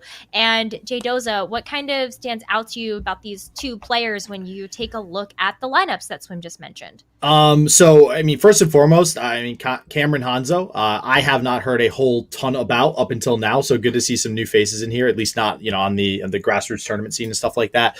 I have seen Aikato in a ton of grassroots tournaments, so awesome to see Aikato make it here to the top 4 as well. But yeah, both lineups, like Swim mentioned, very polarizing lineups across all of the top 4 here. So very excited to get into these. But Boulevard, what are you thinking about some of these Shadow Isle control decks? I was a big fan of Shadow Isle control coming into this tournament. The meta was looking pretty mid-range, and without the explosive finisher of Flurry of Fists coming out of the Sivir, which I actually don't know if there are any Sivir players left in the top 4. Maybe Henneke has a Sivir Demacia. I know he's on a Zero Aurelius, so Sivir might just be totally out of the tournament. But yeah, I really thought that Shadow Isle control was well positioned, but not for this top 4 matchup. It is nice that Hanzo has been able to already book his ticket to the World Championship with this top 4 finish, but Aikato's lineup looks like it is going to do work against what Cameron has brought. Yeah, I couldn't agree more. This is the nasty one for Cameron. Aikato's lineup is Teemo Ezreal, Teemo Ezreal with the mushrooms, of course. He's got Azir Aurelia and the spicy Tom Kent Soraka, of course. It's only tradition that it makes it every time. And it's a lineup that is basically built towards being geared to beat decks like Lee Sin and Shadow Isle's control. And of course, Cameron having the double Shadow Isle's control of Anivia and Viego Ionia is going to be really awkwardly positioned here. He's going to have to ban out the Azir Aurelia almost certainly that we see on screen now as well. Yeah, I'm super excited to see how this is going to play out, but I feel like that means that, especially when it comes to Aikato and the ban that they're going to go with, Jdoza, what are you kind of thinking about that? Well, before we get into the bans, I just wanted to mention something about the puff caps. Very excited, and I know Boulevard's going to hate me on this one, but very excited to see this puff cap deck. I hope that doesn't get banned. Speaking of bans, I don't know. I'm not one usually for RNG. We just talked about Make It Rain earlier, so I 100% understand that. But man, is it hype sometimes, especially in the top 4 of the arguably the most important season that we've had to date. We know all 4 players have qualified, but now we're going for first place here. Being able to see a puff cap deck in the semifinals go off potentially, I think this is going to be a very, very spicy matchup to watch. Yeah, 100%. And it's good that you mentioned the bans because both players have a bit to think about here. Aikato, like I said, he designed his entire lineup around the Shadow Isles and beating Shadow Isles. So he's happy to just kind of ban out the Lissandra Talia. That one is going to be pretty automatic by him. Cameron, though, has a bit of a decision to make here. Now, I'm expecting him to ban Azir Aurelia because this kind of lineup you expect to kind of auto ban Azir Aurelia just going in. That's the deck that you expect to see. But honestly, if he's not very comfortable playing against one of the other 2 decks, he could elect for a different ban. Yeah, I mean, it's kind of interesting that you say that, and also just taking a look at I don't know, Aikato's lineup. It's just it's so interesting to me that Boulevard, I feel like that is just going to catch so many players off guard. Yeah, there's only so much time in between the SIS rounds and the top 32 for you to get your testing in, and you don't always expect everybody to switch off of their lineups. You're usually going to play against maybe some of the more dark horse decks that you saw players qualify with into the top 32. Puffcap, Foundry, and Starspring were nowhere to be found among the qualifying deck lists, meaning that these are coming completely out of left field. I would imagine that none of the players left in this tournament have done any testing against Puffcap Foundry, and it won the last seasonal. It was in Duckling's lineup. He played it through Swiss, though, so it wasn't too much of a bait and switch there. But I really think that the surprise factor is paying dividends for Icado as he has booked his ticket on to Worlds later next month. Yeah, something that's really, really cool. So Icado actually messaged me a couple days ago and asked about this lineup. And I was immediately, I looked at it and I was like, that's genius. I love it. Super, super good. But I asked him one question. I said, you know, these are completely different decks than the ones you brought to the qualifiers last week. Are you going to be comfortable playing these decks? And he said, you know, I've got like 25 games of Tom Soraka with like he said some like 92% win rate or something. So he felt pretty comfortable. And this is crazy because it goes to show how much you can get as value as a tournament player if you are this comfortable on such completely different decks. Like he changed all 3 decks in his lineup. And it's a great meta call, but he's only able to switch it up because he's so comfortable on such a large variety of decks. Yeah, I mean, we saw a lot of other players that are competing in even just the top 8 that played similar, almost exact lineups to what they brought to the open qualifiers. So that kind of begs the question of comfortability versus just kind of going outside the box. Right? And so that's something that really excites me about Icado's lineup, Swim. Yeah, and it's paid off. He's made it this far, and it's an excellent meta read. We can see, again, another favorable matchup for him. The Shadow Well is controlled by Cameron. Oh my gosh, I cannot wait to see how this match is going to go and happen. Cameron Hanzo versus Icado in our semifinals. J-Dosa and Boulevard, take it away. All right. Well, as favored as Cameron's looking here, there is a reason that we still play it out, and Icado's looking favored here. There is still a reason that we're going to play it out and see where the chips actually fall. Yeah, very excited, Boulevard. We're on to that next stage here in the top 4. And one thing I want to point out, too, we were just talking about this earlier, the EU tournament had very similar lineups, specifically a lot of players having a Zero Relia and Tom Raka in their lineup. So, again, just interesting to see if Tom Raka is going to come into play here. We do have the Foundry versus the Viego deck to get started. Viego, a deck that Boulevard, you've been telling me that you're liking a lot right now. Let's see if it can take down this Teemo deck. Yeah, big fan. It's unfortunate that you got onto the broadcast and we're wearing the Sentinel colors, and now Necra's not alone in that. We kind of tied it up 2-2 Sentinels via Ruination. I'm not alone. I'll deal with you later. What Cameron's going to have to deal with right now is a Teemo. And it's kind of tough, right? Because you want to make use of your mana on this turn. Maybe you want to throw down the Vile Feast. There's actually no protection for the Teemo from Icado here. No Troll Chant, no Elixir of Iron. And it's actually just going to work out. All right, yeah. And getting rid of that Teemo early on, too, pretty big deal for Cameron, I think. Unfortunately for Cameron, there is another Teemo in hand and of Icado, and currently no way for Cameron to deal with it. So we'll see if that's going to be impactful if we can get the Teemo down. But preventing that first turn attack, I think, is going to be a pretty big deal. Preventing some additional shrooms early on from being put into the deck. But I will say, Puffcap Peddler going to feel pretty good getting that down early, hopefully, for Icado.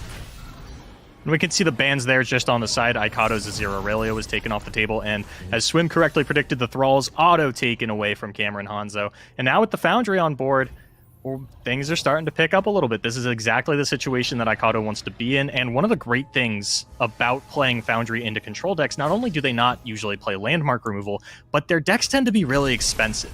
It can be difficult for them to play multiple cards in a turn. And you just get maximum value out of that Foundry by making them draw expensive cards and play awkward timings. Suddenly they can't bank as much spell mana as they want to.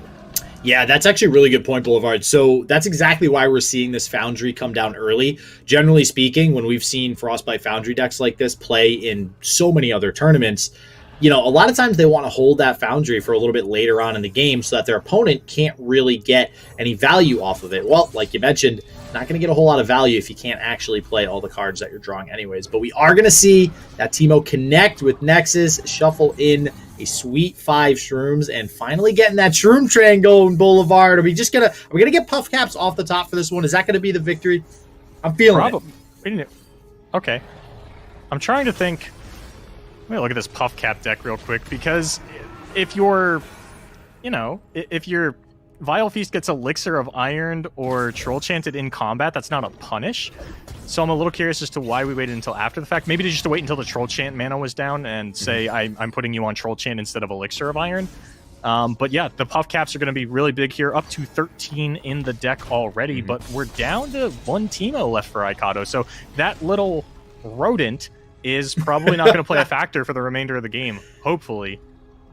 Yeah, as long as we don't draw another one. So this is probably going to feel pretty good for Cameron as well. We do see Puffcap Peddler getting saved there, which is also going to be pretty big. I mean, that's the thing, too. You know, I've played against this deck so many times. If you are not removing Puffcap Peddler as soon as possible, that's going to be a problem. It's going to be a very big problem. It actually starts to add up. Those 3 shrooms per spell, they add up very, very quick, especially when you have a Foundry down this early. There's going to be so many cards coming off the top for Aikado that you can just invest in, just as we said it.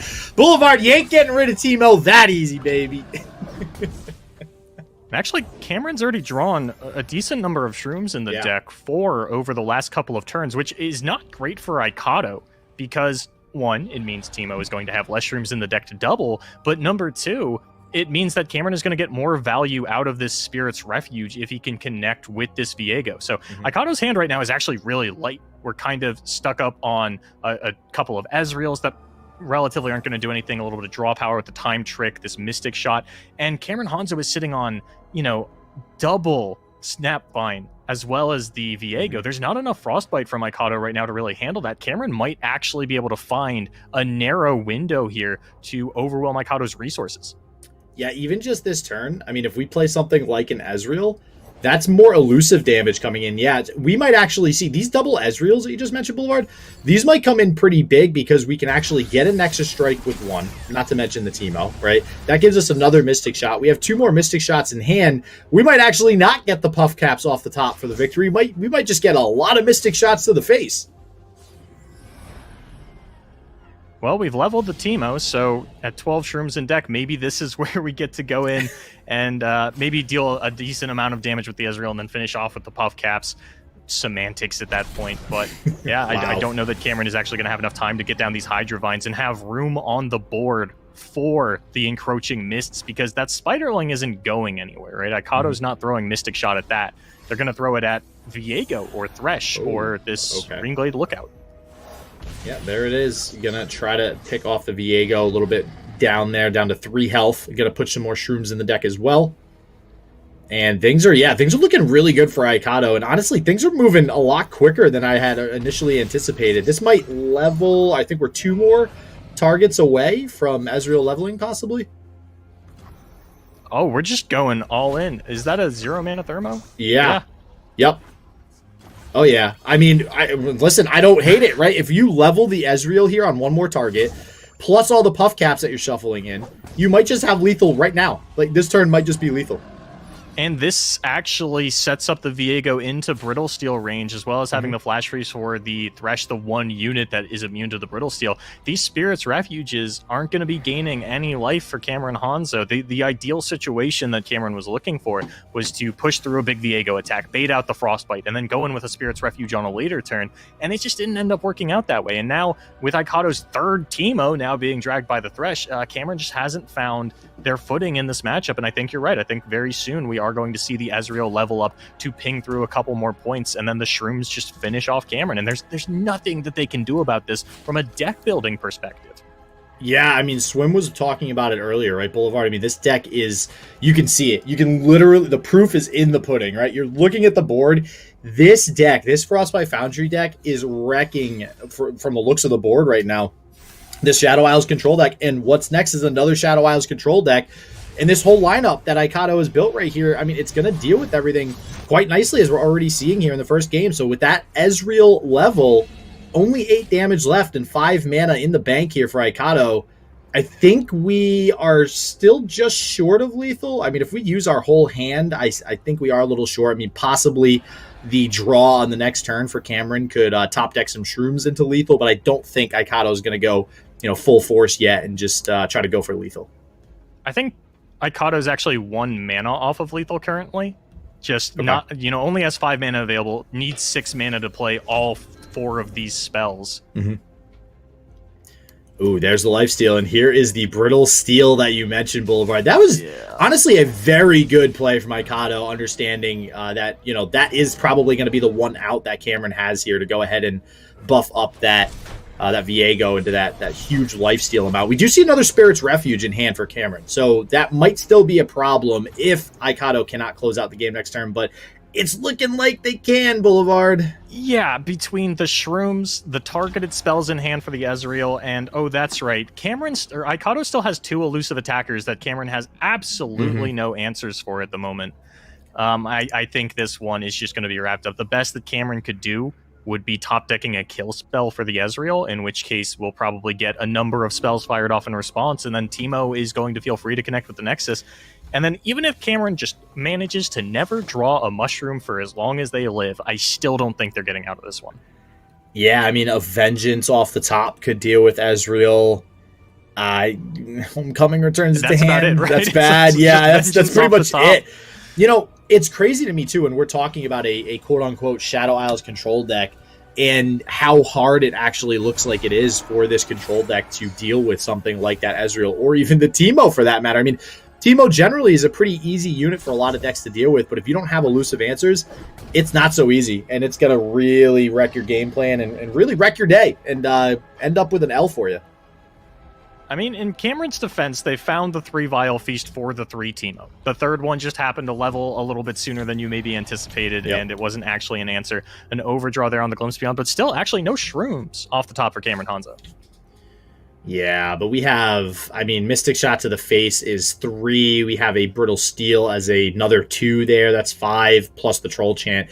Technically, we almost have Burst Lethal. So you might even just toss the Mystic Shot out and go, hey, what are you going to do? We don't have any, strike cards to play with the Spirit's Refuge, so that Spirit's Refuge is really only going to be able to be used on a block or on the offensive. Yeah. And I don't think that's the case. A little bit safer to just go to combat, hit your opponent down to 2, play a Brittle Steel for Burst Speed Lethal. Didn't you miss Burst Speed Lethal? Well, we did see a lot of Karma Ezreal in this tournament, so it's still a thing, just not nearly, from a year ago. I was going to say, it's still a thing, just not in the top 4 of this tournament. It's not present right now. And yeah, we're going to get the Shen emote from Cameron, the Shen emote from Ikado, and it does look like Ikado is going to be taking game number 1 here in the semifinals. So, wow. All right, it was a lot quicker of a game, too, than I thought out of this Frostbite Foundry deck versus this Shadow Isles Viego control deck. And Ikado really just giving us an impressive showing right out of the gate here. Yeah, Ikado said, Draven Ezreal, never heard of it. Karma Ezreal, not my style. Teemo Ezreal, now that's a region pairing that I would like to play. And we did hear that Cameron did a little bit of testing with Zorg, Dungu, and Duckling. Duckling, for those of you that remember, won the Guardians of the Ancient Seasonal with Teemo Foundry in their lineup. So unsurprising to see one of their testing partners running it through to the top 4 here. Yeah, good stuff for sure. And you mentioned the Draven Ezreal too, just kind of throwing it out the window saying I'm not worried about it. Crazy to me. Think when you think how many people are constantly thinking about playing that deck in the competitive environment that we're in. But now we got Starspring, another kind of unexpected. People know this exists, but we'll see how it goes. I've got a question for you, Doza. Toss it at me. I was tracking, across the Americas, we've had 5 seasonals. How many decks have been present in every top 32? And this seasonal knocked Starspring off the list, rather surprisingly. Nobody from the Swiss rounds qualified into the top 32 with Starspring. I published the list in Starspring and Invoker out. These are the 4 decks that have been present in every seasonal. Do I have to go back and retroactively change that and say, okay, actually Starspring top 4'd the event, so we're going to count that one, or do I just leave it out? I mean, I honestly, and way to throw me under the gun here and make me say this on cast too, but I would retro, because you just want it to be okay to retroactively change it. And I was simply asking for permission. I don't have Twitch chat pulled up, so I can't get their opinion. So this is totally on your shoulders, Doza. If you want, I know you love to do that. At large here. I think you should retroactively change it because we have seen, like you mentioned, it has topped, from the open rounds on all the other seasonals thus far. It's clearly still an impactful deck, which is weird because it's not a very high play rate deck, right? We don't see this a lot, even on ladder. This is a pretty tournament-specific deck, Oh, yeah. but I did want to talk to you about the game going on here. So obviously, Aikato has a pretty ideal opener, right? We've got the Star Spring down, Soraka's on board. We don't have Tahm Kench, per se, and I think Tahm Kench is really important in this matchup because one of the biggest glaring weaknesses of the Star Spring deck, and this was a lot more prevalent in previous metas than this one, is Fearsome. Viego has the Fearsome keyword. Invasive Hydrovine is a fearsome unit. And having 2 Viegos already in hand, you know, Cameron is going to be able to get a pretty big fearsome attacker down and maybe even snowball it out of the range of a Tahm Kench that comes a little bit later on. But as we saw come up in the last matchup, absolutely no landmark removal. This Star Spring is going to stick around and continuously tick up towards the win condition. Yeah, and I do agree with that fearsome comment, but when you already have a Soraka down and already multiple units with a Star Spring, Soraka's probably going to level early. And not only that, it's also going to tick up this Star Spring a lot earlier than usual, right? You're not always guaranteed to get it that early. You know, actually, there's a Homecoming in Cameron Hanzo's hand, which we will be able to use to reset the Star Spring at a later time. So with the Homecoming available, with the Viego in hand, and Aikato's deck, the Star Spring deck, absolutely no interaction. There is no way that this deck is going to be able to stop a Homecoming onto a Star Spring. Nope. Maybe Cameron has found the kind of hand necessary to win this matchup, because even if this is, let's say for hyperbole's sake, an 80-20 matchup, still a 20% chance Cameron picks up the win, and this might be what that 20% looks like. Yeah, and that's, it's like that with a lot of kind of combo-oriented or OTK-oriented matchups. Like, with this Star Spring, you're investing so many resources into having this win condition trigger that if it gets up to 20 or something like that, and then all of a sudden we do see Homecoming come out, that's also resources that have now been spent that can't go towards ticking it up again. So if Cameron does have that Homecoming be very well timed a little bit later on in the game, that could just straight up win the game right there, like you mentioned, and tack that onto, by that point in the game, there's going to be a big old Viego on board. There's going to be a big old Hydrovine on board. You're going to have those fearsome units that Aikato really can't deal with. I mean, we might be strapping ourselves in here for a little bit of a game, but maybe long-term, Cameron, because of that Homecoming, might actually have it. I mean, it's Shadow Isle Ionia Doza. We knew we were going to have to strap in for the long haul. It's not Spooky Wait, where's Karma? But I call it Spooky Viego. Now, there are 2 Pale Cascades in Aikato's hand, which are relevant for fearsome blocking, but once this Invasive Hydrovine comes down, things are going to really start to snowball for Cameron, because eventually the Encroaching Mists are going to be at an attack point where they are free to go in for attacks as well, and Aikato's not going to have HP on units big enough in order to deal with that. We don't see any copies of Astral Protection currently in hand. Second Soraka is nice and all, but I think this might be the turn where Cameron can really start to swing the matchup into their favor and apply a lot of pressure. Yeah, even another Hydrovine off the top here. Deny, I will say, a little bit useless right now. I mean, there is Soraka's Wish in hand, but otherwise not going to be able to deny any of those burst speed spells. But there's the Hydrovine that you had mentioned coming down exactly on time for turn number 7, and that's also going to fuel a very quickly leveled up Viego that if Aikato can't deal with it, that's going to be a lot of trouble just slowly picking off units where healing won't matter. It's not damage-oriented removal. It's not Mystic Shotting a unit, and then you prevent it with something like a Pale Cascade. It's just, you're stealing units every turn, and that's eventually going to slowly tick away at Aikato's board. Yeah, and when we talk about, because the way that Viego goes after the unit, right? He goes after the strongest unit. He says, give me the big one. A leveled Tahm Kench is, I think, going to be the biggest unit in this deck. It is one of the only ones with 3 attack and will have 7 HP to boot. Once we get past that, Soraka is also actually one of the strongest units in this deck outside of Broadback Protectors. So we'll steal the Broadback, maybe even sacrifice it to a Glimpse Beyond or something, and then Soraka is Viego's next target. But this is what we were talking about, getting this cycle going. And I don't think that Aikato is going to be able to do anything to force Cameron Hanzo to tap below 4 mana now that the Hydrovines have started going. I think this is just going to be a matter of, can we get down that second Star Spring and start to tick that one towards victory to a point where the Homecoming is just irrelevant. And forget Fearsome Boulevard. I mean, total perfect point, because, back in the day when Tom Rocco was actually a pretty prominent deck, Fearsome Misrates, as an example, was a deck that pretty cleanly took care of Tom Rocca. But even removing the Fearsome tag off of Viego and the Invasive Hydrovine, you have these ephemerals that are going to continue to grow, and you can only take so much damage to the face from Aikato that eventually you're going to have to start blocking these ephemeral units, and they're going to be too big to just block and heal your units up. You're just going to straight up be sacrificing your units on the block. Okay, we're going for a pull onto Viego here. Gonna have to preemptively commit an Astral Protection in that case to save the Soraka. And, I mean, Doza, is this the Will of Ionia line? I don't think this is a card that gets a lot of value for Cameron here, unless he wants to clear up his own board space to get down more Hydra Vines, but I don't think Will of Ionia is really how he's going to do that. Yeah, it's actually really interesting, too, because we just got a shakedown off the top, and that's why we saw Aikado, I think, pull back that attack. Now there's a lot of choices to be made here.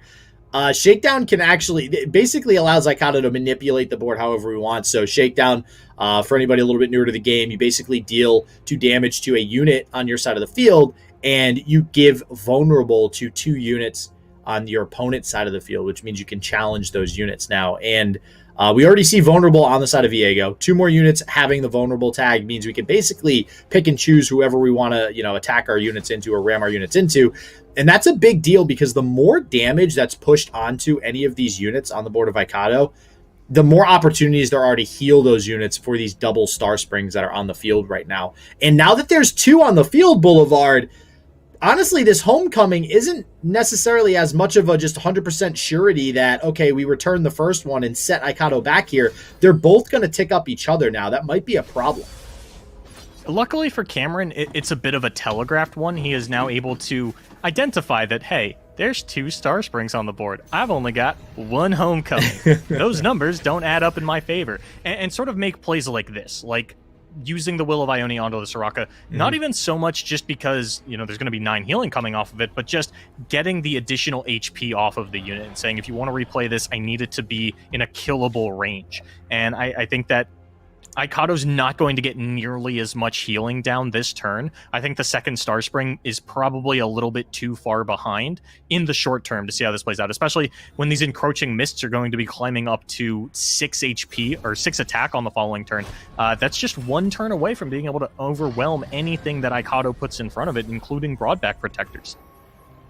Yeah, and that Will of Ionia for sure going to set back Aikado there. So I do think you're right, Boulevard. I think now it's not so much about even that homecoming, even return. Like, we might not even need to. It's going to be about all these ephemeral units, because honestly, next turn, we're going to start getting more and more units. We have all of these threats now on the side of Cameron's board. We might just be able to go into for lethal. That Hush prevents the level up for Viego for the turn. So for anybody not familiar, because of when Viego's effect actually happens, when the level up effect happens, the Hush actually deactivates after Viego checks the field to see if Viego's actually going to level up. So that does prevent that level up for 1 turn. Really critically, though, that Hush was the only answer that Aikado immediately had available for Atrocity. Ooh, that's a really good point. And now that opens the gates for Cameron. But honestly, if you can't save Hush, I don't think, for Atrocity when you're just already losing on board. Like you're gonna lose the board before you ever lose. Because it was probably lethal if that Viego leveled, right? Because he levels at round end and then at round start steals the unit away. That would be 1 less blocker for Aikado, as well as 1 more attacker for Cameron Hanzo. And now that the second Hydra Vine is coming down, I feel like we're gonna get a game 3, Doza. I know how much you love to see those. Oh my god, are you kidding? Of course, especially in the semifinals, man. Oh my god. This is going to be one heck of a game 3 if that is going to be the case here. But in order for that to happen, Cameron does have to close things out here. It's looking pretty grim for Aikado. But I will say, I have seen some pretty crazy things happen before for Tom Raka, where they get, a couple Astral Protections last minute. They are able to kind of sneak in that victory with Star Spring. So I'm not going to completely count Aikado out yet, but it's not limbo. We're not in limbo yet. yet. Yeah, not quite, but it's looking grim. We're getting there.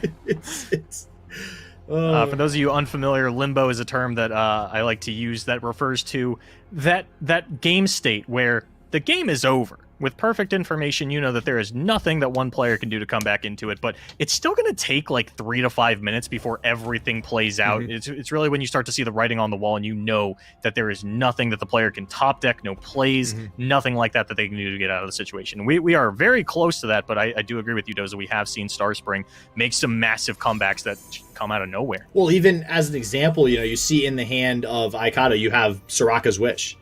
And that card, you know, Yeah. let's say Cameron taps below 4 mana, that card could just win the game in a snapshot. But there's no damaged units on the field right now, which is the problem. No. And no way to damage your units because everything that you would be throwing into with the vulnerable is just a little bit too big.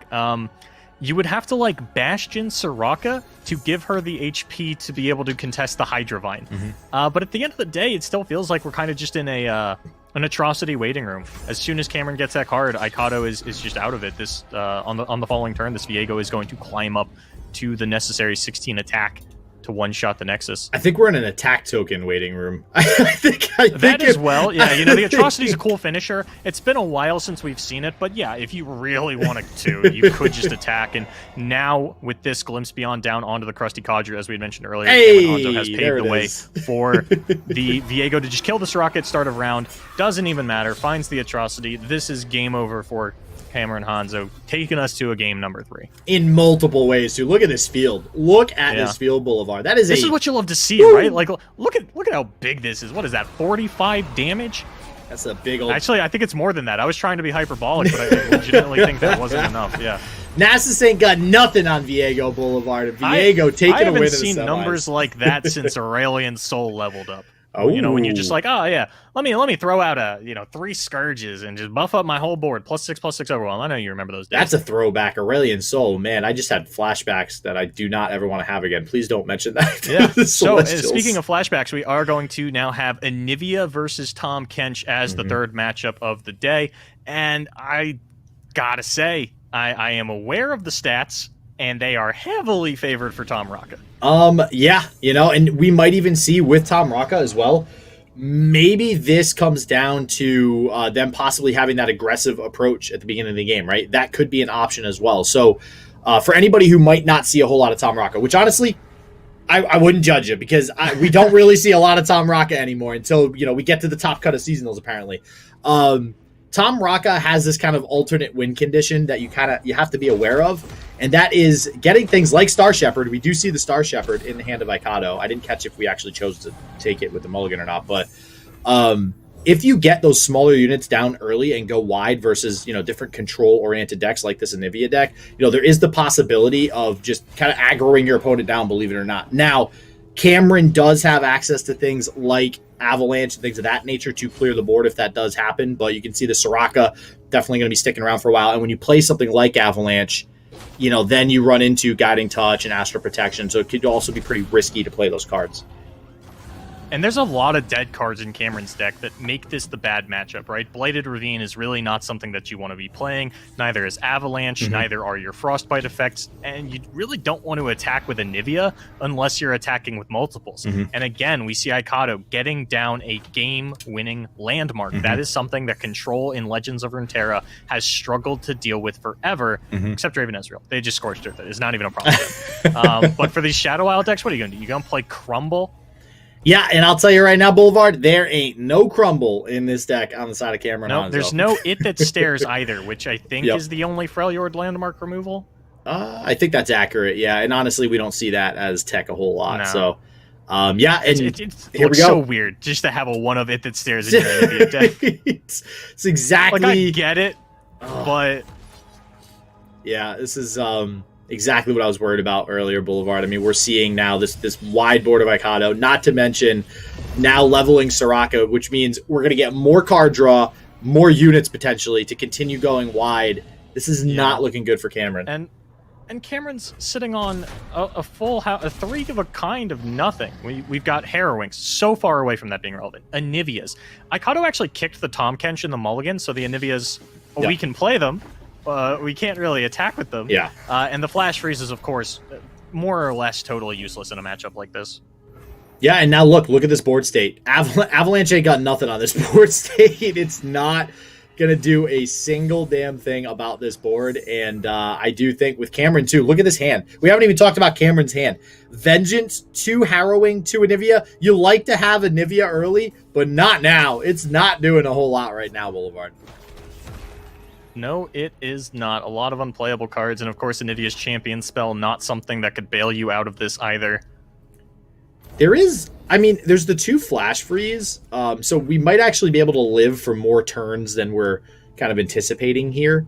I mean, I don't think it's a matter of living through the turns. It's the Star Spring that you are unable to deal with, the board wipes that you are unable to play because of the Star Spring.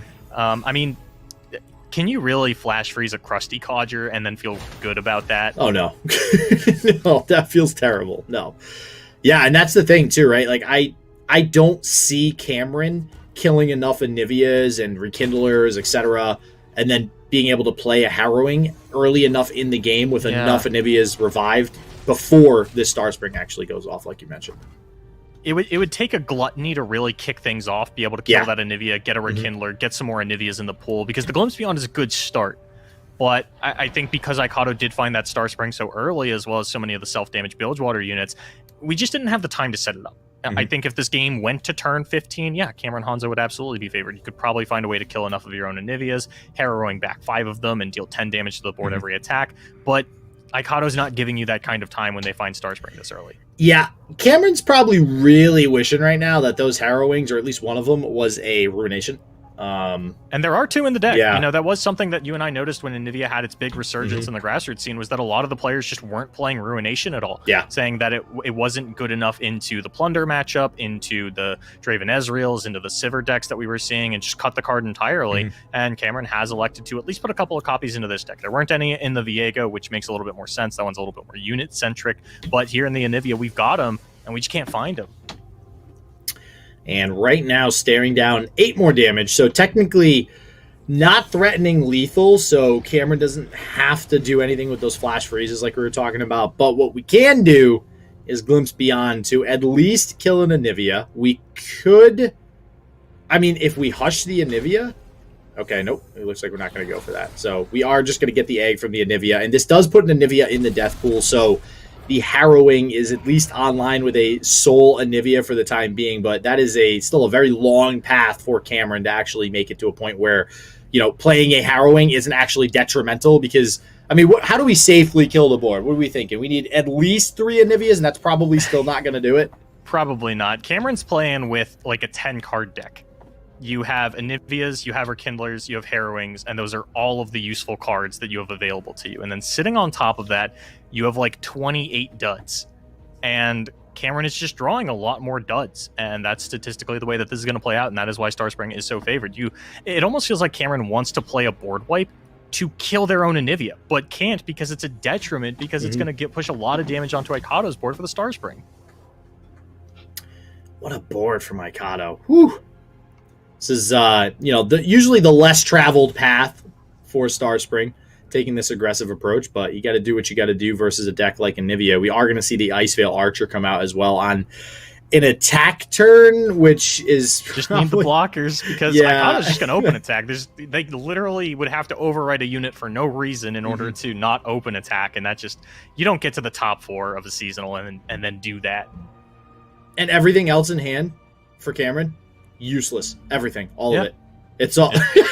Played the Iceveil Archer to avoid the overdraw, because what else are we going to do? Maybe we can't even Harrowing to draw a card because we haven't killed this Avarosan Sentry yet. We were thinking incorrectly, Boulevard. See, Cameron has the right thought process. They're trying to play their opponent's cards, and that's honestly what I think needs to get done here if we're going to win the game. Oh, man. And yeah, the vile feasting of your own unit even to prevent damage onto the Boxtopus. I mean, good heads-up play, understanding that Star Spring is gonna win the game for Ikato, but this means I imagine we have to commit.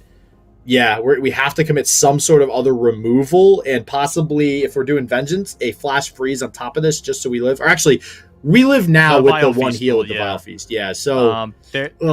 So there's no Bastion to protect the Soraka, which I think would actually be nightmare scenario for Cameron Hanzo. There is a Pale Cascade to threaten lethal and bait out one of those flash freezes that you were talking about, but instead it looks like we are going to put an Avarosan Sentry in front of the Codger. Cameron's ticking down on time. Gonna have to lock in these blocks soon, and actually elects to just let the Soraka go through. Says, you know what, you want to Pale Cascade something? Be my guest. Yeah, and, you know, I will say, this is what Anivia players have to do, right? They have to find, and really any of these kind of late-game control decks, Karma Ezreal we saw earlier, even Lee Sin, you need to survive when otherwise it looks like you shouldn't be surviving, right? If you can just make it that one more turn, maybe you get that harrowing with a ridiculous amount of Anivias, or maybe you get that top deck that's going to change things for you. I'm not sure if that any top deck is really going to help Cameron right now. Like you mentioned, alluded to, Boulevard, there's really the same cards in Cameron's deck, same 10 cards that we're dealing with here. But I do like how Cameron's playing this. We are still playing, to our outs here, understanding that we do need to get a lot of Anivias on board with the harrowing, still keeping those 2 in our back pocket there. But living at 1 here, it's pretty low.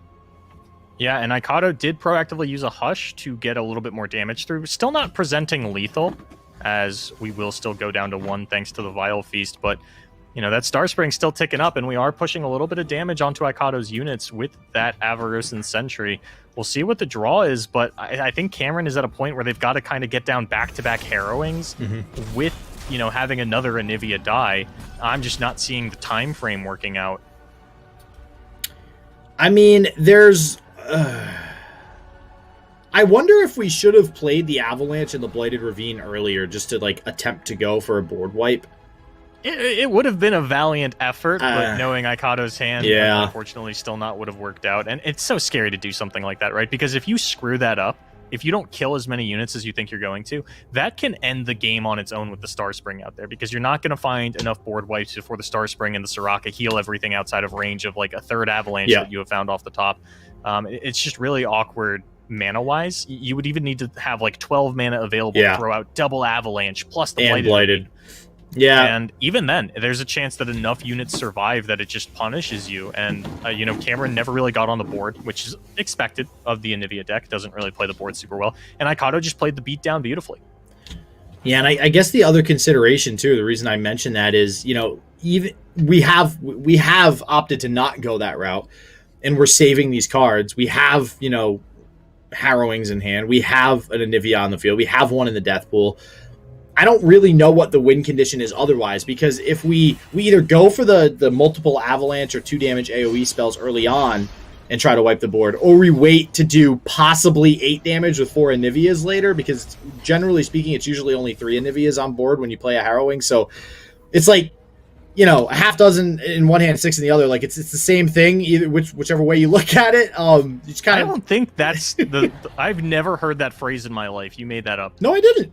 I did not. 6 in one hand, half dozen in the other? Yeah, what it means the same thing. From? It means you have the same thing in both hands. Yeah, but who measures like that? What are you talking about?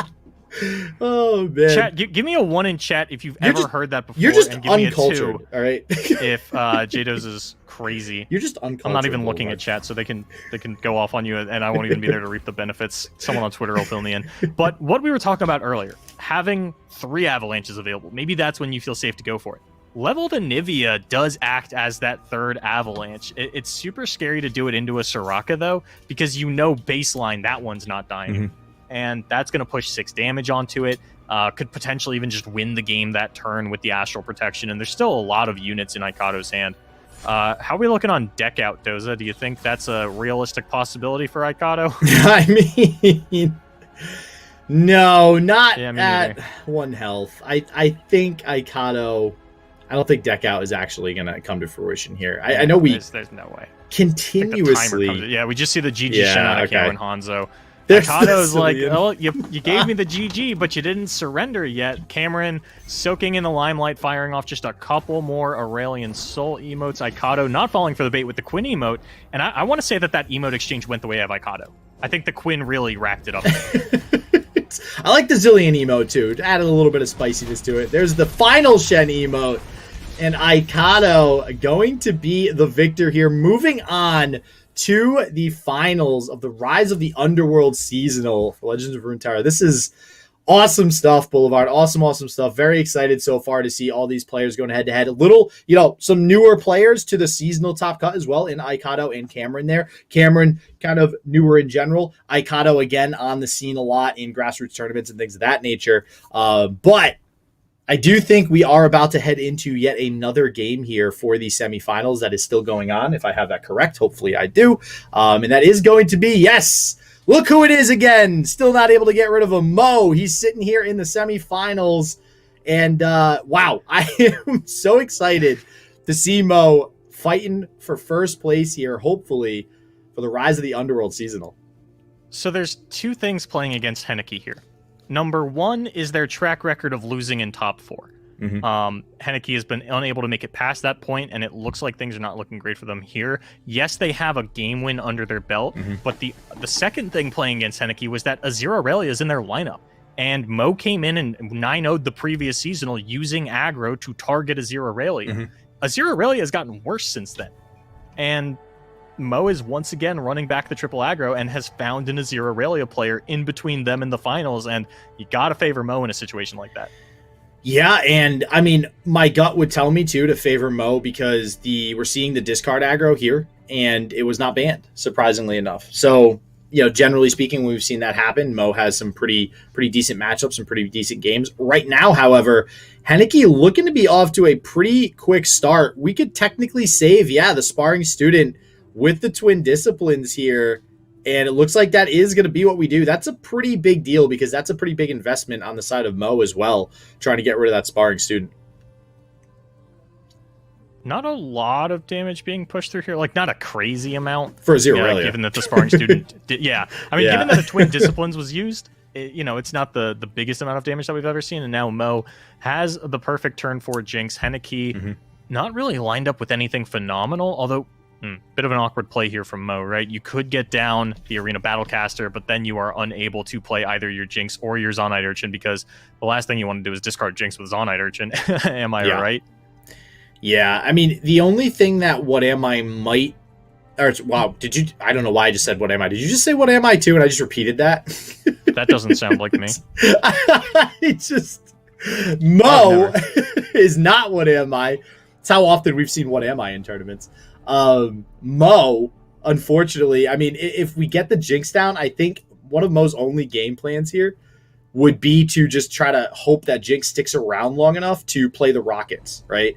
And that's kind of the one thing that you have going for you versus Azir Aurelia is that your units that you do get down in the back row can stick around for quite some time. There's not a whole lot of removal in Azir Aurelia. Not going to be a good way for Henneke to get rid of that Jinx and get rid of that rocket train, right? So maybe that's how Mo gets back into this game. And I'm very curious to see if Jinx can come down next turn and do some work.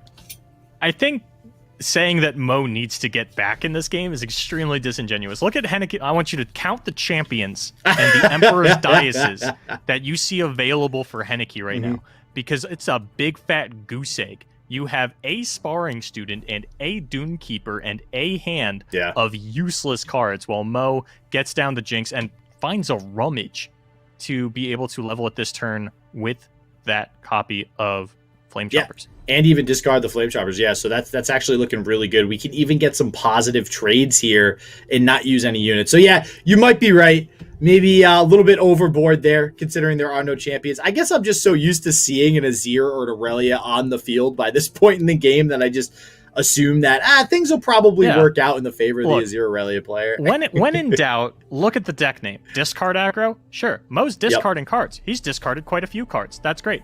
Henneke, Azir Aurelia. I don't see Azir. I don't see Aurelia. Henneke's deck isn't functioning. Yep.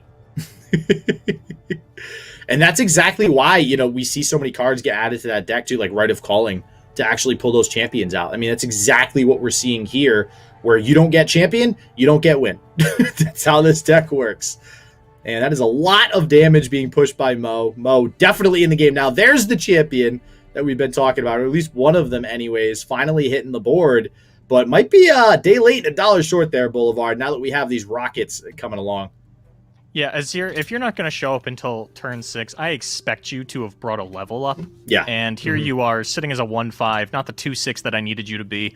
We're going to be able to get a little bit of value from Henneke here using the lead and follow, but ultimately, I think that Mo is just one turn away from actually cleaning this one up. Totally fine to throw away some chump blockers into this Blade Dance as well, because he has 2 Poros that he wants to get out of his hand to refill the board. And that's only 1 rocket away from lethal. All Mo has to do is find a rocket next turn. I think it's literally impossible for him to draw cards that don't let him do that, unless it's like 2 crowd favorite, I think is the only scenario where Mo can't get a rocket. If we get 2 crowd favorite now. But I also don't think that Henneke is killing Mo this turn. There's a doesn't matter. Jury rig. There's 2 jury rig. Mo actually has a burst speed rocket. Yeah, I think either way, Mo is going to take this even without a rocket. You know, we have plenty of units to block. We have plenty of units to go in on the attack next turn. And yeah, this is the discard aggro deck that we continue to harp about with Mo. It's not banned, and we see it pick up a win. So now the question is, taking it to game 3, will Mo be able to move on and not just get the Worlds qualification and not just get his first top 4 ever in a seasonal, but get his first ever finals placement and eventually finals win? We'll see here in just a bit when we get into game 3. But Boulevard, how you feeling so far today? I'm feeling good on the day so far. The top 4 matches seem a little deterministic, a little predetermined in the lineup selection here for these players. We had anti-control into control, and now we have Mo doing his favorite pastime, beating up a Zero Aurelia with aggro. Oh yeah, and now we have the Lulu deck that we've been talking about a little bit today. We see that Relentless Pursuit in hand to start the rally train possibly in a little bit, but no Lulu. We do have kind of that Bright Steel and Fleet Feather Tracker, combo there. And just as I say no Lulu, we do get the Zed. That's going to be absolutely fantastic for Mo, getting that champion down early. And maybe we get to see that level up animation not once but twice today.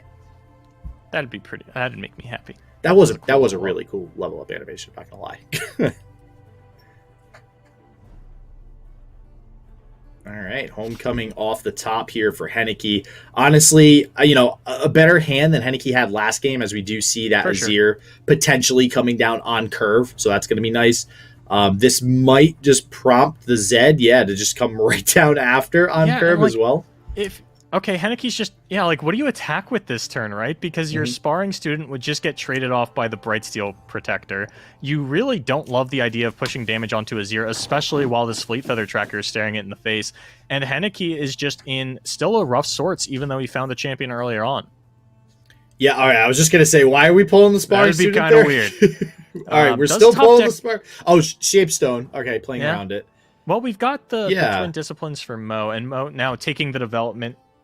Yeah. So one of the things about Azir Aurelia, I do like the development. Azir Aurelia, with it being an aggressive deck, does not do too well on the defensive. So when it's going up against a deck like this that has, interaction on field with units like the Fleet Feather Tracker, being able to pull things like, an Aurelia or an Azir and get those off the board early, which we just went over how important those champions are.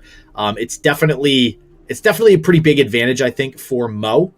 So that's going to push a little bit of damage right there with the Blade Dancer. But yeah, here comes this big attack. We are going to pull the Azir. I imagine we do get the Shapestone like we just said, and that should prompt the Twin Disciplines. So now, do you Twin Discipline to kill the Azir or the Sparring Student?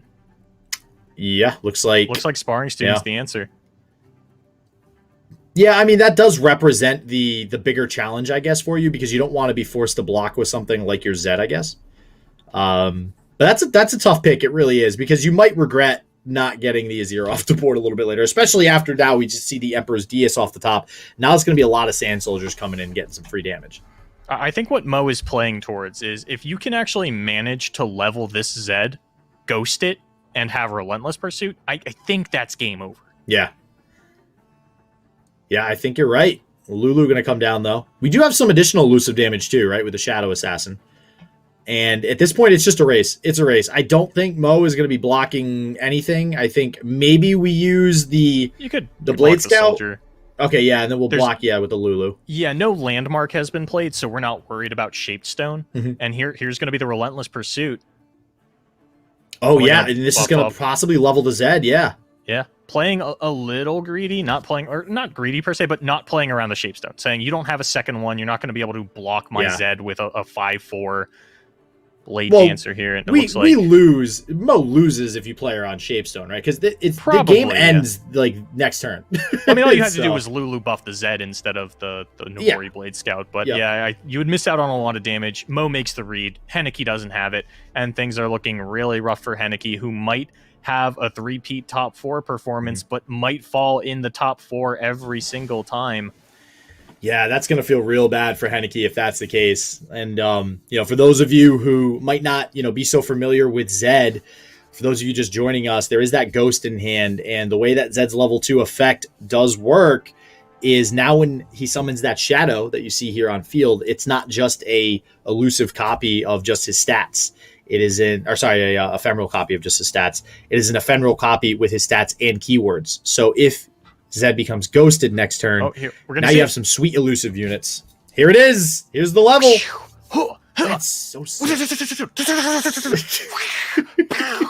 That was awesome. I mean, it was even more awesome because of the sound effects. Like you have a future in that career, Boulevard. I hope you realize that. And now it looks like it's just going to be a ghost open attack, and even with the homecoming, Henneke is not going to be able to stop it. And 3 top 4 performances, as impressive as it is, Henneke is going to fall in the top 4 again. Wow. And Mr. Emotional is going to move on to the finals. Mo. What a character. The plot armor, right? When you think about going, all the way or just falling flat. But, Mo, making it to the grand finals is certainly a treat for everybody. And Swim, when you think about that matchup versus Henneke, what kind of gave Mo the edge? Oh, so, I mean, that's a really good question. I think the biggest thing is just kind of like the lineup targeting, right? The idea behind a format like this is your deck has to win. So we saw Henneke kind of struggling to close the win out with Aurelia Azir because Mo's lineup is kind of like making sure that it is beating that deck down over and over again. And I mean, speaking of which, we're going to have a finals where Mo's lineup might end up doing a similar thing as we see, going into the finals, the Aurelia Azir deck as well. Mo's looking really, really good. He's got that plot armor. Definitely has that plot armor. But we also have to talk about the Aikado versus Cameron Hanzo match that we got a chance to feature before this last top 4. And so I really want to kind of pick your brain about this because, puff caps, right? That game number 1 with the puff caps, what was really going on there? Well, the biggest thing is just kind of like how the matchups went into each other, right? Like Aikado had very, very favored matchups, except for, of course, the one he lost with Viego Ione going into Tom Soraka. But that first game, it was just kind of like a game of matchups at that point because the Teemo Ezreal deck, and you could kind of tell from Cameron's emotes at the start of like that series, Cameron knew he was on unfavored ground that entire time, right? The lineup that Aikado had picked, that he switched his full lineup to for this top 32, perfectly countered Cameron's decks and everything they were all trying to do. So, I mean, Aikado had to have felt pretty confident going into that one. And then that game 3, right? I thought it was really interesting just getting a chance to bring that Tom Kench Soraka deck in general. But that Star Spring, while it was crucial for that game number 3, it was used in a very unorthodox way, I feel like. Yeah, that's exactly right. I mean, because Cameron knew that he couldn't enable Starspring, it basically made it so that he couldn't remove the units on the board, and Aikado just ended up closing it out. It was a little touch and go. Before he drew the Starspring, it's really, really Monka, because that's how you win that matchup. But as soon as the Starspring is in hand, that matchup feels so good if you're Aikado. And Aikado drew it just at the perfect time when he really, really needed it. But that concludes our top 4. We now know what our grand finals is going to be for the Rise of the Underworld Seasonal Tournament. We have got Aikado versus Mo. You already kind of prepped this, but we're going to have to take a short break. When we come back, that's the match we're going to get into.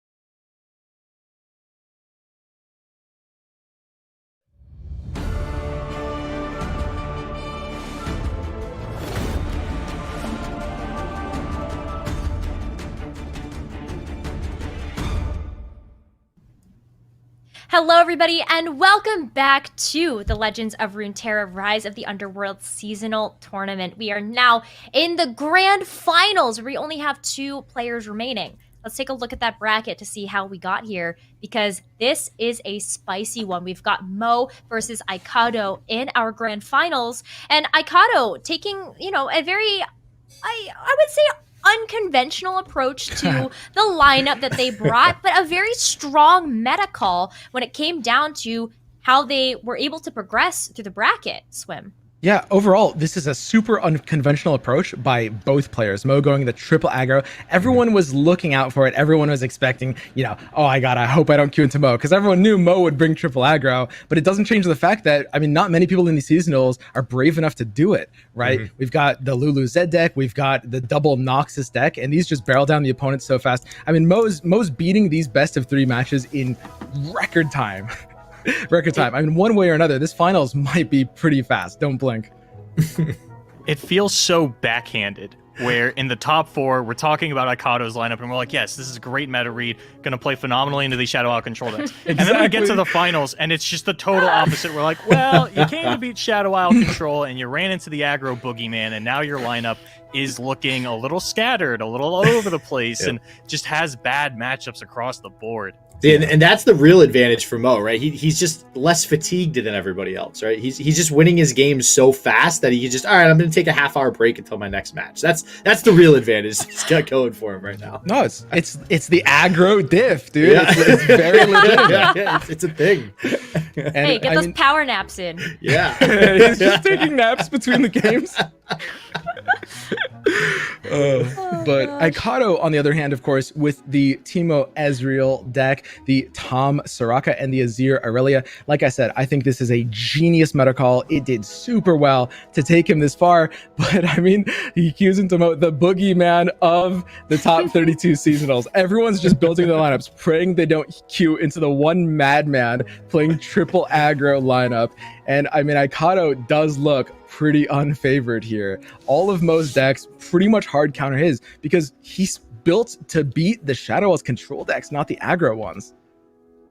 Yeah, we were even talking in the pre-show, right? There were a ton of open qualifier players that played triple aggro lineups. But Mo, out of all of them, I think it's absolutely insane that they were able to make it to the grand finals with basically the same lineup that they brought to the open qualifiers. J-Doza, that's wild.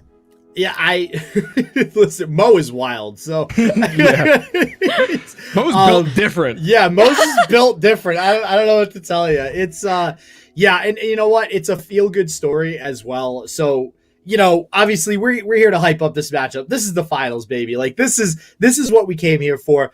But more important than that, Mo has been in this game, in this community for quite some time. Yeah. And he's a powerhouse in the community. He's a figure that a lot of people follow, a lot of people, recognize. And oh man, I'm so happy to see him not just qualify for Worlds, but now also be in a spot to actually take home the finals. And on the flip side with Aikado, another player who's run plenty of grassroots tournaments. We've seen myself and Boulevard in the OLS various times. Aikado having great performances there. So another new and up-and-coming player also seeing a lot of success. This is one of the best matchups you could possibly hope for in a finals for any game, really. And if you're wondering how Mo got here, you'll scroll through Twitter, you'll see someone post about their new deck that they made for solo queue. Oh, I'm going great. I'm 16-5. That's a great record. I'm very proud of you. Mo is 22-2 in the last 2 seasonals. Yeah. Oh my God. What? Yeah, he's all right. And against some of the top players in the game. Yeah. Wow. Yeah, I'm speechless. Absolutely ridiculous. And so, we got to talk about, like I mentioned, Aikado does have a bit of an unfavorable matchup here. He is on the low ground, but he does have a few saving graces. The Tom Soraka deck actually does pretty decently against aggro. He's running the 3 broad-backed protector version, but that means it's probably going to be what Mo decides to snipe with his ban here, if I had to guess. Whereas, if I'm sitting in Aikado's shoes right now, and I'm staring down Lulu Zed, Gangplank Pirates, and Draven Jinx discard aggro, I don't even know where I would begin with a ban. You could ban any of them. Probably the Lulu Zed or the Draven Jinx, but it's a toss-up. I mean, both matchups are really, really, really good against Ikado's lineup. Yeah, I just like, I'm not even sure where to begin either. We even saw that like Mo versus Ownerik in the round of 8, it was that discard aggro that got banned, and Mo was still able to run through Ownerik's lineup. And so even if you take a look at the tough position that Ikado's in, I have no idea what you target here. I mean, Jdoza, what do you think? Yeah, so we were just mentioning this earlier too. Yeah, so against Ownerik, me personally anyways, I mean, every time we've seen Mo so many times play triple aggro, I'm very familiar with like everything about Mo playing triple aggro, and it's the discard aggro deck that generally is the one time you could like those 2 losses that Boulevard just mentioned that Mo actually had. It was when discard aggro was banned. Yeah. So like so in my mind, that's the only way you could go is like, all right, well, let's just take the odds there. Those were the 2 losses. Let's hope I get a third one in there.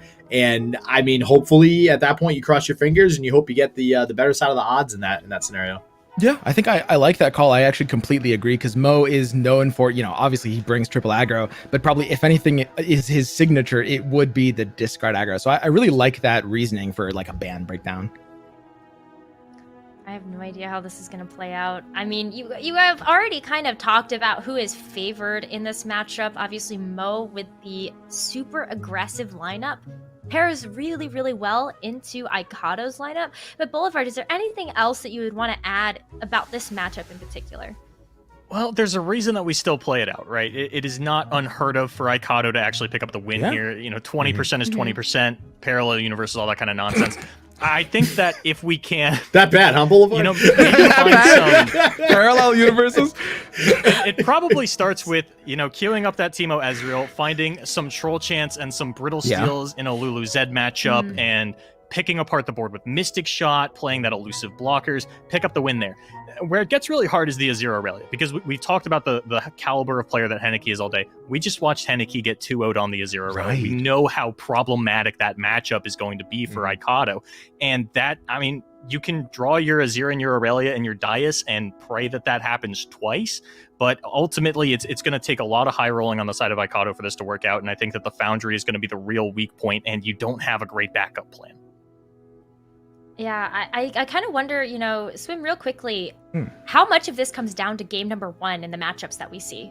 Well, it depends what exactly is through game number 1. I mean, like Boulevard was saying, the biggest obstacle is going to be Azir Aurelia. So all Ikado has to do to be at least in this is get the game through with the Azir Aurelia. That's going to be probably the trickiest one, even trickier than Teemo Ezreal in these lineups. So Ikado just has to hope that the Azir Aurelia game 1 goes well. He gets that deck out right away. The Teemo Ezreal might be able to hold its own, although it will be rough.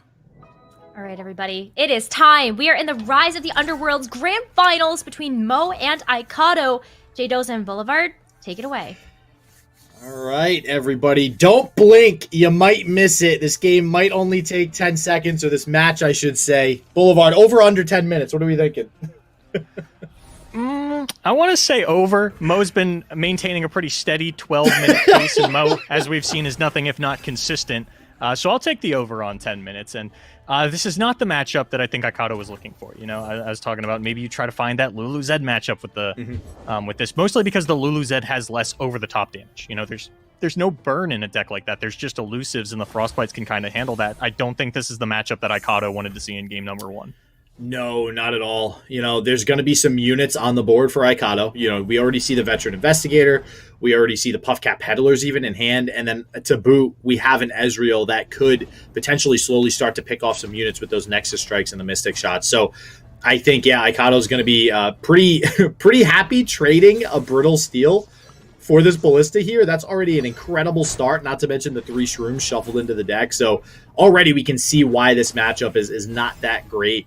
Coming into this is, Mo, just look at this hand.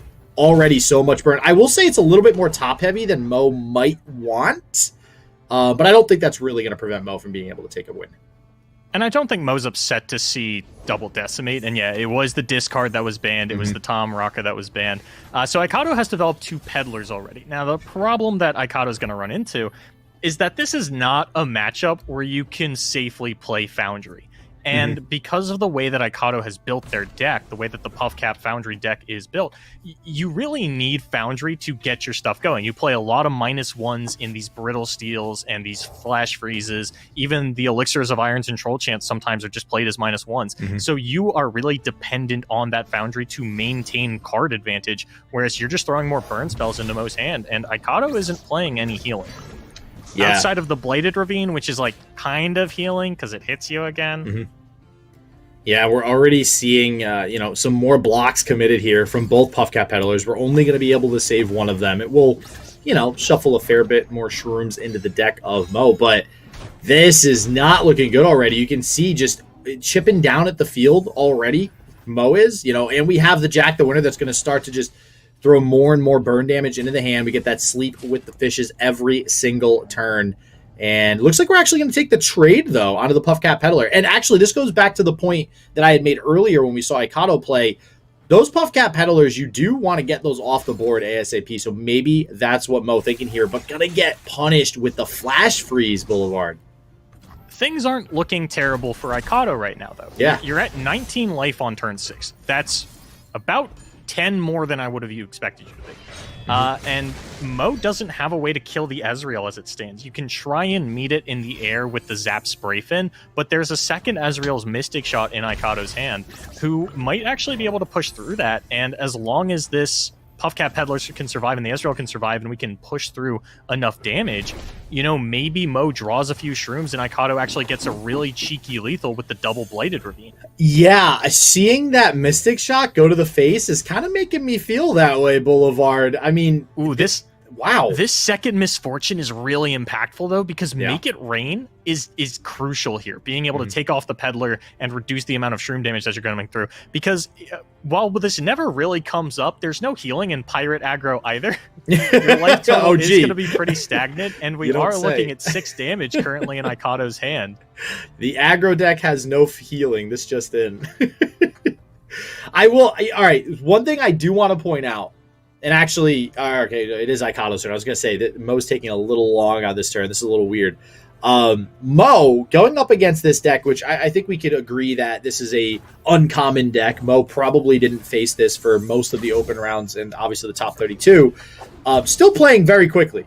So clearly, again, just to reiterate Mo's comfortability level with this deck, even on kind of an off-kilter matchup that Mo might not have prepped as much for or even at all possibly, we're still seeing Mo just throwing cards out over and over and over again, knowing exactly what the game plan is. But, well, there goes the face plan, I think, Boulevard, that we had for Icado, taking care of the Zap Sprayfin.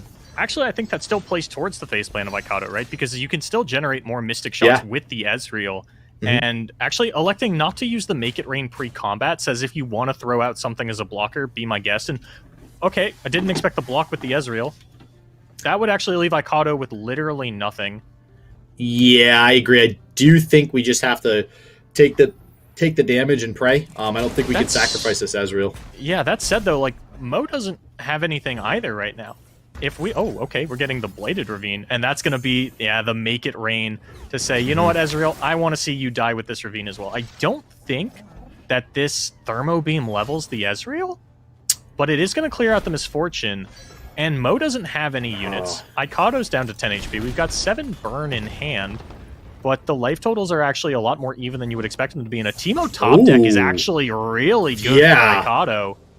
Yeah, as long as we don't get another Make It Rain or anything like that, I think we're in pretty good shape. That stun is actually going to also be really big for Mo. I gotta say, this is not how I expected this matchup to go, to top decking here with both players at the same health. This is a little awkward if I'm going to be honest here, but I don't hate it. This is a close game, Boulevard. In a situation like this, I don't even know that Mo is favored because he's already got 2 of the 3 Decimates in his deck in his hand. He is now going to lose his entire board without even attempting to use Noxian Fervor. Yeah, we do have the Make It Rain, though. So just as I said, we just used one. Now we drew one off the top. It's going to be able to kill the Teemo. Okay, I was going to say, do you use it now? Because you don't want to give Icado the opportunity to top deck a Troll Chanter and Elixir of Iron, because that would be disastrous. But I do think Mo would have been in a better position had we fired off that Noxian Fervor. We'll see how it goes from here.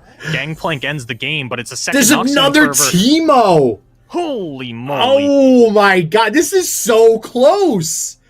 What are we doing here, Doza? This. Oh my god! This Parallel might actually. universes. This is the parallel universe. This is literally the parallel universe where we draw our Teemos and win via shrooms versus pirate aggro. This is insane. Yeah, we're about to go to 46 puff caps in a 25 card deck, Doza. Those are, I don't know the odds to top deck a shroom. And I don't think we're top decking 7, and Gangplank is exactly what Mo needed to find. That's Troll 100%. Chant not going to do it. Yep, you know, okay, wow. You can stall as long as you want, but eventually the Gangplank comes down, and now with the double Noxian Fervor, there is nothing that Aikato is going to be able to do. This is going to be the green light to Fervor the Keg, Fervor the Gangplank, and that is going to be Mr. Emotional taking game number 1. A lot closer, granted, than we might have expected it to be, but still going to get it done.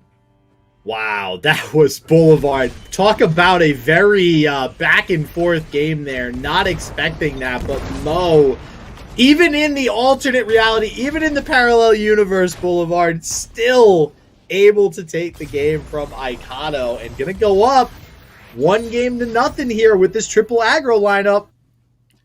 I got hope for a second there. That's a yeah, mistake me too. I will not make again, Aikato. See, and I told you, this is why I like casting shrooms, Boulevard. Where there's shrooms, there's hope. Always. There's always hope. There's always Mo a chance very well that you could have just those top decked shrooms. 7 shrooms right there, and we'd be playing a totally different seasonal. I wouldn't be in my 100%. chair anymore. Well, Boulevard, I need you. You better not pass out yet. All right, we got one more or 2 more games. Do we have 2 more games? So it is going to be a Lulu's into the Frostbite Foundry. I think this might be the matchup where Aikato has the best chances. And that, I feel like I'm lying as the words come out of my mouth. There might be one matchup that's a little bit more favored.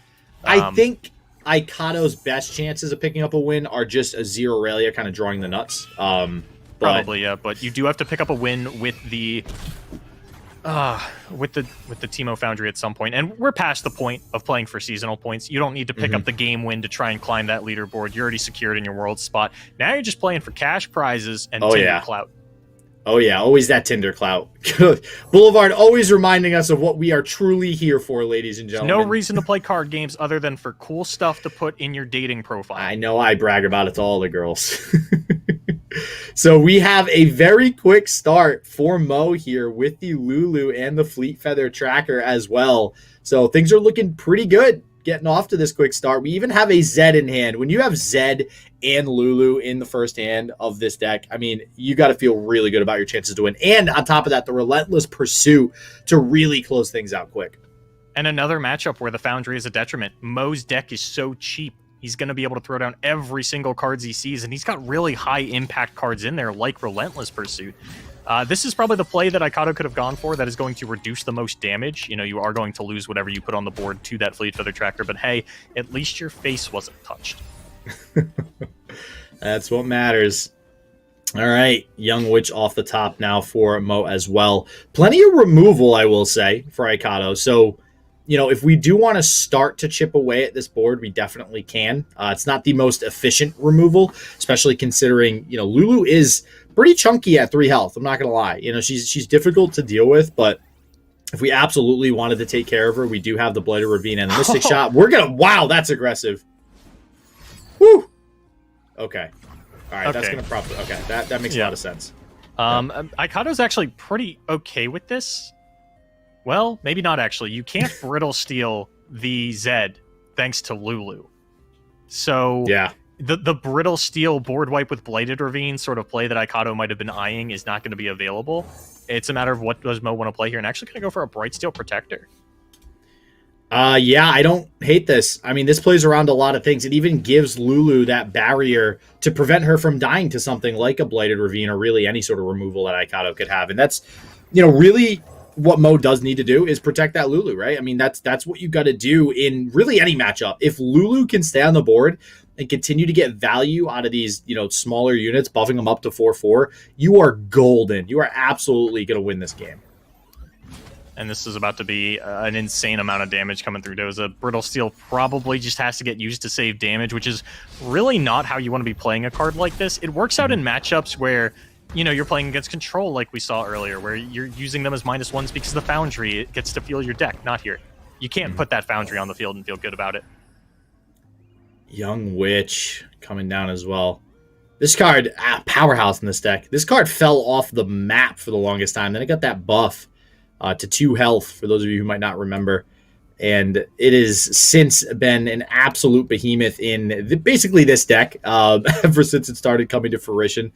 That quick attack. It was played in Sivir Ionia. Okay, sorry. It was, okay, it was, well, I mean, then again, Sivir's basically played with everything, right? So, or that package is anyways.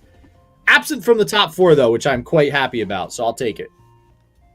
Yep, just another Azir Aurelia in the finals, but we might not make it there because Aikado is looking like they're in a rough spot. Anything that they play here does, or sorry, not the Chump Wump, but most of the things that they can play here does still leave them open Thermogenic Beam onto Zed, if that's something that they're considering, but instead, it's the Chump Wump, and that means that Zed just gets to come through. Yeah, and that's going to be a big old Zed, no matter which way you look at it. I mean, everything is going to be able to also come through without any possibility of them really getting killed here. I mean, they're all going to have quick attack. Obviously, the elusive Young Witch can't get blocked by the Chump Wump either. So, yeah, we just have to sacrifice Chump Wump to the gods here, take the damage to the face, and this is looking pretty bad for Aikado Boulevard. We might see another swift, quick 2-0 from the one and only Mr. Emotional himself. Aikado had a plan that turn, which I can respect. You know, played the Chump Wump, said, no matter what comes down, I'm going to Thermo Beam this Lulu. Zed would be worst case scenario, but I'll deal with that later. And unfortunately, it was the worst case scenario. The Zed came down. Didn't quite get the level up, but now we're allowed to just bump off of the Ezreal with the Young Witch, and it'll survive the interaction. And now, Unafraid plays the Lulu, get to see this sweet level up, and the Lulu spell is really going to be impactful. That help picks giving vulnerable over to the Ezreal so we can make sure that it doesn't work as an effective blocker. I think we're just looking at lethal here on this next turn, Doza. Yeah, I mean, 8 health. I think with the Flash Freeze, Aikado can potentially live through the turn, maybe? That might be pushing it. Might be Limbo. Might not be lethal, but might be Limbo. But where there's shrooms, there's hope. Right? No, there's actually not enough shrooms in Mo's deck to kill him.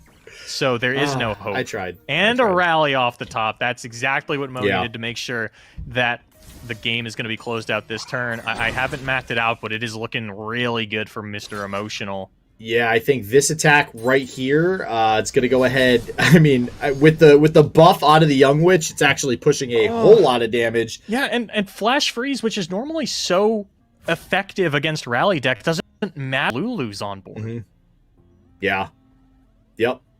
Yeah, this is, I think, if this we is actually block... just, like, this is just lethal here. The Flash Freeze comes out, the Twin Disciplines counters it. We don't even need the rally. And I think that's the only 2 cards we play here, right? Is the Golden Aegis and the Twin Disciplines. Yep, we get the Flash Freeze. Does Mo just pull the trigger on the Twin Disciplines? Or maybe we save it, we're worried about something? Nope, there it is. Using it. That's 10 damage. That's 8 life. There's nothing left for Aikado. There is the GG Shen just going to throw out the mushroom just to feel a little bit better about themselves. Put it in, stay in the finals a little bit longer, soak in the spotlight. But Mo throwing out that signature Fizz emo with the GG Shen, and Mr. Emotional is your Rise of the Underworlds Seasonal Champion with the Zed level up. The Shurikens coming together, tearing the planet in half, and a massive explosion. The Zed comes out, and Mo is left in the rubble, standing on top. That is amazing. We get to see that level up at the end there. Mo taking home the dub. The plot armor. We were just talking about that before we went into this grand finals. The plot armor for Mo definitely made it all the way. And congratulations to him taking home $10,000. That's a huge chunk of money coming out of that $20,300 prize pool. I mean, that's incredible to get a chance to see. You got to talk about the matchup a little bit, though, because not only was it a fast 2-0, but it was pretty awkward, Swim, when you took a look at how Mo had that early game for game number 1. Yeah, I mean, he actually played both matchups pretty beautifully. It was a little touch and go at the start of the first game. He had like a really, really bad hand. But for the most part, especially the way he played the second game was really, really clean. You know, he's got aggro brain. Mo knows exactly what to do to push the most damage. And I mean, he is playing around a lot of things. Put it this way, you know, if Mo pauses to think for more than like 2 or 3 seconds before making a play, he's thinking about a lot what the opponent has, right? And that's how you can tell. Yeah, it just looked like such a tough matchup for Aikato, and it really looked like there were points in that game number 1, Jay Doza, that like Aikato maybe could have squeaked it out, but gosh, you know, I'm so happy you mentioned that, because like I mentioned, where there's shrooms, there's hope. And in a match, well, listen, I'm pretty sure we all agree that was hope. Okay, but the alternate universe was upon us. Okay, well, because let's be honest, we all kind of agreed, okay, this matchup is Gonzo's. I mean, Mo is probably favored. But to have that first match come down to a top decking situation where Aikato actually was like, wait a second, one more Nexus strike with Teemo, and all of a sudden Mo has to care about how many cards we're drawing and how many streams. That was pretty outstanding on the side of Aikato. Right. So good to see that in the first game. I can guarantee you, Mo was sweating bullets for a couple seconds there. That double fervor hand, like you could feel it, even like through the screen. No units. God. Yep. Needed that gangplank so badly when the top deck actually happened. That's the plot armor and the protagonist, dude. He gets it. Oh my gosh, that was really awesome. And like the last thing I want to point out about that match, so when you and I were talking about this, it was how Mo played that relentless pursuit in that second game. That was really intelligent. Yeah, that was really nice. Just playing, the Zed Rally deck against Freljord PNZ with all their control tools. You just want to like keep yourself flexible. And he basically, by playing the rally when he did, he forced out the Mystic Shot because the opponent doesn't know that, if Lulu is about to attack right away, and baiting out the Mystic Shot on the weaker unit allows him to double develop and just push maximum damage. Like maximum damage is on Mo's mind, and that's the only thing he's ever thinking about. How can I push maximum damage at maximum reliability? That's the aggro brain difference. No, Mo never thinks about maximum damage. I don't know what you're talking about, Swim. That's not his play style. Not thinking about the math, making other players think about that math when it has to come to the fold. But what an exciting grand finals. I can't wait to get a chance to talk to Mo. We're going to take a short break, get all of that interview set up. When we come back, Mo's on the screen.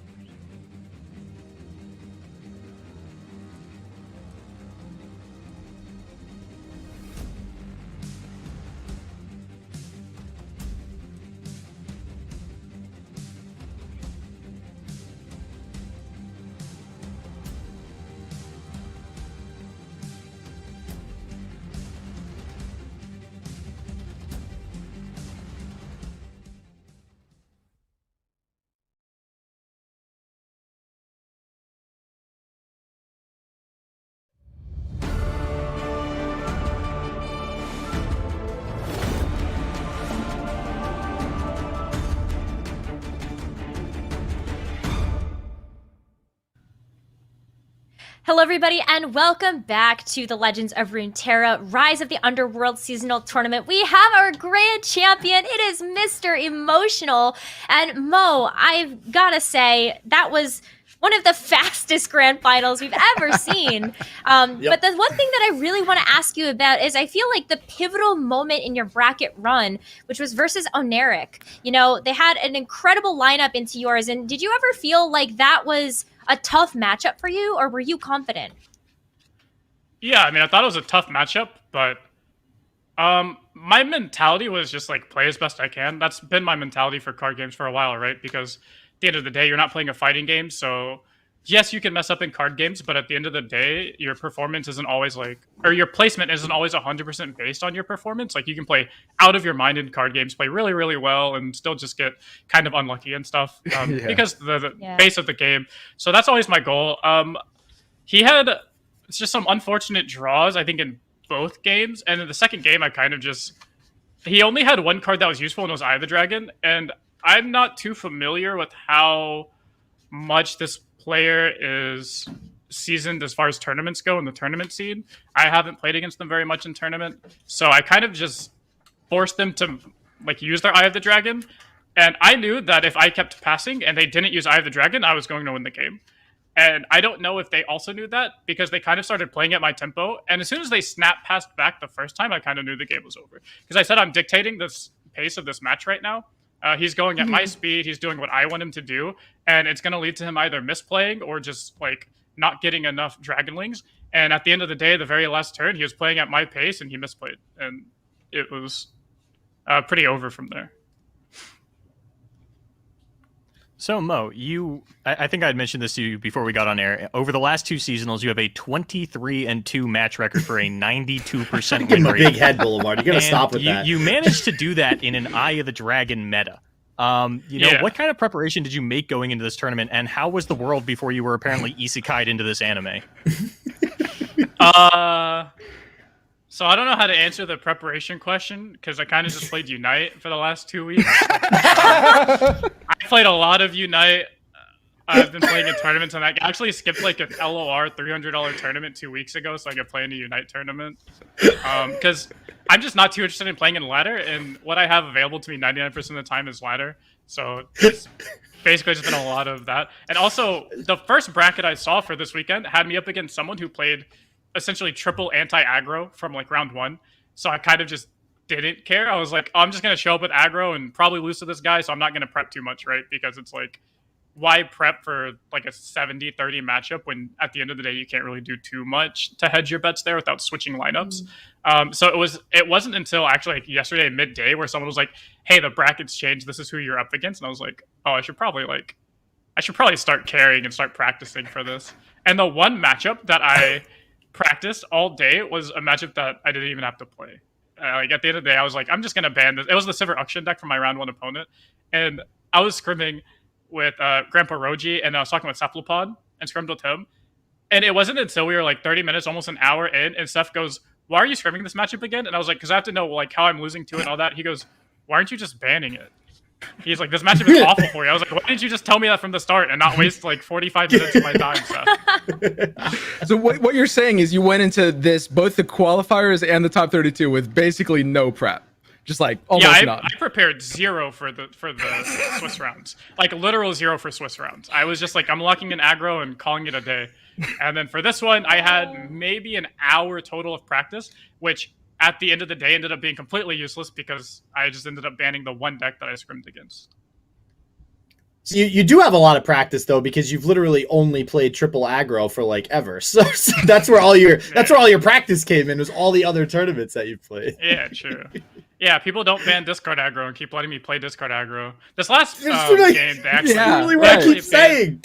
Yeah, they banned discard aggro against me. There was only 2 people that did that, and it was that I'm aware of, that I remember anyways. And it was, I don't know, it was 3. It was my last 3 opponents. It was Ownerik, Henneke, and Akato.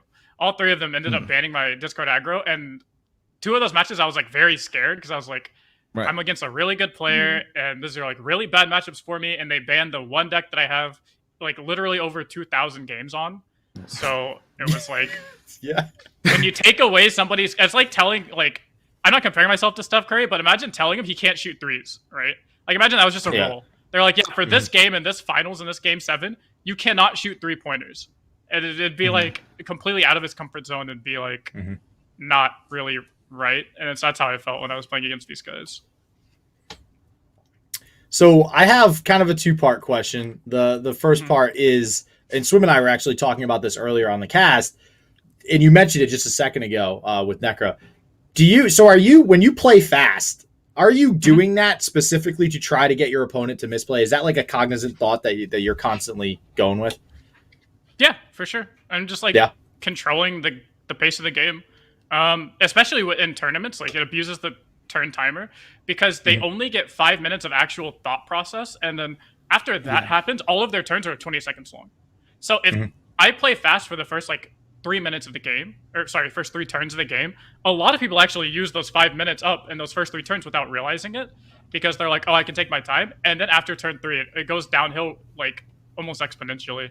And as we saw in EU with some of the greatest players, as soon as like Fresh Lobster, as soon as the rope went down on him and he gets 20 seconds in, he's still an amazing player, but he started slipping up a lot. And that's something you can really abuse with the seasonal timers, with how they just like force you to play faster. And I force you to play faster, and it works. It doesn't work every single time I play someone, but like in Swiss last round, I beat Zingas Dongus whenever I made a misplay, and he straight up said like, yeah, I was playing too fast and like didn't think about it. And then against Ownerik, I was forcing him to play at my speed. I knew it. And then the very end of the game, he like threw basically. That's that mode difference. That's that's pretty awesome. The second part that I had is, will we ever see Mo top with a not triple aggro lineup? Is that ever gonna happen? Bro, I've topped with non-aggro lineups before. Like, okay, I'll give you some Mo history. When Aphelios first came out, nobody played him. I don't know if you guys know this, but literally nobody played Aphelios when he first came out. And I took him to a tournament, and I was one of only 2 people that top 8'd that event. And I played against literally 0 Aphelios in that Swiss. And I tweeted out, I was like, how many weeks until everyone just starts spamming this Aphelios character because it's kind of broken? And people just flamed me in Discords over and over again. They're like, oh, this card sucks. He doesn't give you he doesn't give you tempo like Twisted Fate does. You can't even say I was straight up calling him the best champion in the game because he was. And people were like, no, I was like, this champion's better, this champion's better. I was like, okay, man. Literally within, I think like a week and a half, 2 weeks, it was just picked or banned every single game and every single, or like banned or targeted, sorry, in every single tournament lineup. And so I did top one time that I can recall without triple aggro. Granted, it was with a super broken one time. Well, yeah, he remembers the one time. Okay, yeah. The one time. It's easy. Well, yeah, it's easy to remember the one time. Come on. All right, Mo. I've got one last question. All right. Yeah. Now, I know for a fact that you stream on Twitch. Where can people find you if they want to learn from the #1 aggro player in the game, Mo? Yeah, so I have Twitter, Twitch, YouTube. They're all under the same name, I think. It's my Twitch is twitch.tv/emotional, but it's EMOE, like the name Mo, and then TIONAL. And then my Twitter is Mr. Emotional. My YouTube is Mr. Emotional. So YouTube and Twitter are at Mr. Emotional, and my Twitch is Emotional. All right. I want everyone in chat to make sure you're checking him out. He's been doing this for a long time, and this was an extremely deserved first place for the seasonals. He's super veteran player with a ton of tournament toppings. Toppings like pizza. Like pizza. Honestly, Mo's just nuts. That's all you need to know. Mo is built different. Very Constructed true. Well, uniquely. Yes, that is a good way to put that. But Mo, thank you so much for joining us on the broadcast. It was a pleasure to talk to you, and congratulations once again for becoming the Rise of the Underworlds Seasonal Tournament champion. Thanks. I appreciate it.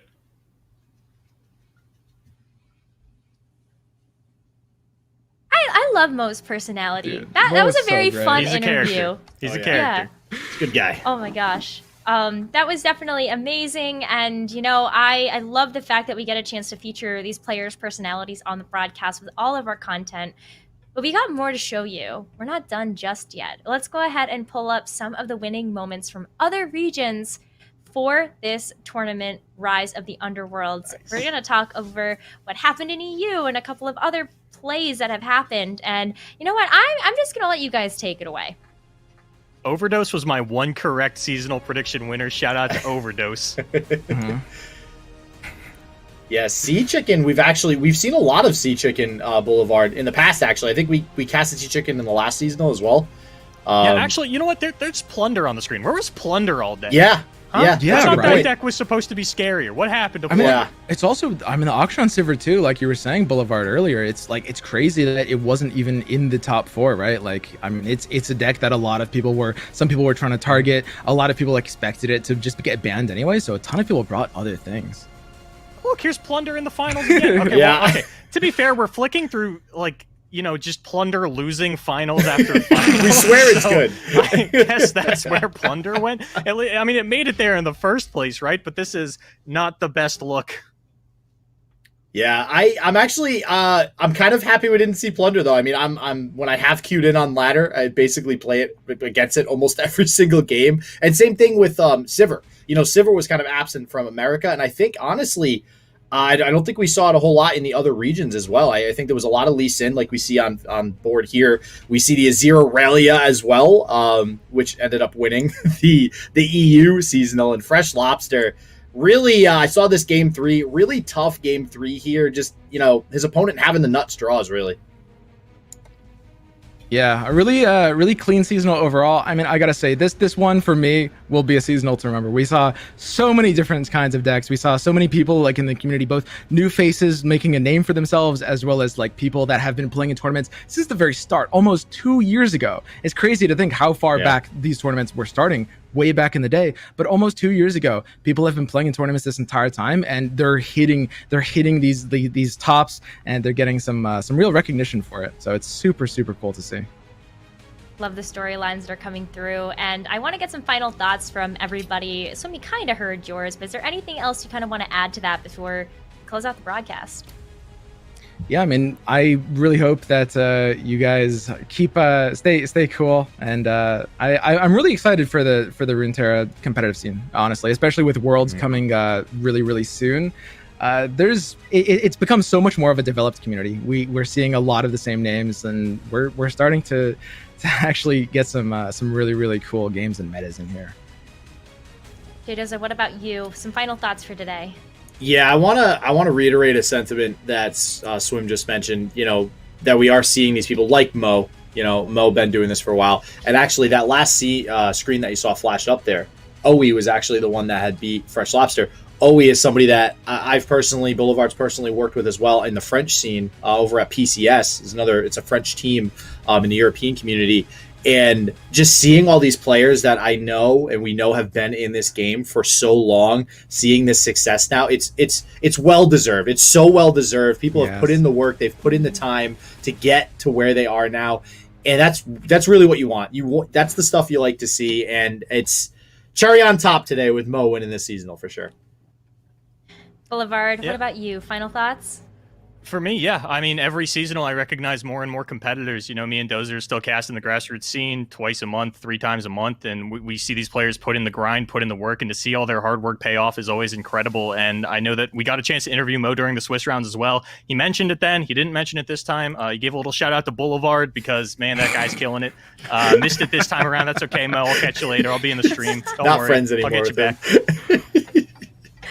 Oh man. Well, everybody, thank you so much for watching the Legends of Runeterra Rise of the Underworlds Seasonal Tournament. Congratulations to Mo once again for taking home the win in the grand finals. Want to thank everybody on the production team, our staff, and everybody that made this event happen, especially our analysts and our casters, Swim, J. Joseph, Boulevard, Silverfuse, and our lovely Charmer. Thank you so much for being the voice and the face of all of the action. And of course, thank you, chat, for tuning in to this broadcast. Everybody, get excited because we do have the Beyond the Bandlewood set that's going to be coming up in just a few short days. So hope you are ready for that. Thank you so much for watching and have a wonderful night.